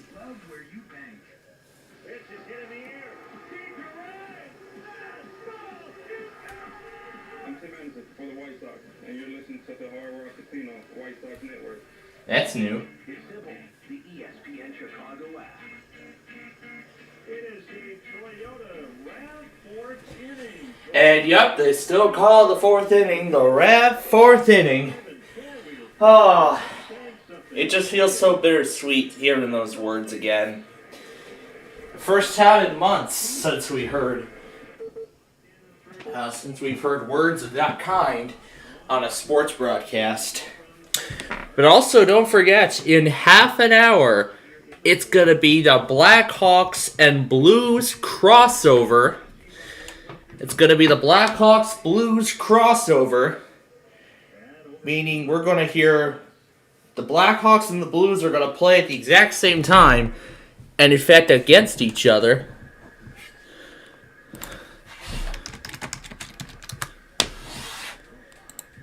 And yes, they do not have a pre-roll for what I have confirmed. So, ZHF and LXC both do not have a pre-roll. All the other stations I have on this list do have pre-rolls, except for LXC and ZHF. So, I mean, we're just about done with our tests for this week. The only two that are remaining at this point are... So now we know this thing does Warren, so we could use them for some of Lincoln's stuff.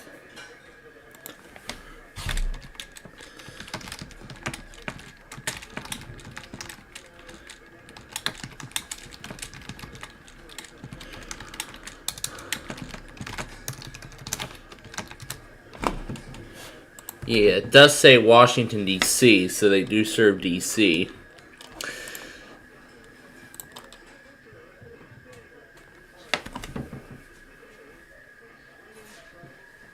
The signal's getting bad.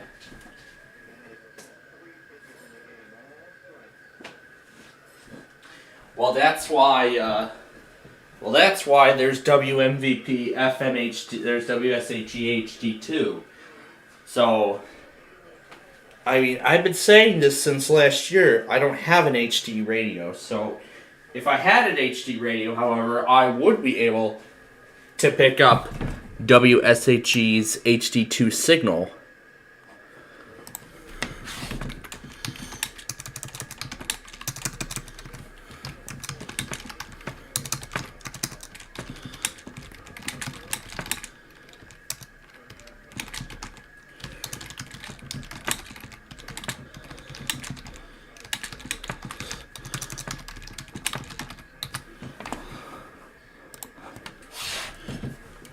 Yeah, and I've said about the about that pre-roll specifically. Prevent water infiltration in your home, building, trim to commercials.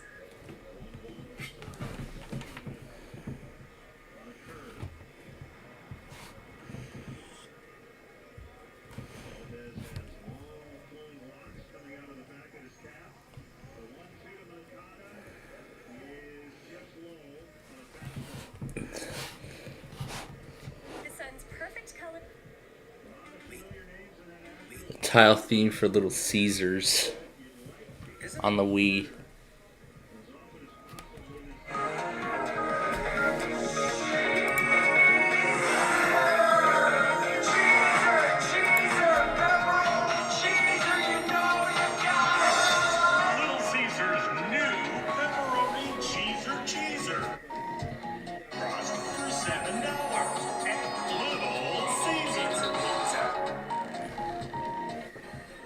That's a fun theme.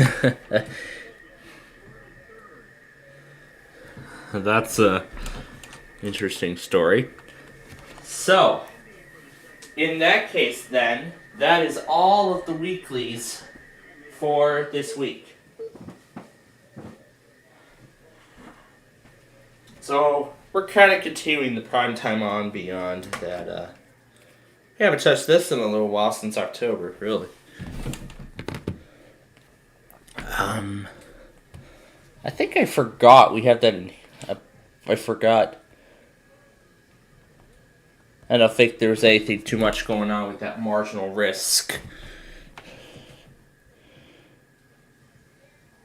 It's really just all strong thunderstorm statements as of the present moment, so I don't think there's anything.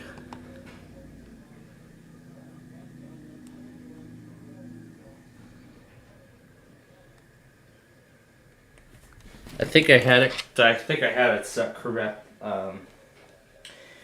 I think I gave the wrong call sign here. Let me look. Oh, it was KKPT.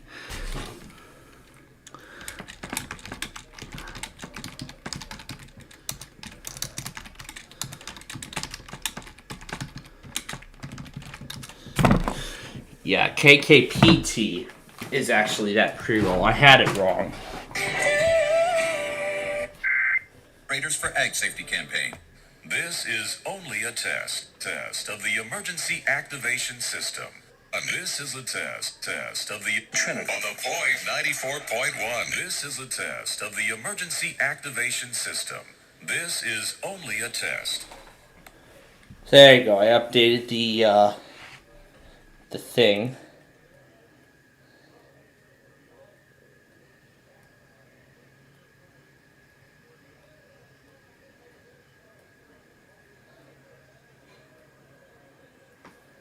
An American Airlines bus.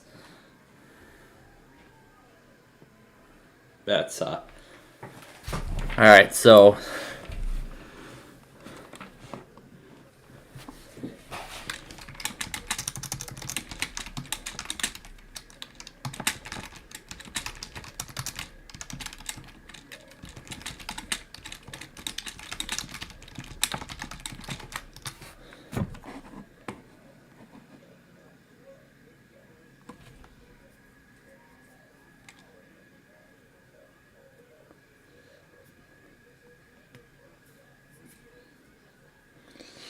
yeah, what I suppose John did was he took a recording of the pre-roll and then programmed it into his EAS encoder to spice up his station a little bit. So I suppose that's what he's doing with these.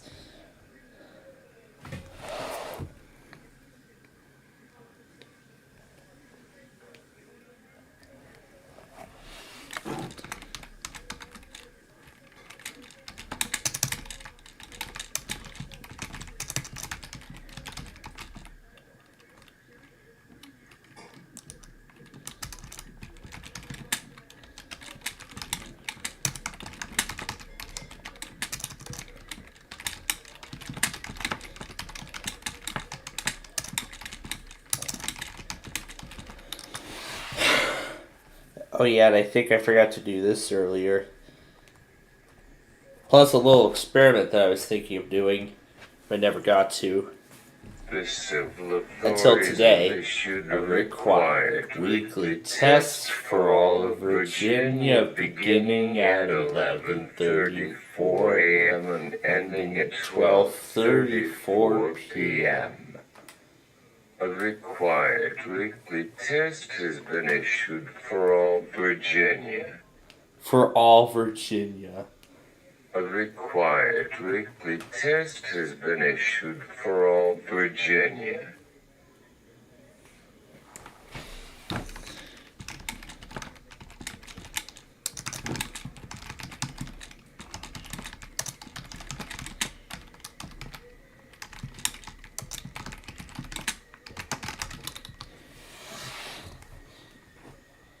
I'm hoping this is addressing any concerns. Authorities have issued a required weekly test for all of Virginia beginning at 11:34 a.m. and ending at 12:34 p.m. A required weekly test.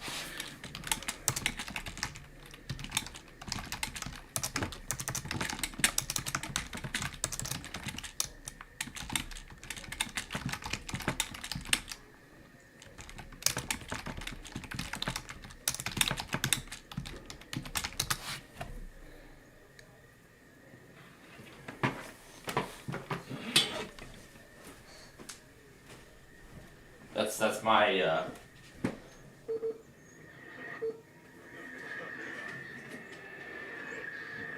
something's up with the signal.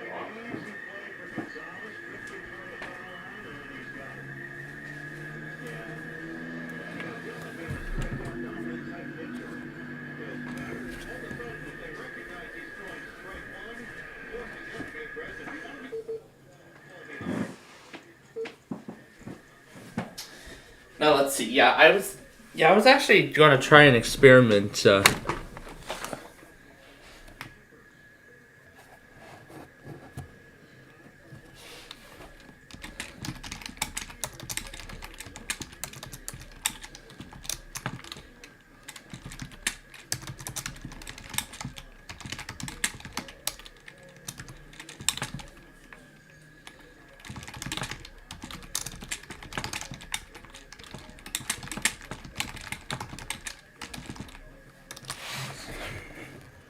Yeah, every single station has to take the code because it's either area-wide or statewide.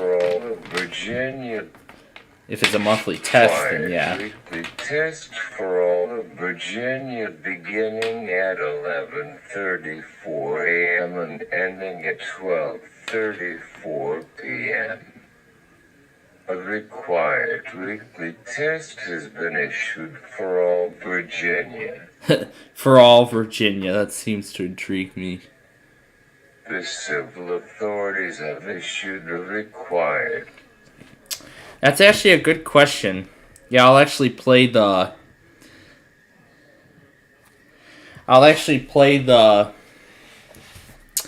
pre-roll from Spanish. Yeah, I'll have to see what it translates to. So I'll see how Apple's Translate app does. That's what I was thinking of doing next. Alright, let me find the SKN test. Here we are.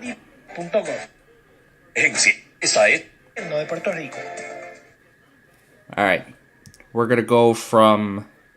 Where it is the opposite. We're going to go from Spanish to English. Alright. Now watch. Oh, translation available? This thing requires Wi-Fi? Okay. Well, that's interesting. Alright, let's try this again. I hit the microphone. Esta es una prueba del sistema de alerta de emergencias. Repetimos, esto es solo una prueba. It did not even pick it up. Not one bit of that thing. Okay. That's a big fail. Let's try Google Translate.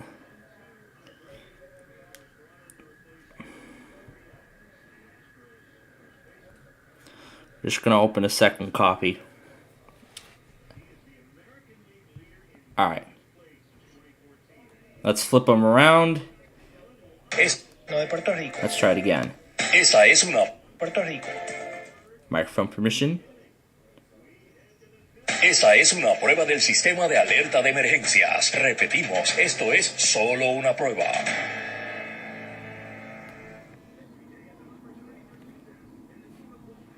Sorry, we're having trouble with the voice input.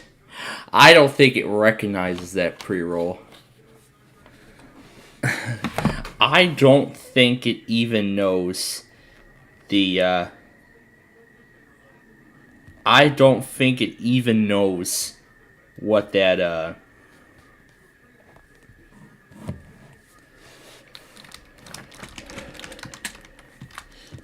I don't think it even knows the Puerto Rico pre-roll. I'm gonna assume it's saying this is a test, but I mean, honestly, then again, that's all. You know, I can't even speak Spanish, and Google Translate does not even know what Spanish is for whatever reason.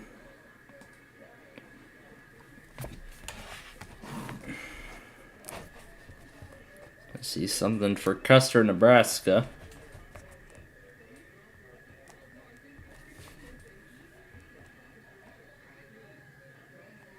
Whatever. I'll pass on all that.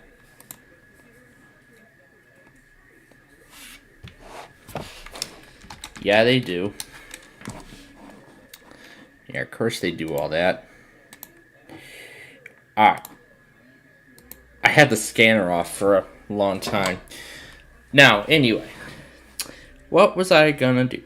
Oh, yeah, that's right. So, remember how I tried the, remember how I said I was gonna try that one experiment, you know, that one time? I did try this once before. However, unfortunately, the attempt, yeah,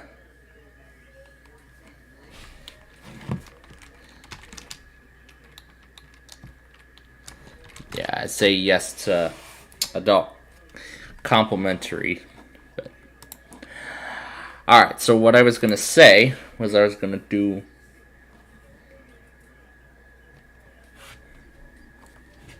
JJK should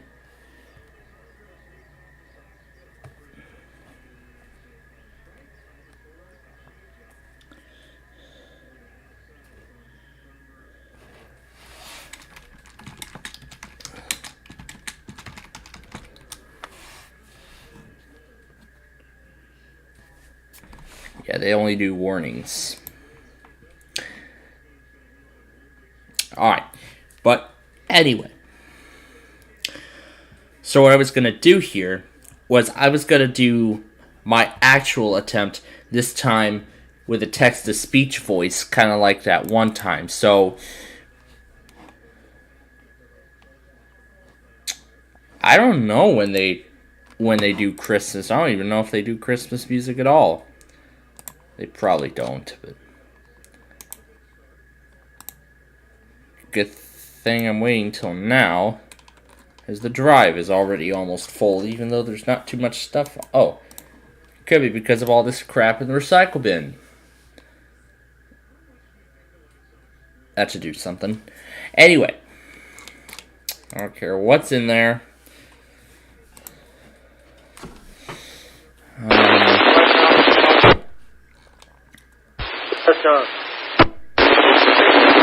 just going to pull up a random. Receiving 5 with you guys' head in.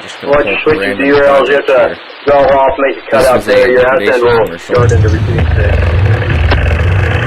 Where did you say that furniture sale was?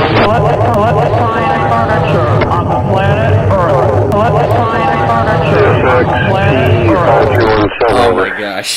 You know, I honestly remember that myself. Can I get this, but you know what? guy making a I actually tried that quadruple out of a van here to get down here, so I'm going to take you up the first time, but you know what?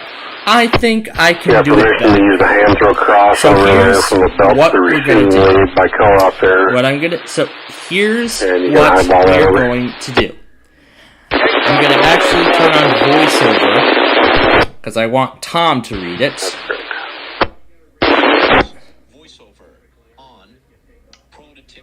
It's not gonna be the best, but it's gonna be a good attempt.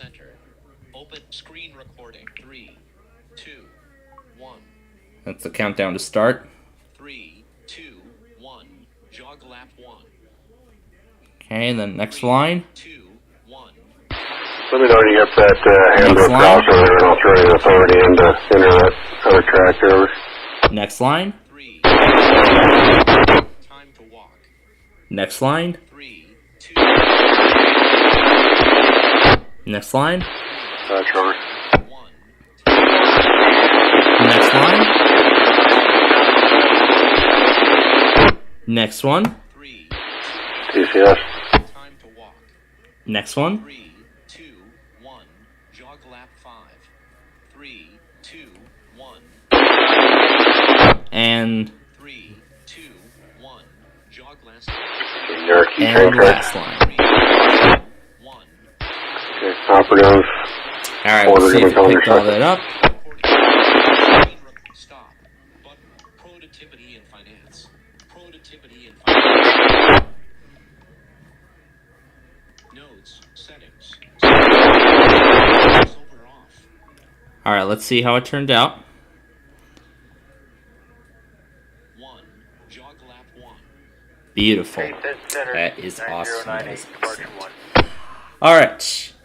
Now, I don't want to wait all this time. So rather than plugging the phone into the computer, I'm actually going to copy it over via the remote desktop. Yes, I can actually do that. So I got to go into its menu, upload. I can upload the file. I just select the video. And then over here, we go to the desktop, and that is where we will find the video clip that we just shared over. So I'll go ahead and disconnect the phone, because we don't need it. It's actually kind of fun to try. Anyway, the next step here. So now we're going to take this recording. Actually, I'm just going to trim this whole thing into an audio file. Yeah, because Audacity won't take movies, because that's not really what Audacity was designed for.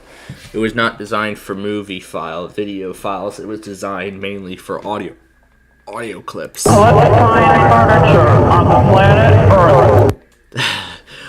I just happened to find this laying around. Like, my gosh, oh, it's time for this to charge.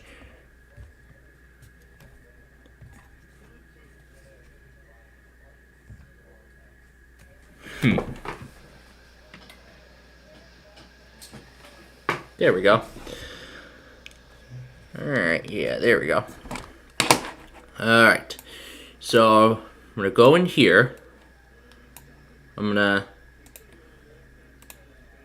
to cut down the video into an audio file. So I'm going to name this, yes, I like all my stuff going into the Fun File Emporium. So I'm going to call this Fitness Script, and this is like a one-time thing, unless I need to make it again. Alright, that's kind of a one-time thing. So then, alright, just a moment here, we'll put it into Audacity and we'll piece it together.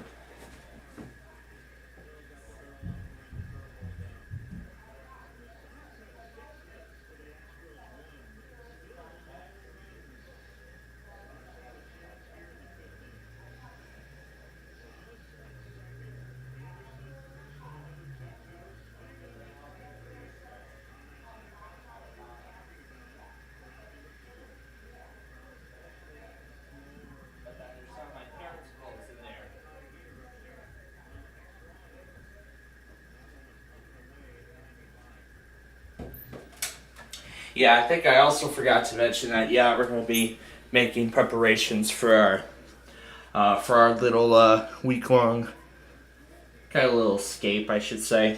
I don't know, but...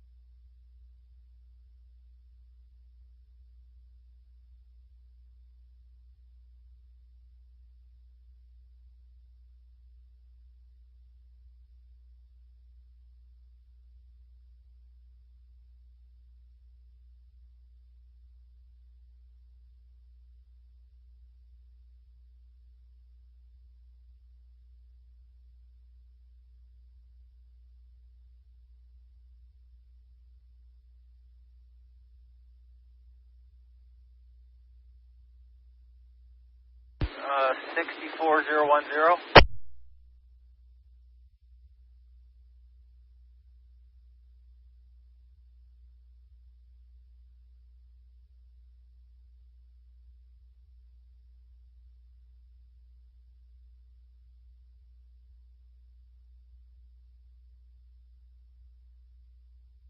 Yeah, that's the number I got, John, now.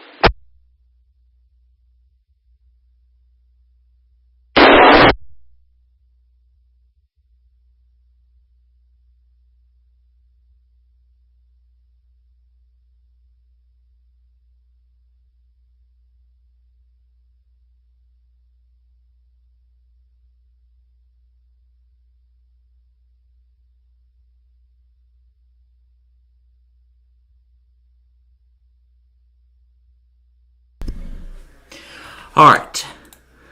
We're still scoreless in the 5th inning. Wow. Okay. So now let's go over here. Collect fine furniture on the planet Earth. Now I'm just going to use this, however, I'm not going to save this entirely. However, I'm going to save this as a separate project. So, 3028 over. Here's what we're going to try and do. So, Find the fitness script.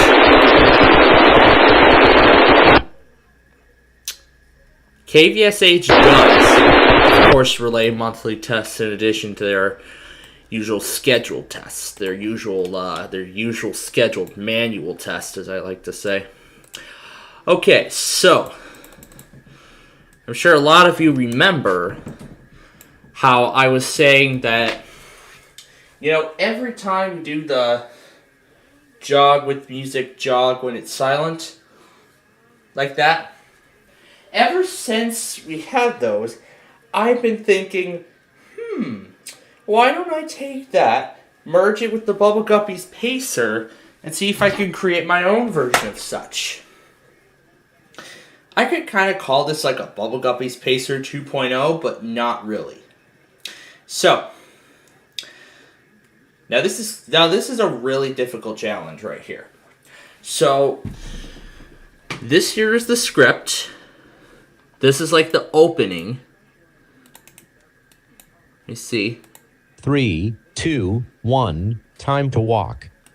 Now this will actually be copied. Now, however, we don't have any of those echo effects that we usually have. So, I think how they usually do it is like 45 seconds on, 45 seconds off. 1, jog lap 2.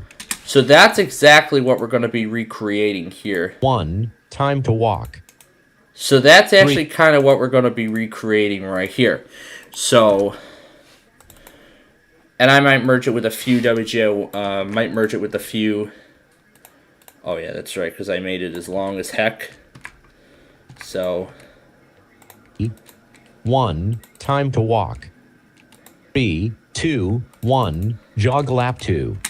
So that's the second lap. But then again, I'm the one that's going to be setting the songs for each of them. Sometimes, because I think they last about a minute or so, I'll actually let them run in its entirety. Jog lap 3. So that's the third lap. This is number 4. 3, 2, 1, jog lap 4. Now that countdown's going to go so quickly. So I'm going to see if I can compress it all. Lap 5. I'm going to see if I can compress it all down into a massive audio file. 1, jog last lap. Now I think I heard it. I heard the other one go as far as that. All right, so now we got to evenly spread it out. That's 4. This is 3. This is 2. Now I need to determine. Oh wait, what's this one? 2, 1, time to walk. Oh, that's the other one. 1, jog lap 2. 2, 1, time to walk. 1, time to walk. That's actually a duplicate. So I'm going to merge all the time to walks with each of these. And then organize them in order.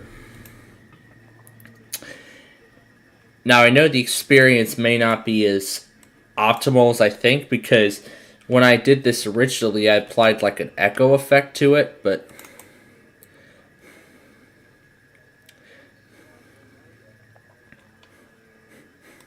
I don't think I can apply an echo effect to any of these, but that's okay. Maybe I can. Effects. Add effect. Get more effects just takes you to the... This is where you get all your plugins for the program.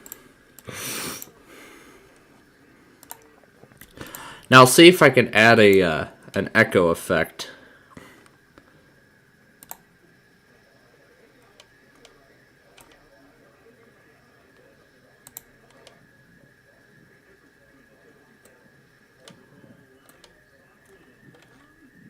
there's reverb, but I'll see if there's an echo. All right, it is time for Blackhawks hockey. Hey Google, play 101 ESPN. Streaming 101 ESPN from TuneIn.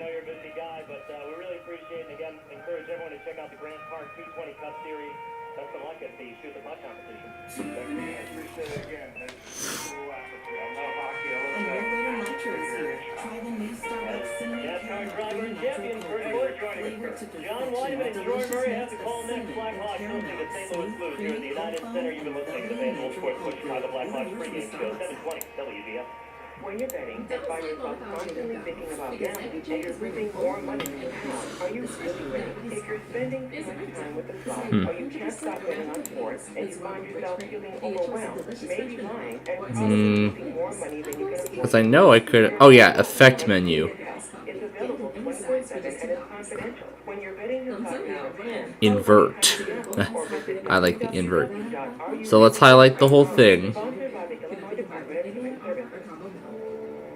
Chicago Medicine brings expert primary and urgent care close to home with locations throughout Chicagoland. Their new walk-in urgent care locations give you access to a variety of services for adults I think I did reverb. no appointment needed. For decisions that can wait a day or two, convenient hours and online scheduling by primary care providers. 3, 2, 1, jog laugh 1. Close enough. 3, 2, 3, 2, 1. 3, 2, 1. 3, 2, 1. 3, 2, 1. What gain? 3, 2, 1. Jog lap 1. Ooh, the wet gain. I love this one. 3, 2, 1. Jog lap 1. Let's see what we can do with reverbance. 3, 2, 1. Jog lap 1. Close enough. 3, 2, 1. Jog lap 1. We're getting there. 3, 2, 1. Jog lap 1. 3. That's good. Sure, we'll do that. Alright, so now comes the time where we merge some of the other songs into the mix. We're gonna call this Plainfield South High School Fitness Club Bubble Guppies Edition. So now we need to go to my music collection, and we will find all the songs that I wish to use. And I'll close this effects menu because we don't need it. We're going to do this one, and I'm going to let these run for about a minute. So I'm going to allow these to run for at least a minute. So all of these will run for at least a minute. So all these here are going to run for... oh yeah, that's right, I got to mute that. Good thing I thought about it. So anyway, all these songs here are going to run for about a minute, which I think is as long as it goes. Perma Steel.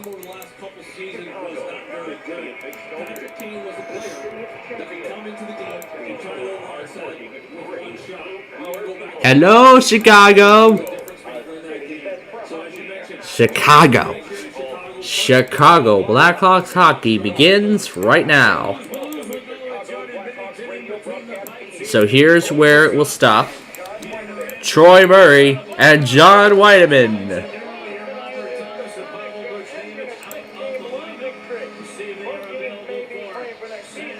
Alright, these are the exact same details from before. So then we add in the mix. The mix of the three.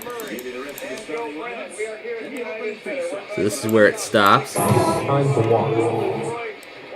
Yeah, we're getting close. But, Time to walk. we're getting close. Could have extended that a little further and we would have had a good effort, but you know what? That's the best we could do. So that it's a 30-second and then it's 30 seconds of silence. So that it's 30 seconds of silence. So it's then, so that it's 30 seconds. So that it's 30 seconds of walking, and then it begins the next song.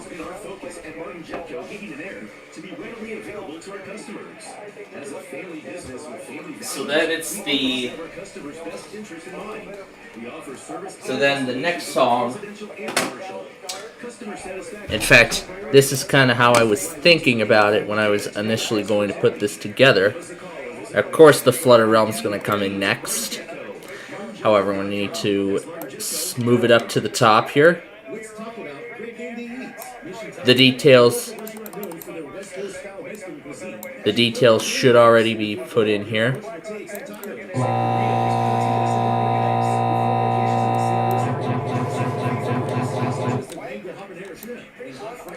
Oh, this is good.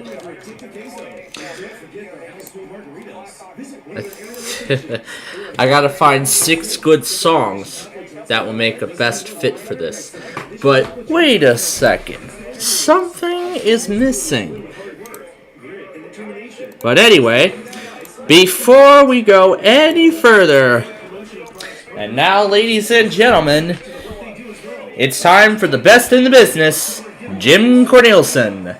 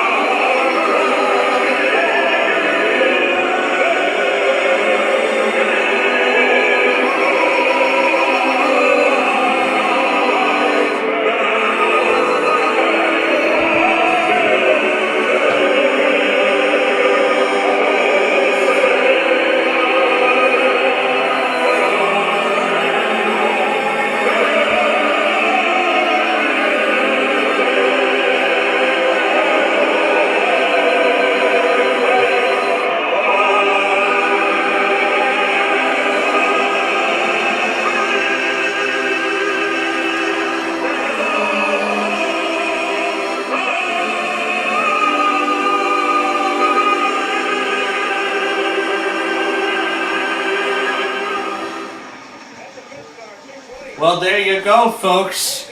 You got to hear the best in the business, Mr. Jim Cornelison, from the perspective of both the Chicago Blackhawks and the St. Louis Blues. That is quite a great performance. That is one thing I cannot get enough of.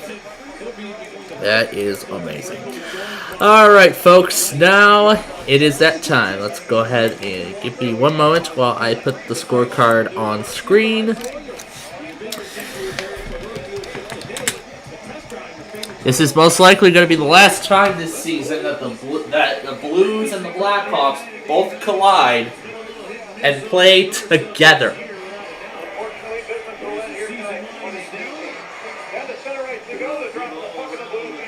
And we are off with this game.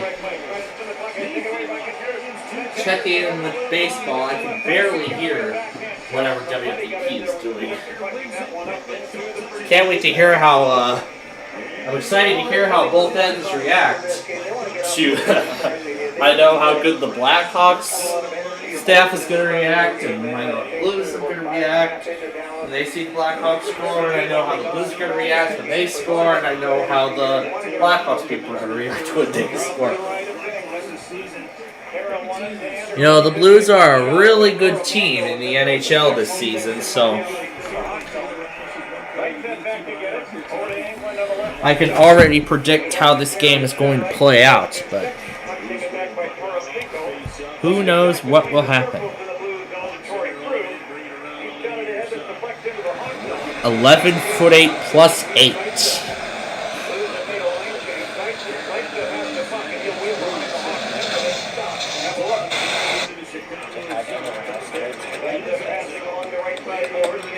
I just don't really have to trust people because if he's going to traumatize me or to do something or disobey or something like that, but holy crap.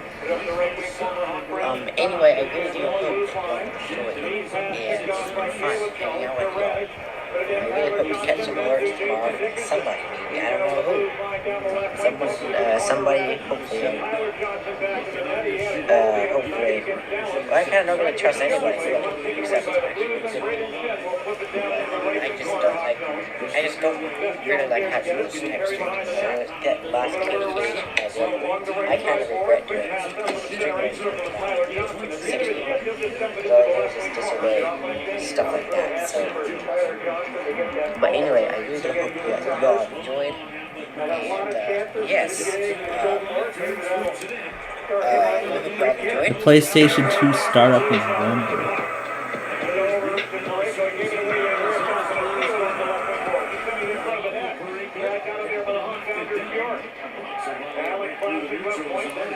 At least I got my message in about the Blackhawks just in time.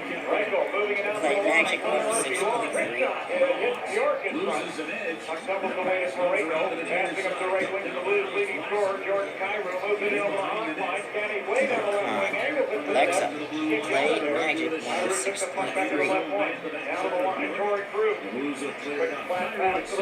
And then, as I had promised, we're going to be watching that Jeopardy thing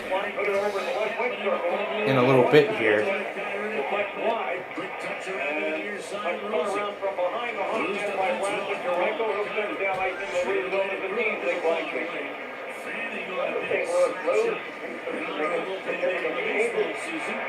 That's a deadline, but there's some really good hockey, some of the best they've had all season long right now.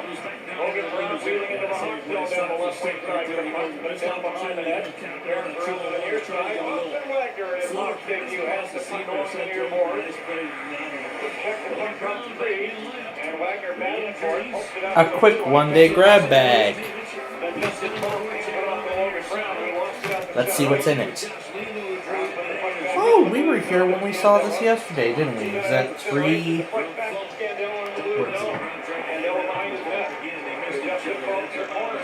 Oh, we were there when we saw it, didn't we? Or did we miss it? Let me see. So, let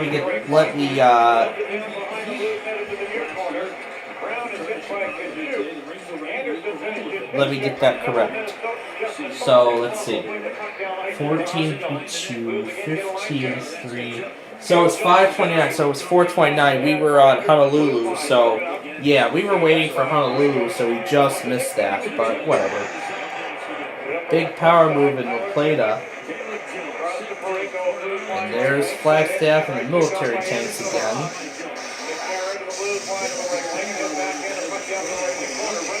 We're going to be in Flagstaff tomorrow unless I decide to change my mind on locations. War bonnet carrying that thing.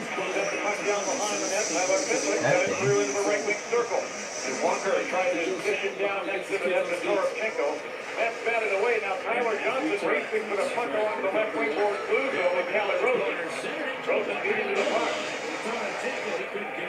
Rosen put it in the pit like a center right. Got it into a hot zone to Drew Nice. Into Brandon Conley on the left wing. Bunch of brand new hockey cars. Gave up the puck along the near board to Tyler Johnson. And with a backhand and flip, he'll send it across the rink and down through the blue zone. Jacob Verona back to get there. Recently acquired from the Detroit Red Wings. There's his tanks again. Away across Georgia.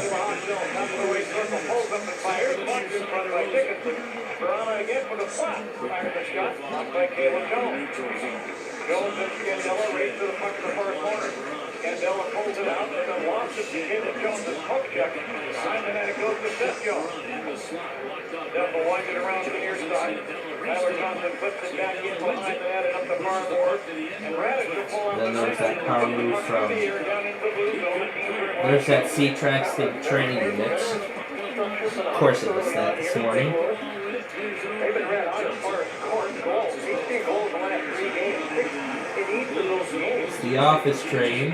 Kyrie racing in to try and get the puck on Hawks. Should not. Hawks come back up right. Took his right There's one that to terminal Hawks. heritage road again. Back to the net. Start this manifest of construction vehicles.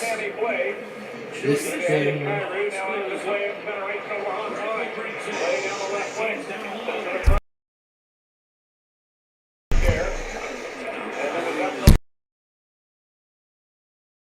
Oh. GPUs. And there was that unit constants from earlier, and that's the end. Back down in the St. Louis zone, and again, hopefully likely. Kyrie was the intended target of that pass out of the corner. He's probably the most dangerous gifted player. The failed zip drive competitor. Moved down to the New York Green. Boy, does he have the speed. Fast hit. Inside the Hawk zone. Hit football along the right board. Search the puck across the rink and down. They're going to wave the action.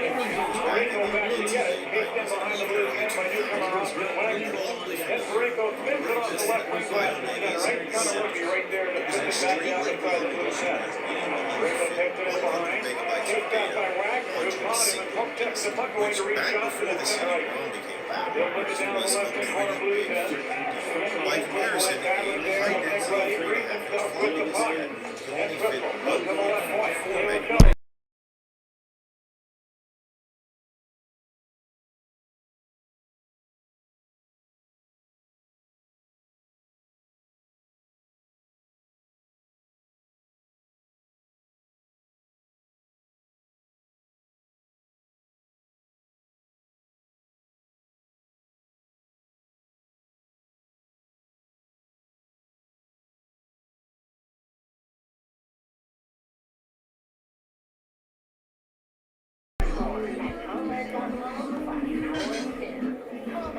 Frederick Roofing. 8:33 they're saying for the Chief. That's great.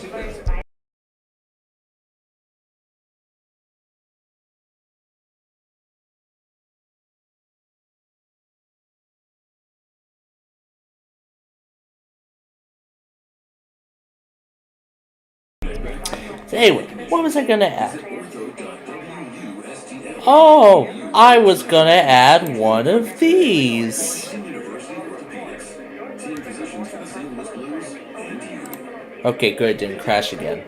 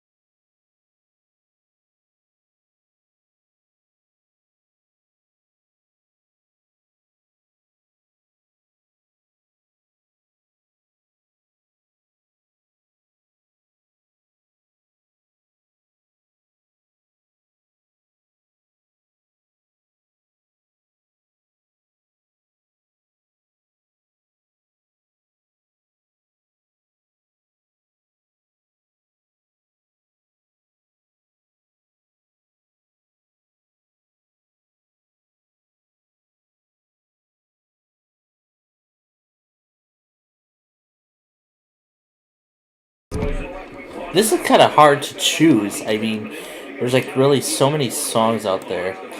And oh yeah, I was gonna let this last for about 2.5. As I said upon, this is gonna last for about a minute on each. On each, it's supposed to last about a minute. This is where it ends.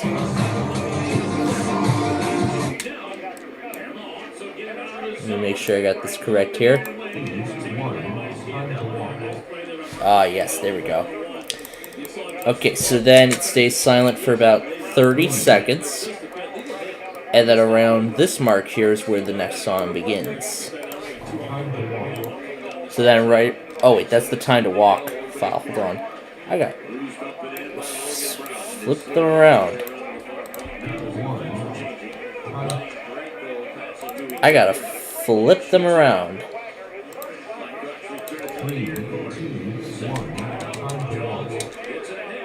I keep getting it wrong. Ah, here's the lap 3.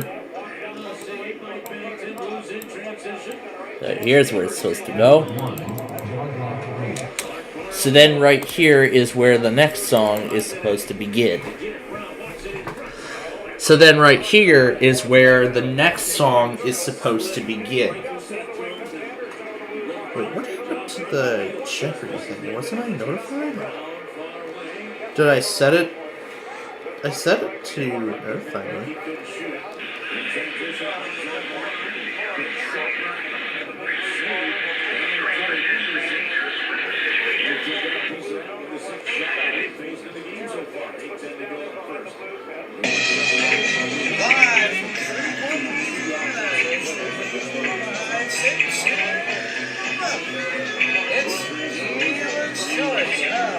It's Dealer's Choice. Yep, new episodes on Thursday nights of Dealer's Choice. I like that show. That's another good one, but you know, I'm starting to understand Dealer's Choice a little bit more. That's actually kind of fun. As fun as net poker. You know how much fun I'm gonna have while I'm there? I'm gonna be playing like the game show playlist multiple times, in addition to a random Bubble Guppies compilation or something like that. I'll probably play all that simultaneously on one small screen. It'll probably keep going until the graphics can't handle it anymore. I don't know. Oh my gosh, there's like so many songs to choose from. Now, to prevent them from going into OBS, because remember we made that mistake yesterday, I'm actually going to minimize it so we don't have any issues. While we're doing this, I think we'll save Night for the end. How about that? Let's do the frog for song number 3 on this list. Where that marker is, that's where it's gonna go. Now, where I've placed that marker, that's where it's going to go. So right there at that marker, that's where it's gonna start. And then that's where... Wait, do those echo effects only apply to one song, or does it apply to all of them in this list? I don't know. It's about all I can say. Alright, let's make sure I get them all correct. This is the time to walk cue. Now again, I'm allowing it to run for an entire minute. So then right here is where it stops. Now this may not be as accurate, but it's the best I can do. Well, to make sure we don't lose our changes, we're going to save it. I'd rather not save it here. I want to save it in this drive. Oh, how did we end up with 4 gigabytes all of a sudden? Interesting. Alright, let's call this thing...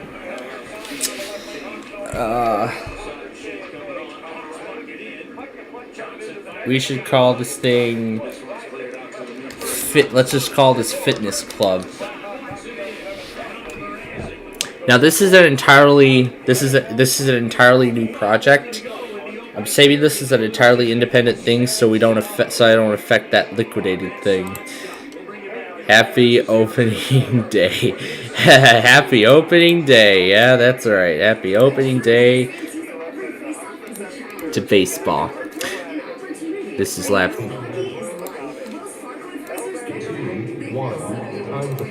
This is the walk cue.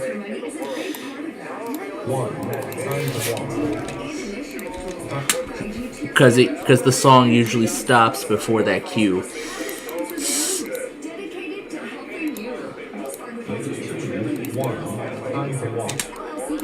This is supposed to be this one right here. Same cue.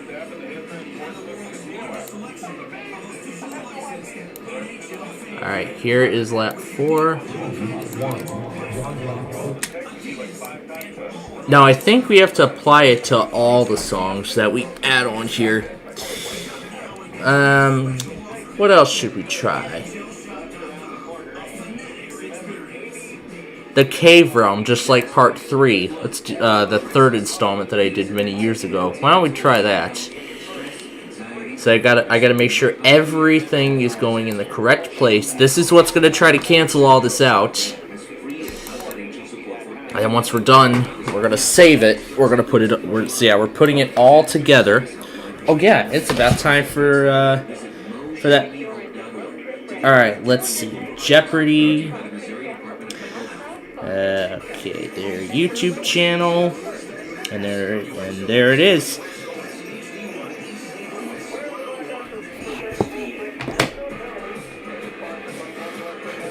And there it is, the YouTube premiere of Alex Trebek's first episode of Jeopardy in 1984. This is going to be a vintage spectacular right here when we watch this thing. Making sure everything is in the correct place. Now again, as I go through everything, I have to ensure that it's all in the correct place. Making sure all the cues are going where they need to go. The jog lap 5, I want to make sure they're all... I want to make sure all the cues are as consistent as possible.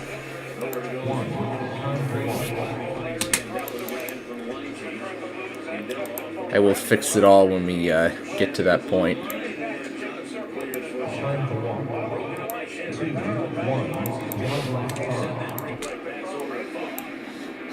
So that I get it lasts for... Oh, wait. Oh, I got that wrong. That's right. This is where it's supposed to end. It's supposed to end right here. Because it usually lasts about a minute. Because the song clip is usually supposed to last about a minute. So it lasted longer than that. Now we're getting there. Especially during your Zoom calls. Alright, we're getting close, and now 6 minutes is where the next one starts. So this is where the next one starts. I mean, it's really this is the tricky part, like deciding what songs to use. And here we go, the Jeopardy premiere is starting. It is absolutely starting. I cannot wait to watch this show. This is gonna be a fun half hour.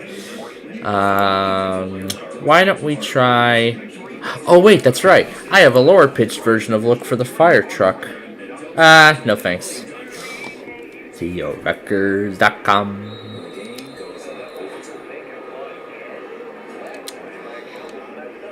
So many songs to choose from. Let's do the remaining realm. Let's do the, let's try the snow realm now for lap 5. Although I could have added the healthy habits in there too. I decided not to. I'm actually gonna do all of this stuff because I think this is, because I think all this best fits what. So this is where the snowy realm then begins. Remember again, it only lasts about a minute. I think we probably fail to get past the woo part prior to the end of this. And we're going to attempt to cancel this whole thing out.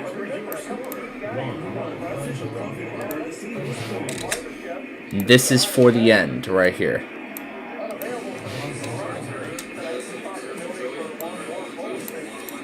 there's always supposed to be one time to walk, not like 2 or 3 or 4 or something like that.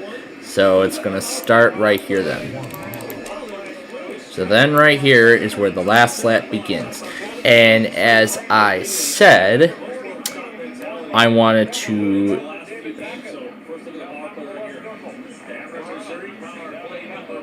start this last lap with the Night Night song. I think that best fits the theme, doesn't it? I think it does. Now again, only about a minute of it is featured.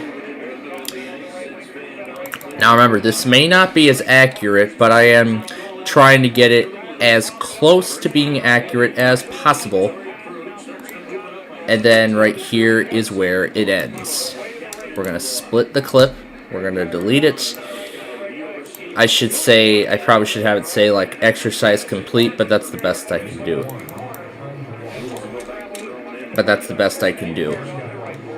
So there we go. All of this in an incredible 8-minute feat. So let's go and release the effect, save the changes. I think I have to apply the reverb to each individual. I think I have to apply the reverb effect to each individual clip. So like for instance, I have to apply the reverb here. And then I'll have to apply the reverb here. If I could see the things change, then I know that the reverb applied. So then apply the reverb here. And then apply the reverb right here. Okay, so there we go. Now the reverb effect has been applied. Here's Ryan Ellis. And maybe I'll mix it in with a Yalek song a little later on. I'll try this with a Yalek song and see. We'll try this in a little bit with a Yalek song and we'll see how it compares. And I see they're using the dramatic effect. Because if y'all remember, I do different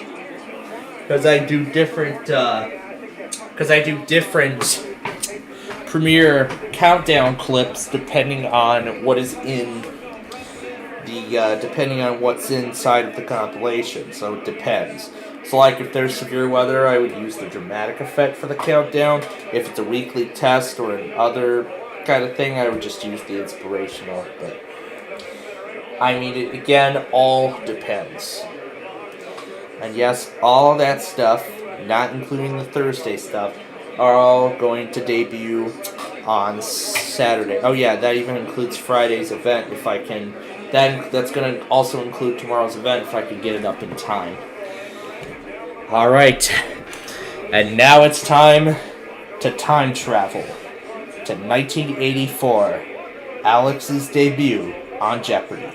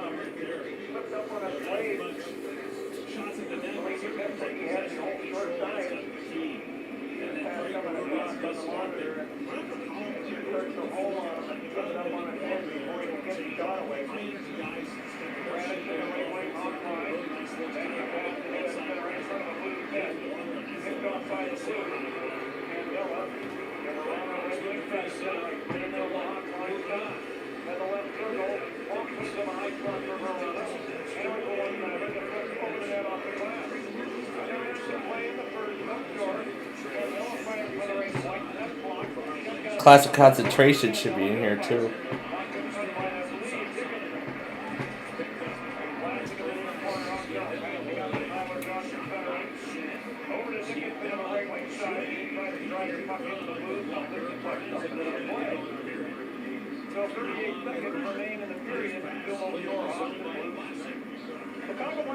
hockey is sponsored by ComEd.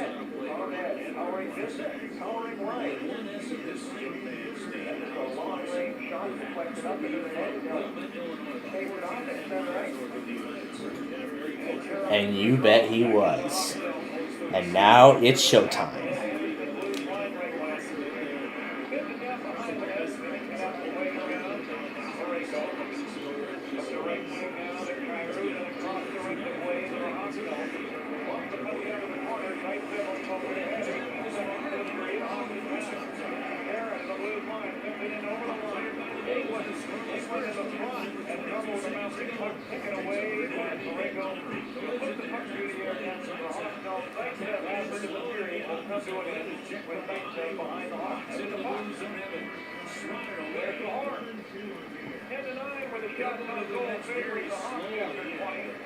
Scoreboard doesn't favor anybody.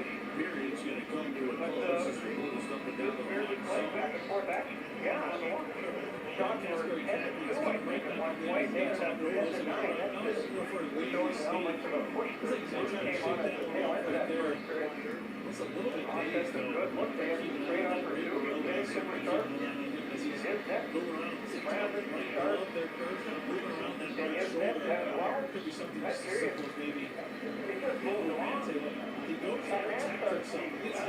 kind of like throwing a page for Major League Baseball, and then he has a pitch clock now. And on average, in the regular season, games for 26 seconds. Yeah. Games over 2 hours and 21 minutes. Something like that. That's crazy. NHL put their security cap on that when they wanted to speed up a lot of the games. They would kind of ensure that their stuff Oh, a very classic Jeopardy board.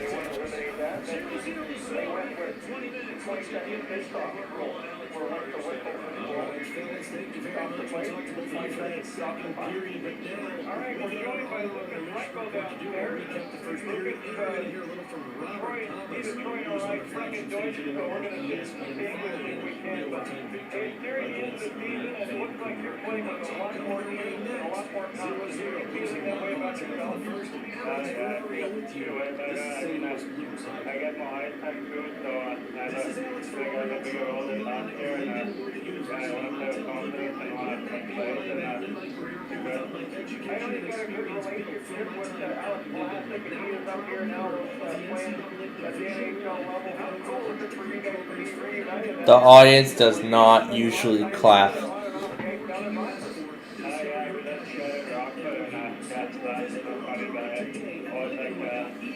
The audience does not usually clap when a contestant gets a non-daily double clue correct, or just a standard clue right. There were so many differences that happened on Jeopardy! I mean, I can't tell you enough that there are so many differences on Jeopardy! From Trebek starting his job at Jeopardy! In the early 80s, and then up till now with Ken Jennings. Oh my gosh, it's so good to look back.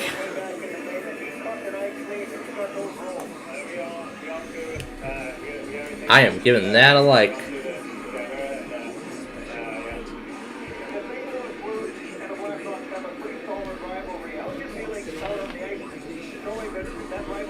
And we have a train coming.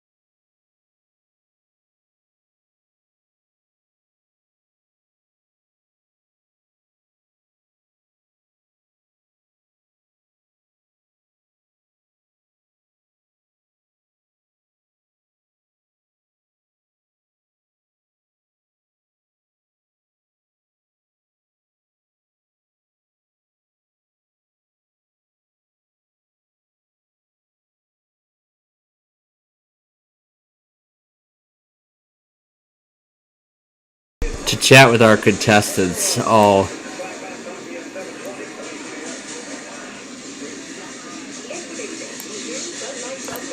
The Astros are up 1-0 already. Alright. So, now we're going to try it with Tasha Layton. We're going to see how Tasha Layton reacts. Ooh, I see a lot of this has been perfectly timed already.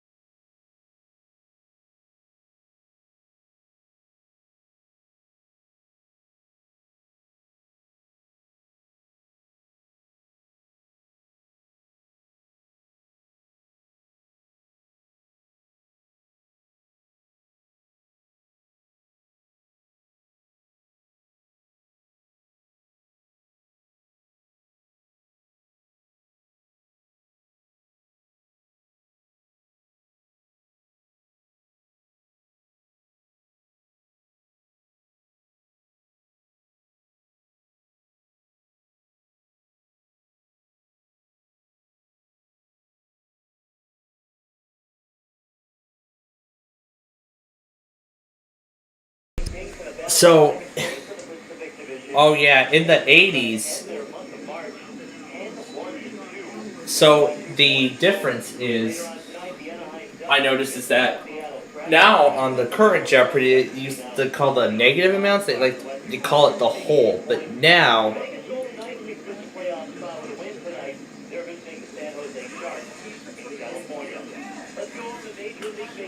also, but in the 80s, they call it the Jeopardy. They call it in Jeopardy. Kind of like peril a little bit. That's really what that term means.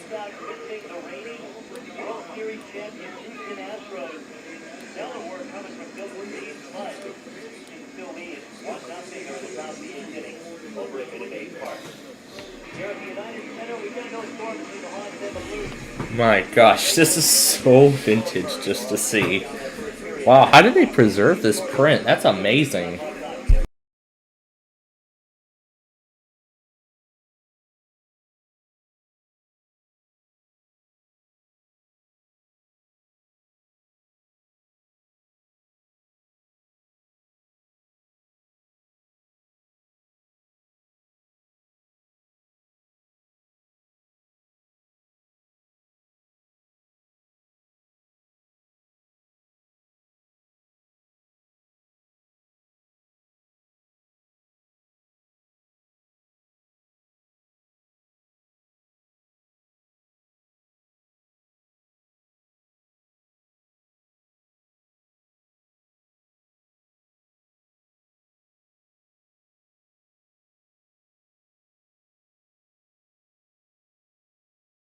Alright. Why don't we try it with a Yalek song like I had said we would? What should we try?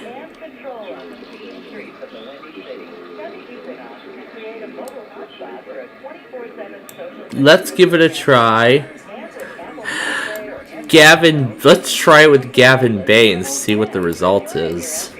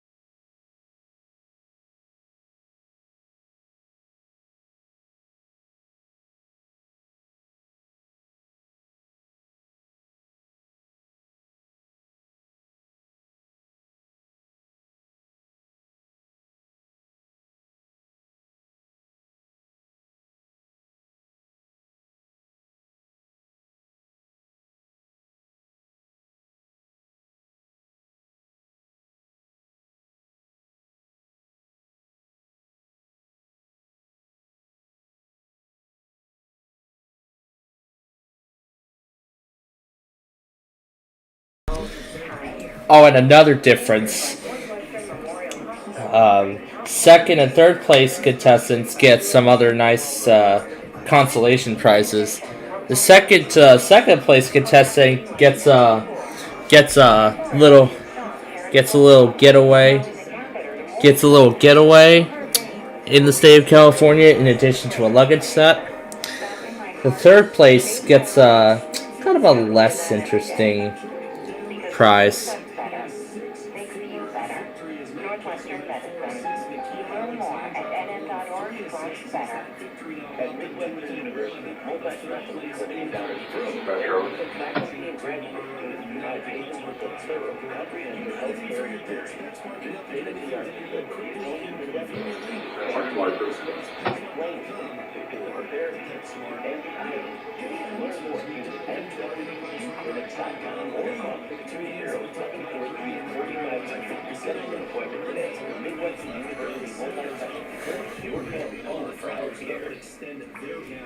You hear that? That's your basement water problem. And they're hiding just beneath the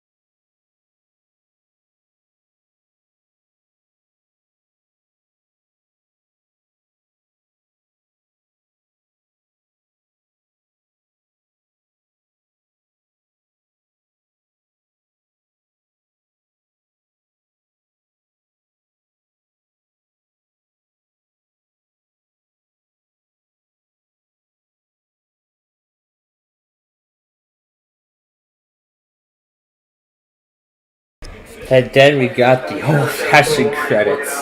The following have paid for their products. And then we get the long credits. Alex Trebek as producer.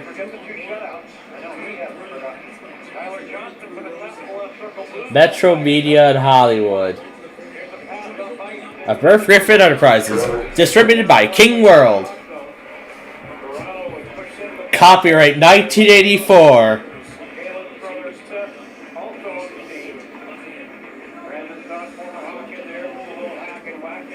And of course they include the Sony logo at the end. That was a great show. That was a great show. What a blast from the past that was.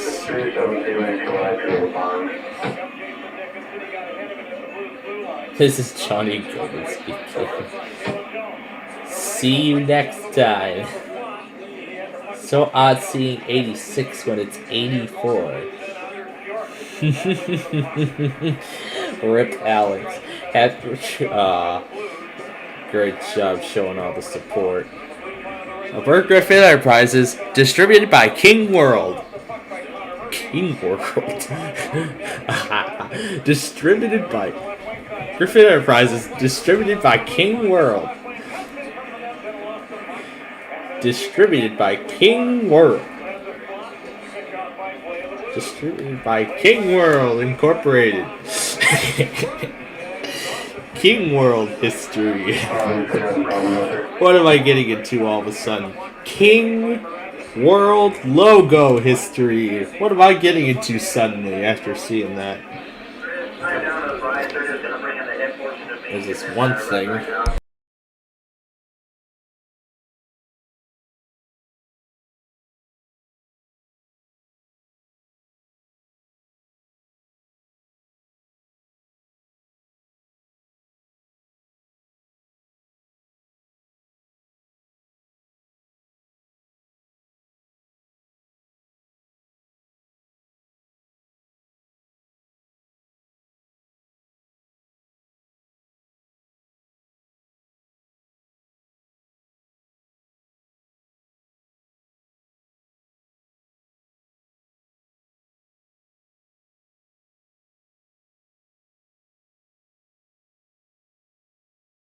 Distributed by King World Incorporated.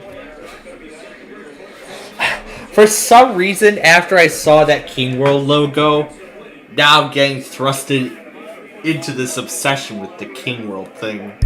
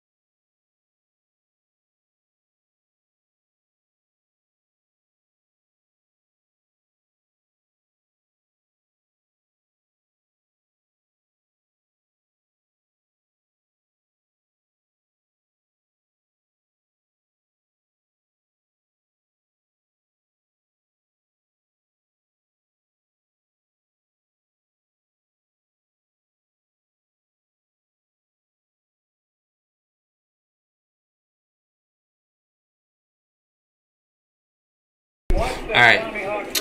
I heard the Blues scored well into the second period, and they're on the board. So they're up 1-0.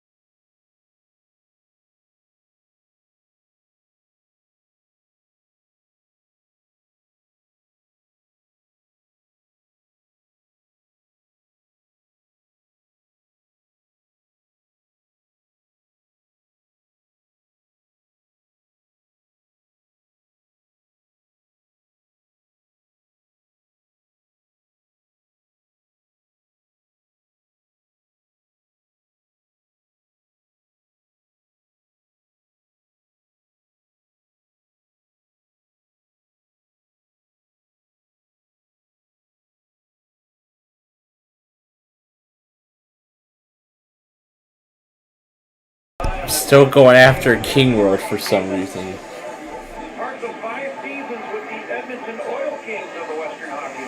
By King World.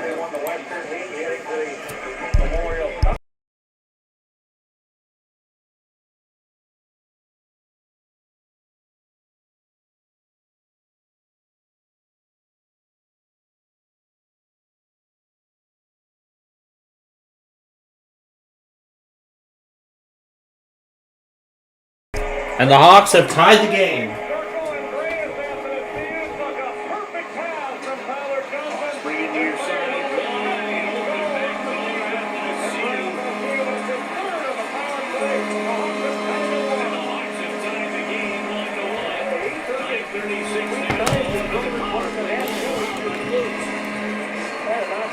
And this game is tied. The Sox lead 3-1 against the Astros.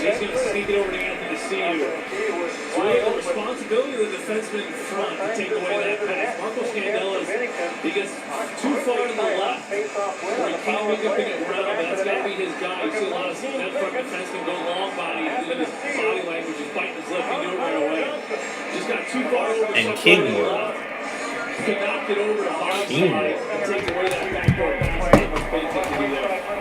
15th of the year for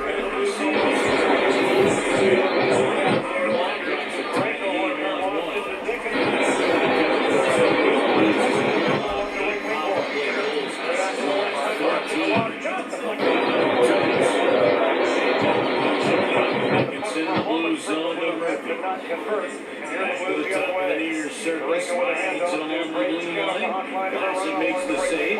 Johnson recovers the puck. I love this.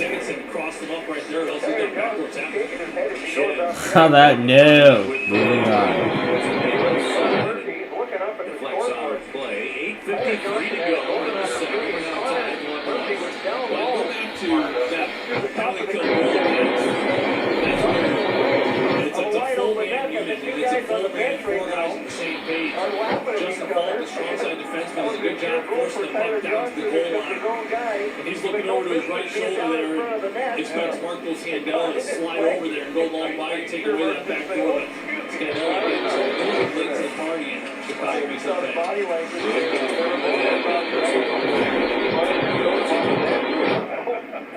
8:47 to go. Halfway through the hockey game here at the United Center tonight. So the draw down one by the Blues in the Hawks zone. Kyler along the left wing board. Here you go. Got their stream going. Got their stream going through the rest of this game.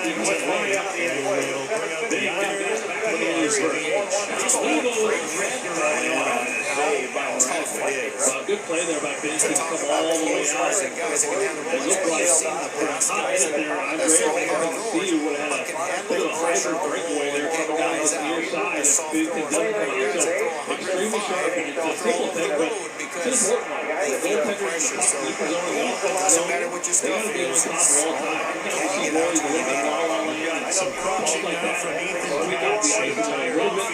Hesitate to get to it. For Diaz, he's 0 for 3. He's flying to center. He's lined to first and short. Picks on the backside. White Sox say it really didn't do us under the goal. Ryan Terry up the eliminates the Hawks player. Change up off the fastball. Tight break here. physicality. Great job. He's more on the race that championship ring with him. Right side to Brown. See how they line up here in the outfield. Back into the net. Takes it off him. Benintendi likes to play the corner of the boxes, so he's almost on the other shot. Runner at first, rebound rolled away. It's low players to EAS. First pitch swing, he bounces to third. It's foul. 7:01 to go. Wouldn't surprise me now. Blues have regained the lead. The race that you mentioned, 25 stolen bases last season. Not quite to the plate and not concerned. It didn't look like it at all. They went on the highway, kick on the long delivery, and Tucker just wasn't running. Robert, pretty deep in center. Right around the top of the blue paint, the puck recovery, winning body, possession right there. Josh did a excellent job working on getting assist on his play. Long hold by Lopez. Here it comes, and it's low and away. And again, by Grant Powell. Wayward slider. You don't want to give it to him for sure. He's running. But you can't just give him the free pass because psychologically that messes with you defensively. 1-1 the count. Now Diaz, right hand on the season. He gives the Blues their lead back. The pitch coming. Foul on the screen. Boy, he got a runner at 99 right in on his face. Now it's 3-1 Blues. Wasn't a stride, but you got to get up there. Trying to catch up to the heat, and you help the pitcher out. Average lead at first by Tucker. 6:23 to go, second period. The stretch, there it goes. 1-2 pitch and a foul back. Tyler receives this walk with speed through the neutral zone. Mediocre jump by Tucker at best. Well, you feel like Diaz, he looks like he's in swing mode, right? Anything close, he's probably happy. And he might have been distracted with the runner going, just seeing the movement out of his eyes, so he just jumped the pitch outside. Diaz requests time. Ball and 2 strikes on him.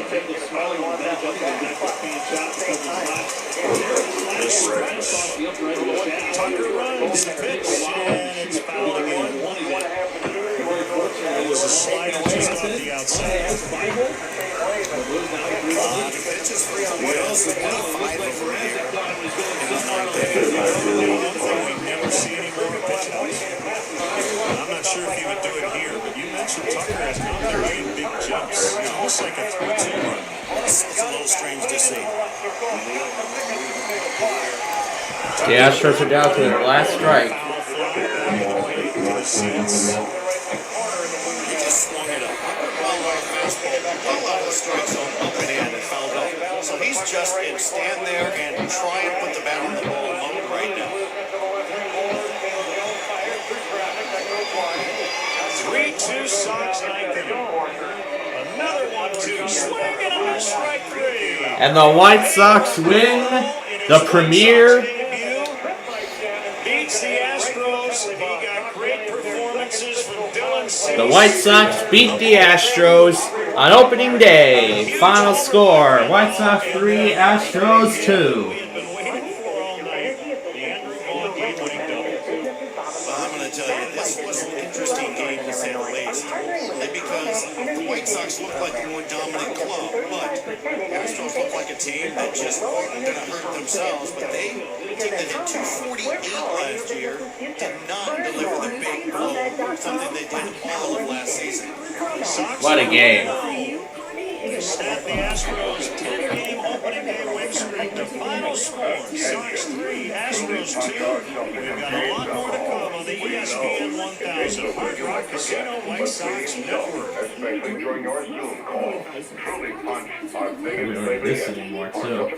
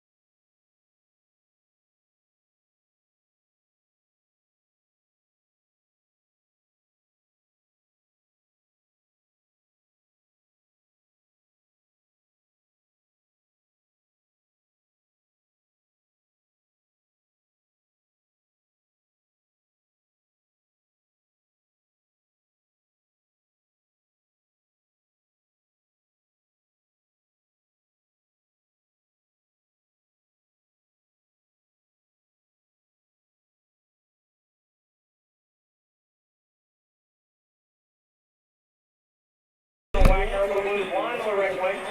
Alright, let's just see how the there with a 6-tag from Bennington. Wagner checking Pareko inside the line. Hogan Brown came along, got the puck, dropped it in front of the net. The crew clean up ice. The Pickwick over off line, down the right wing, put it in front of the net. This is grabbed by Mrazek, and he'll flop the puck to the crease and hold on. We get a whistle stopping play with 2:45 now left in period number 2. 3-1 St. Louis. We'll pause 10 seconds for our station identification. This is Blackhawk Hockey. The Blackhawks, Wildcats, and the NFL play here on AM 720 on smart speakers. They play WEAS Chicago. There's an all-new line of CCM hoodies, tees, and hats just released at CPHshop.com. If you're up for new arrivals and exclusive collections today at CPHshop.com. CCM, company that made hats, super tax, ultra tax, now hoodies. Those CCM, great company. Austin Wagner into a blue zone down the left wing, was tripped up by Justin Falk. No penalty called there. Back to the wing comes the Blues. Conneru to center ice. Overskates the hook and the hot line. Drops it off for play. Wants the puck chipped away anyway by Blastic into the blue zone.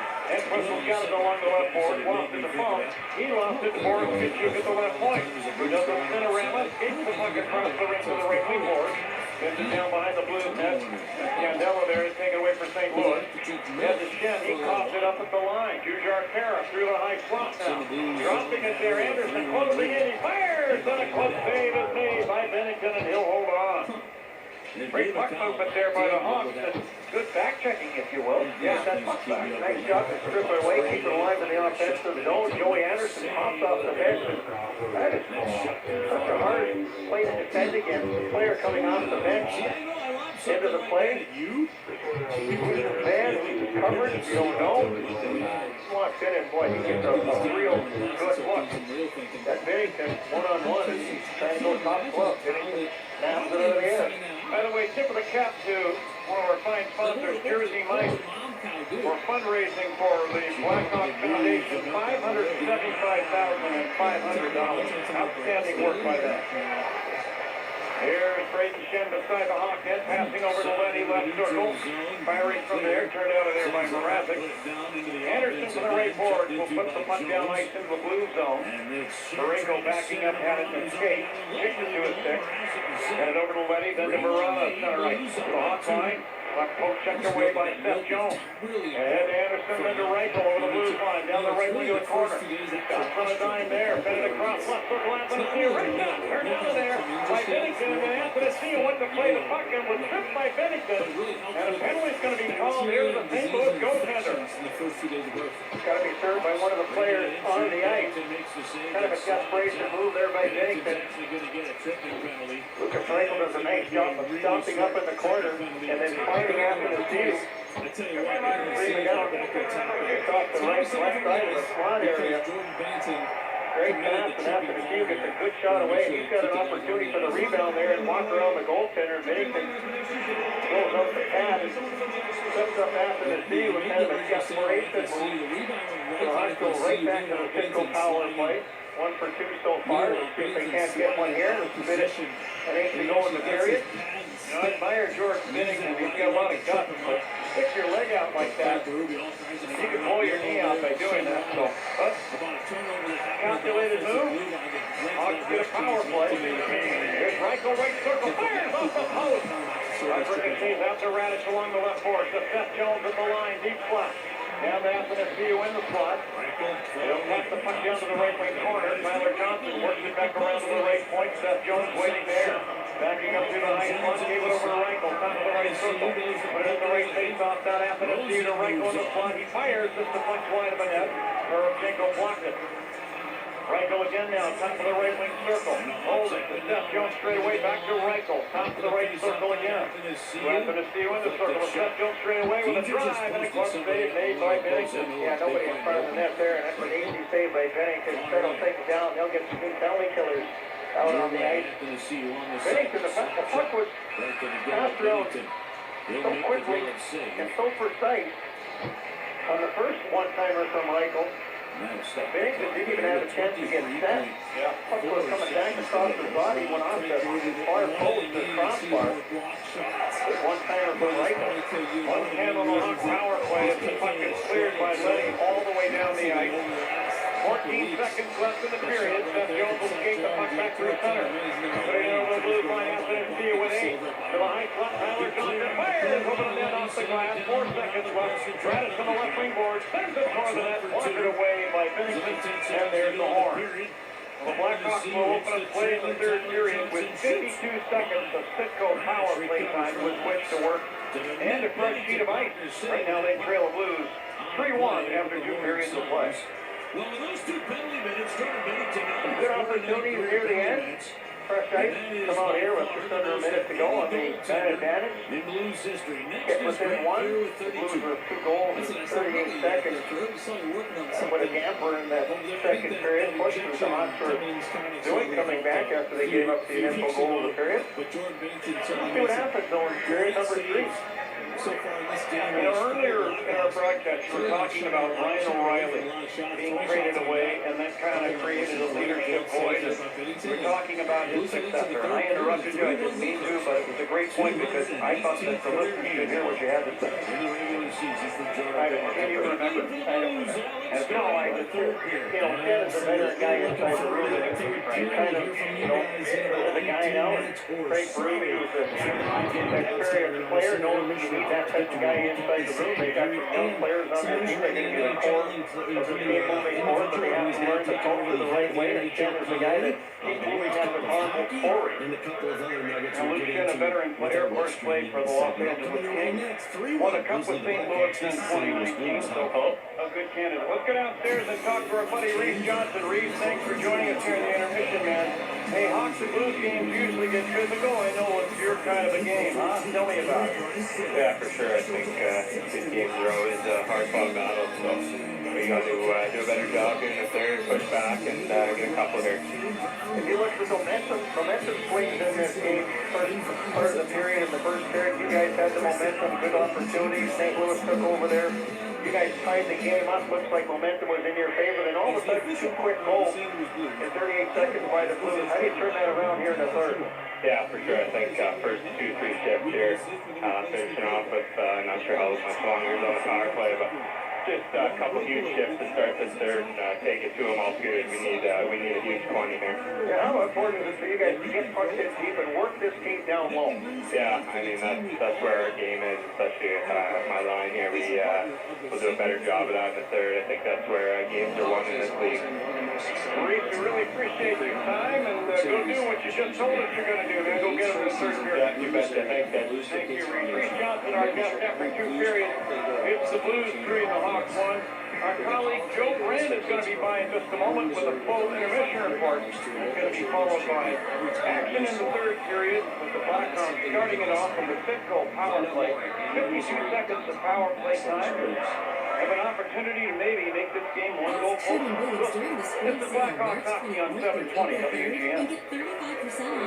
Hi, this is Dave Uso, owner of 4 Seasons Heating, Air Conditioning, Plumbing, and Electric. We are your trusted local experts for over 50 years. If it's a leaky toilet, slow drain, maybe you have an outlet not working, or your furnace is stopped, you can count on 4 Seasons. 24 hours a day, 7 days a week. 4 Seasons Heating, Air Conditioning, Plumbing, and Electric. Your trusted local expert with an A+ rating from the Better Business Bureau. So call today. If you own a small business, you've probably been hearing a lot about the ERC, how it's worth up to $26,000 per employee, how easy it is, Learning vital organs would be temporarily removed to reach it. Because many of you still haven't filed a claim, but Innovation Refunds When I can help found out you I close had the a loop on tumor this thing. stretching They're from my backed heart by those to my big hip, CPA the firms first that thing I thought corporations of was use my so they can family. determine once Then and my for all cancer, if your business cardiology, and qualifies. transplant And team it's at free to find Northwestern out. Medicine Go to came up with a plan to save my life. That's Favored by the #1 hospital and top cancer program in Illinois by U.S. News and World Report, Northwestern Memorial Hospital was one of the only hospitals in the nation with a collective expertise to perform Jessica's 10-hour surgery.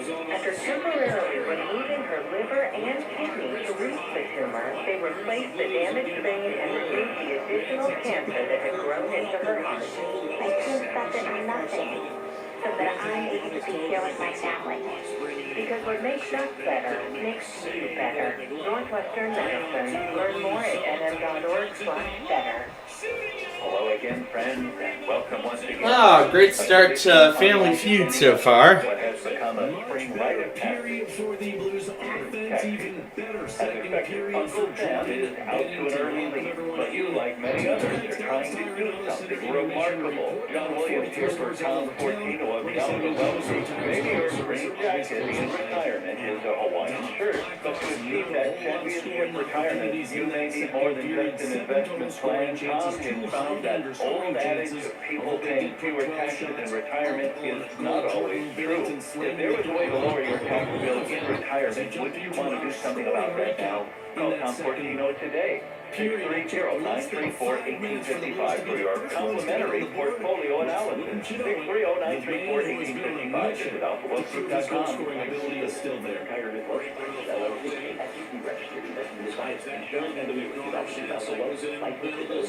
The Lutheran Hour began in 1930 as the world's longest-running Christian outreach radio program. Tune in Sunday mornings at 6:30 right here on WGN. It's time for an intermission update. Sponsored by Tree Hard Seltzer. Do it for the flavor. Here's Joe Brad. Well, much more offense coming in that second period, but the majority of it for the St. Louis Blues. St. Louis 3-1 lead over the Blackhawks through 2 periods. Now, shots on goal in favor of the visiting team, 22-21. Let's take a look around the NHL. We'll start in Edmonton. The battle for second place in that Pacific Division. The Oilers lead so far 1-0 thanks to Evander Kane's 15 goals this season. 18:30 left in the second period up at Rogers Place. The LA Kings are trying to end the month of March in 1-2. The Anaheim Ducks are on the road against the Seattle Kraken. Anaheim back on the road after a 1-6-1 homestand. Meanwhile, the Kraken are trying to continue pace, being the leaders of the second, rather, of the wild card race in the Western Conference. They've got 88 points on the year. And the Vegas Golden Knights could have clinched the playoff spot with a victory tonight. They haven't even started. They've already clinched all the other scenarios taking place before their game against the San Jose Sharks later on tonight. Offensively interested to hear this one. The Columbus Blue Jackets earn a point at the TD Garden, but the Bruins do get the best of them. A 2-1 overtime victory for the NHL's best team in the standings against the team towards the bottom of the standings in Columbus. Bruins also picking up their franchise record 58 win on the year. Florida Panthers are trying to finish, rather they did finish their Canadian road trip above 500, a 5-2 victory over the Montreal Canadiens earlier tonight. New Jersey Devils with an important win against the New York Rangers, 2-1 over in Jersey. Timo Meyer is 36 goals this season.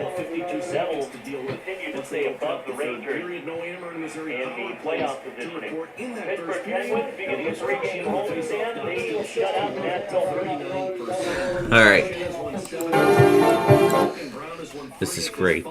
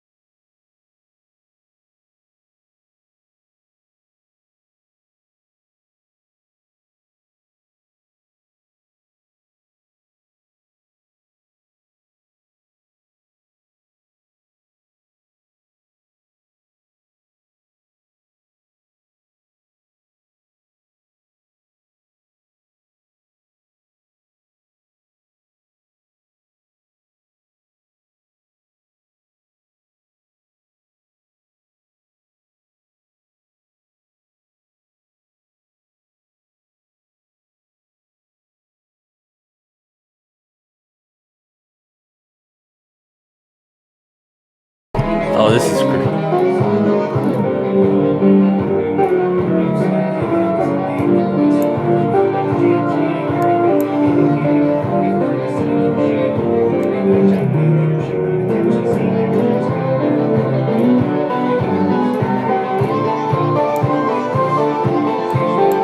This sounds great.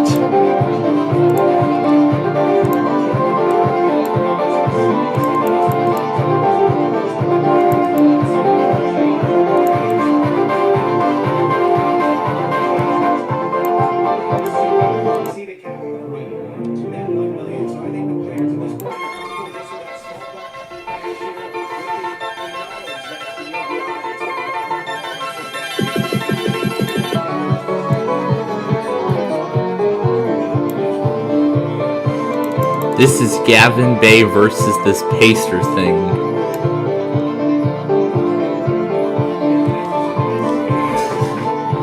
This is what the other students would be hearing, and this would be on my end. I have to...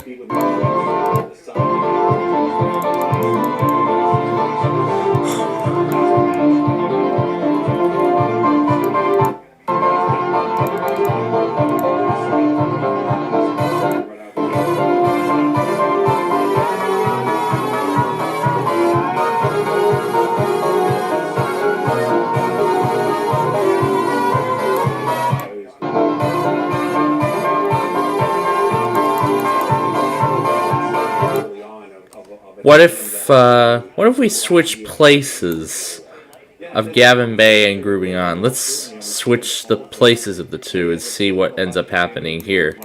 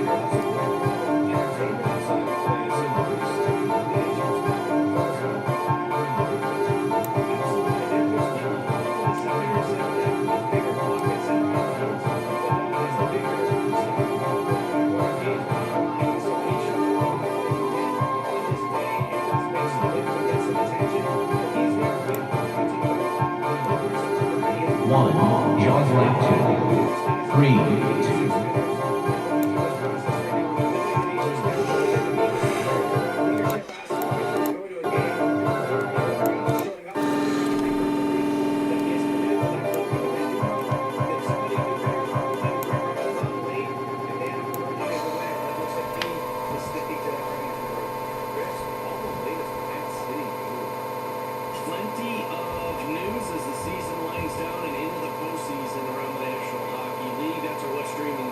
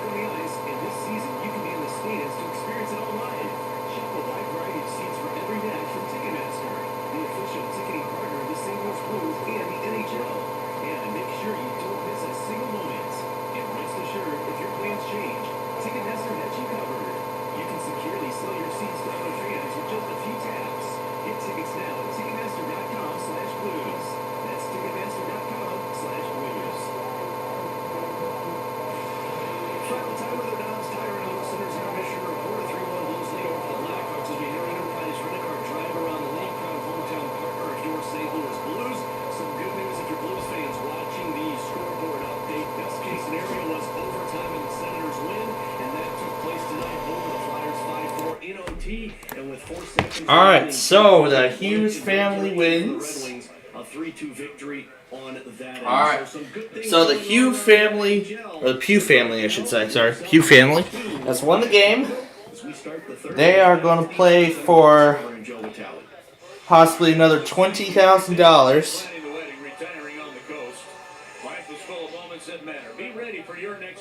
I noticed we missed Amtrak 3, so I was going through all that other stuff. Well, let's see.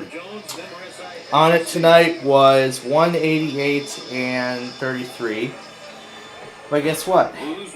If I missed it tonight, I don't care, because we get to see it again tomorrow in Flagstaff. And there was nothing special on it. I think it was just some refurbished cars and stuff like that, but overall nothing too important.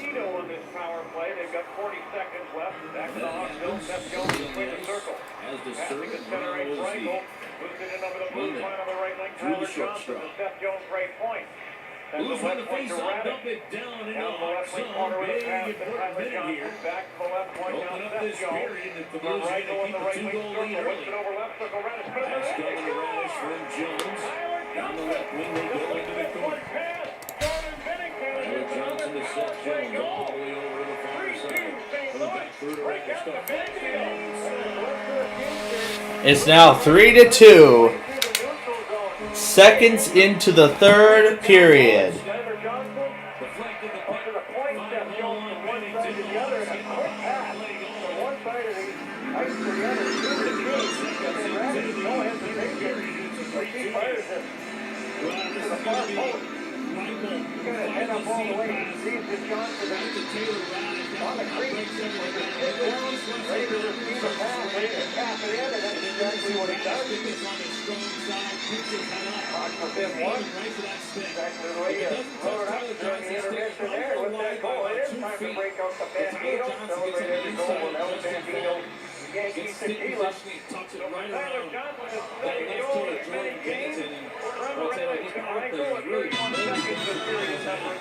In this game,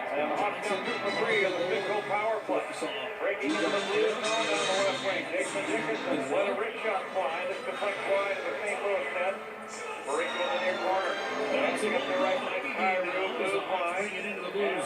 Scandell up through center ice over the hot line. Working cross down by Quay to the right point. Here's Rosen with a shot in there. Kick down by Bradley. Blue puck in front. Murphy trying to kneel on the puck. Goes down to there. And Wagner tries to clear it out up the right board. Kept in by the Blues. Kyrou will fire it over the top cut off the glass. Look in the near corner. Taken by Clay. Put it out to the line. Picked up by Wagner. Knocked it left back to the Murphy far corner off zone. Hospital for a line center. Murphy gets the puck behind and at the left. Moving up the left wing side. He'll will pass out to Joey Anderson. Center ice. Backhand it down off the right corner more Blues zone. But the Blues go right back out of their end. Logan Brown crossing the hot line. But they get away. All these things. Gets it up to Jake Neighbors. Nice pass off the wall. Brown through center. Back to Neighbors. Shooting on the goal. Anderson took the puck back in front of the Blues net.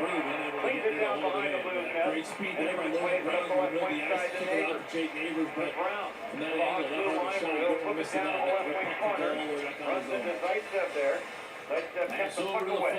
Moving it over on the right board. Anderson. Backhand across the rink. Andreas England on the left wing side. Just inside the hot blue line. Holding the puck in the hot. Just in the right hand. Played over to the far side.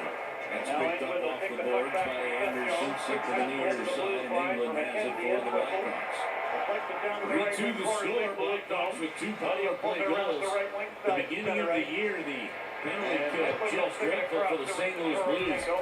There's a bunch of CBS logos to see. Big pass over the Blues line, right wing side. A long wrist shot from Wagner is into the glove of Binnington in the Blues crease. And he'll hold it through it. 17:09 now left in period number 3. 3-2 in favor of St. Louis.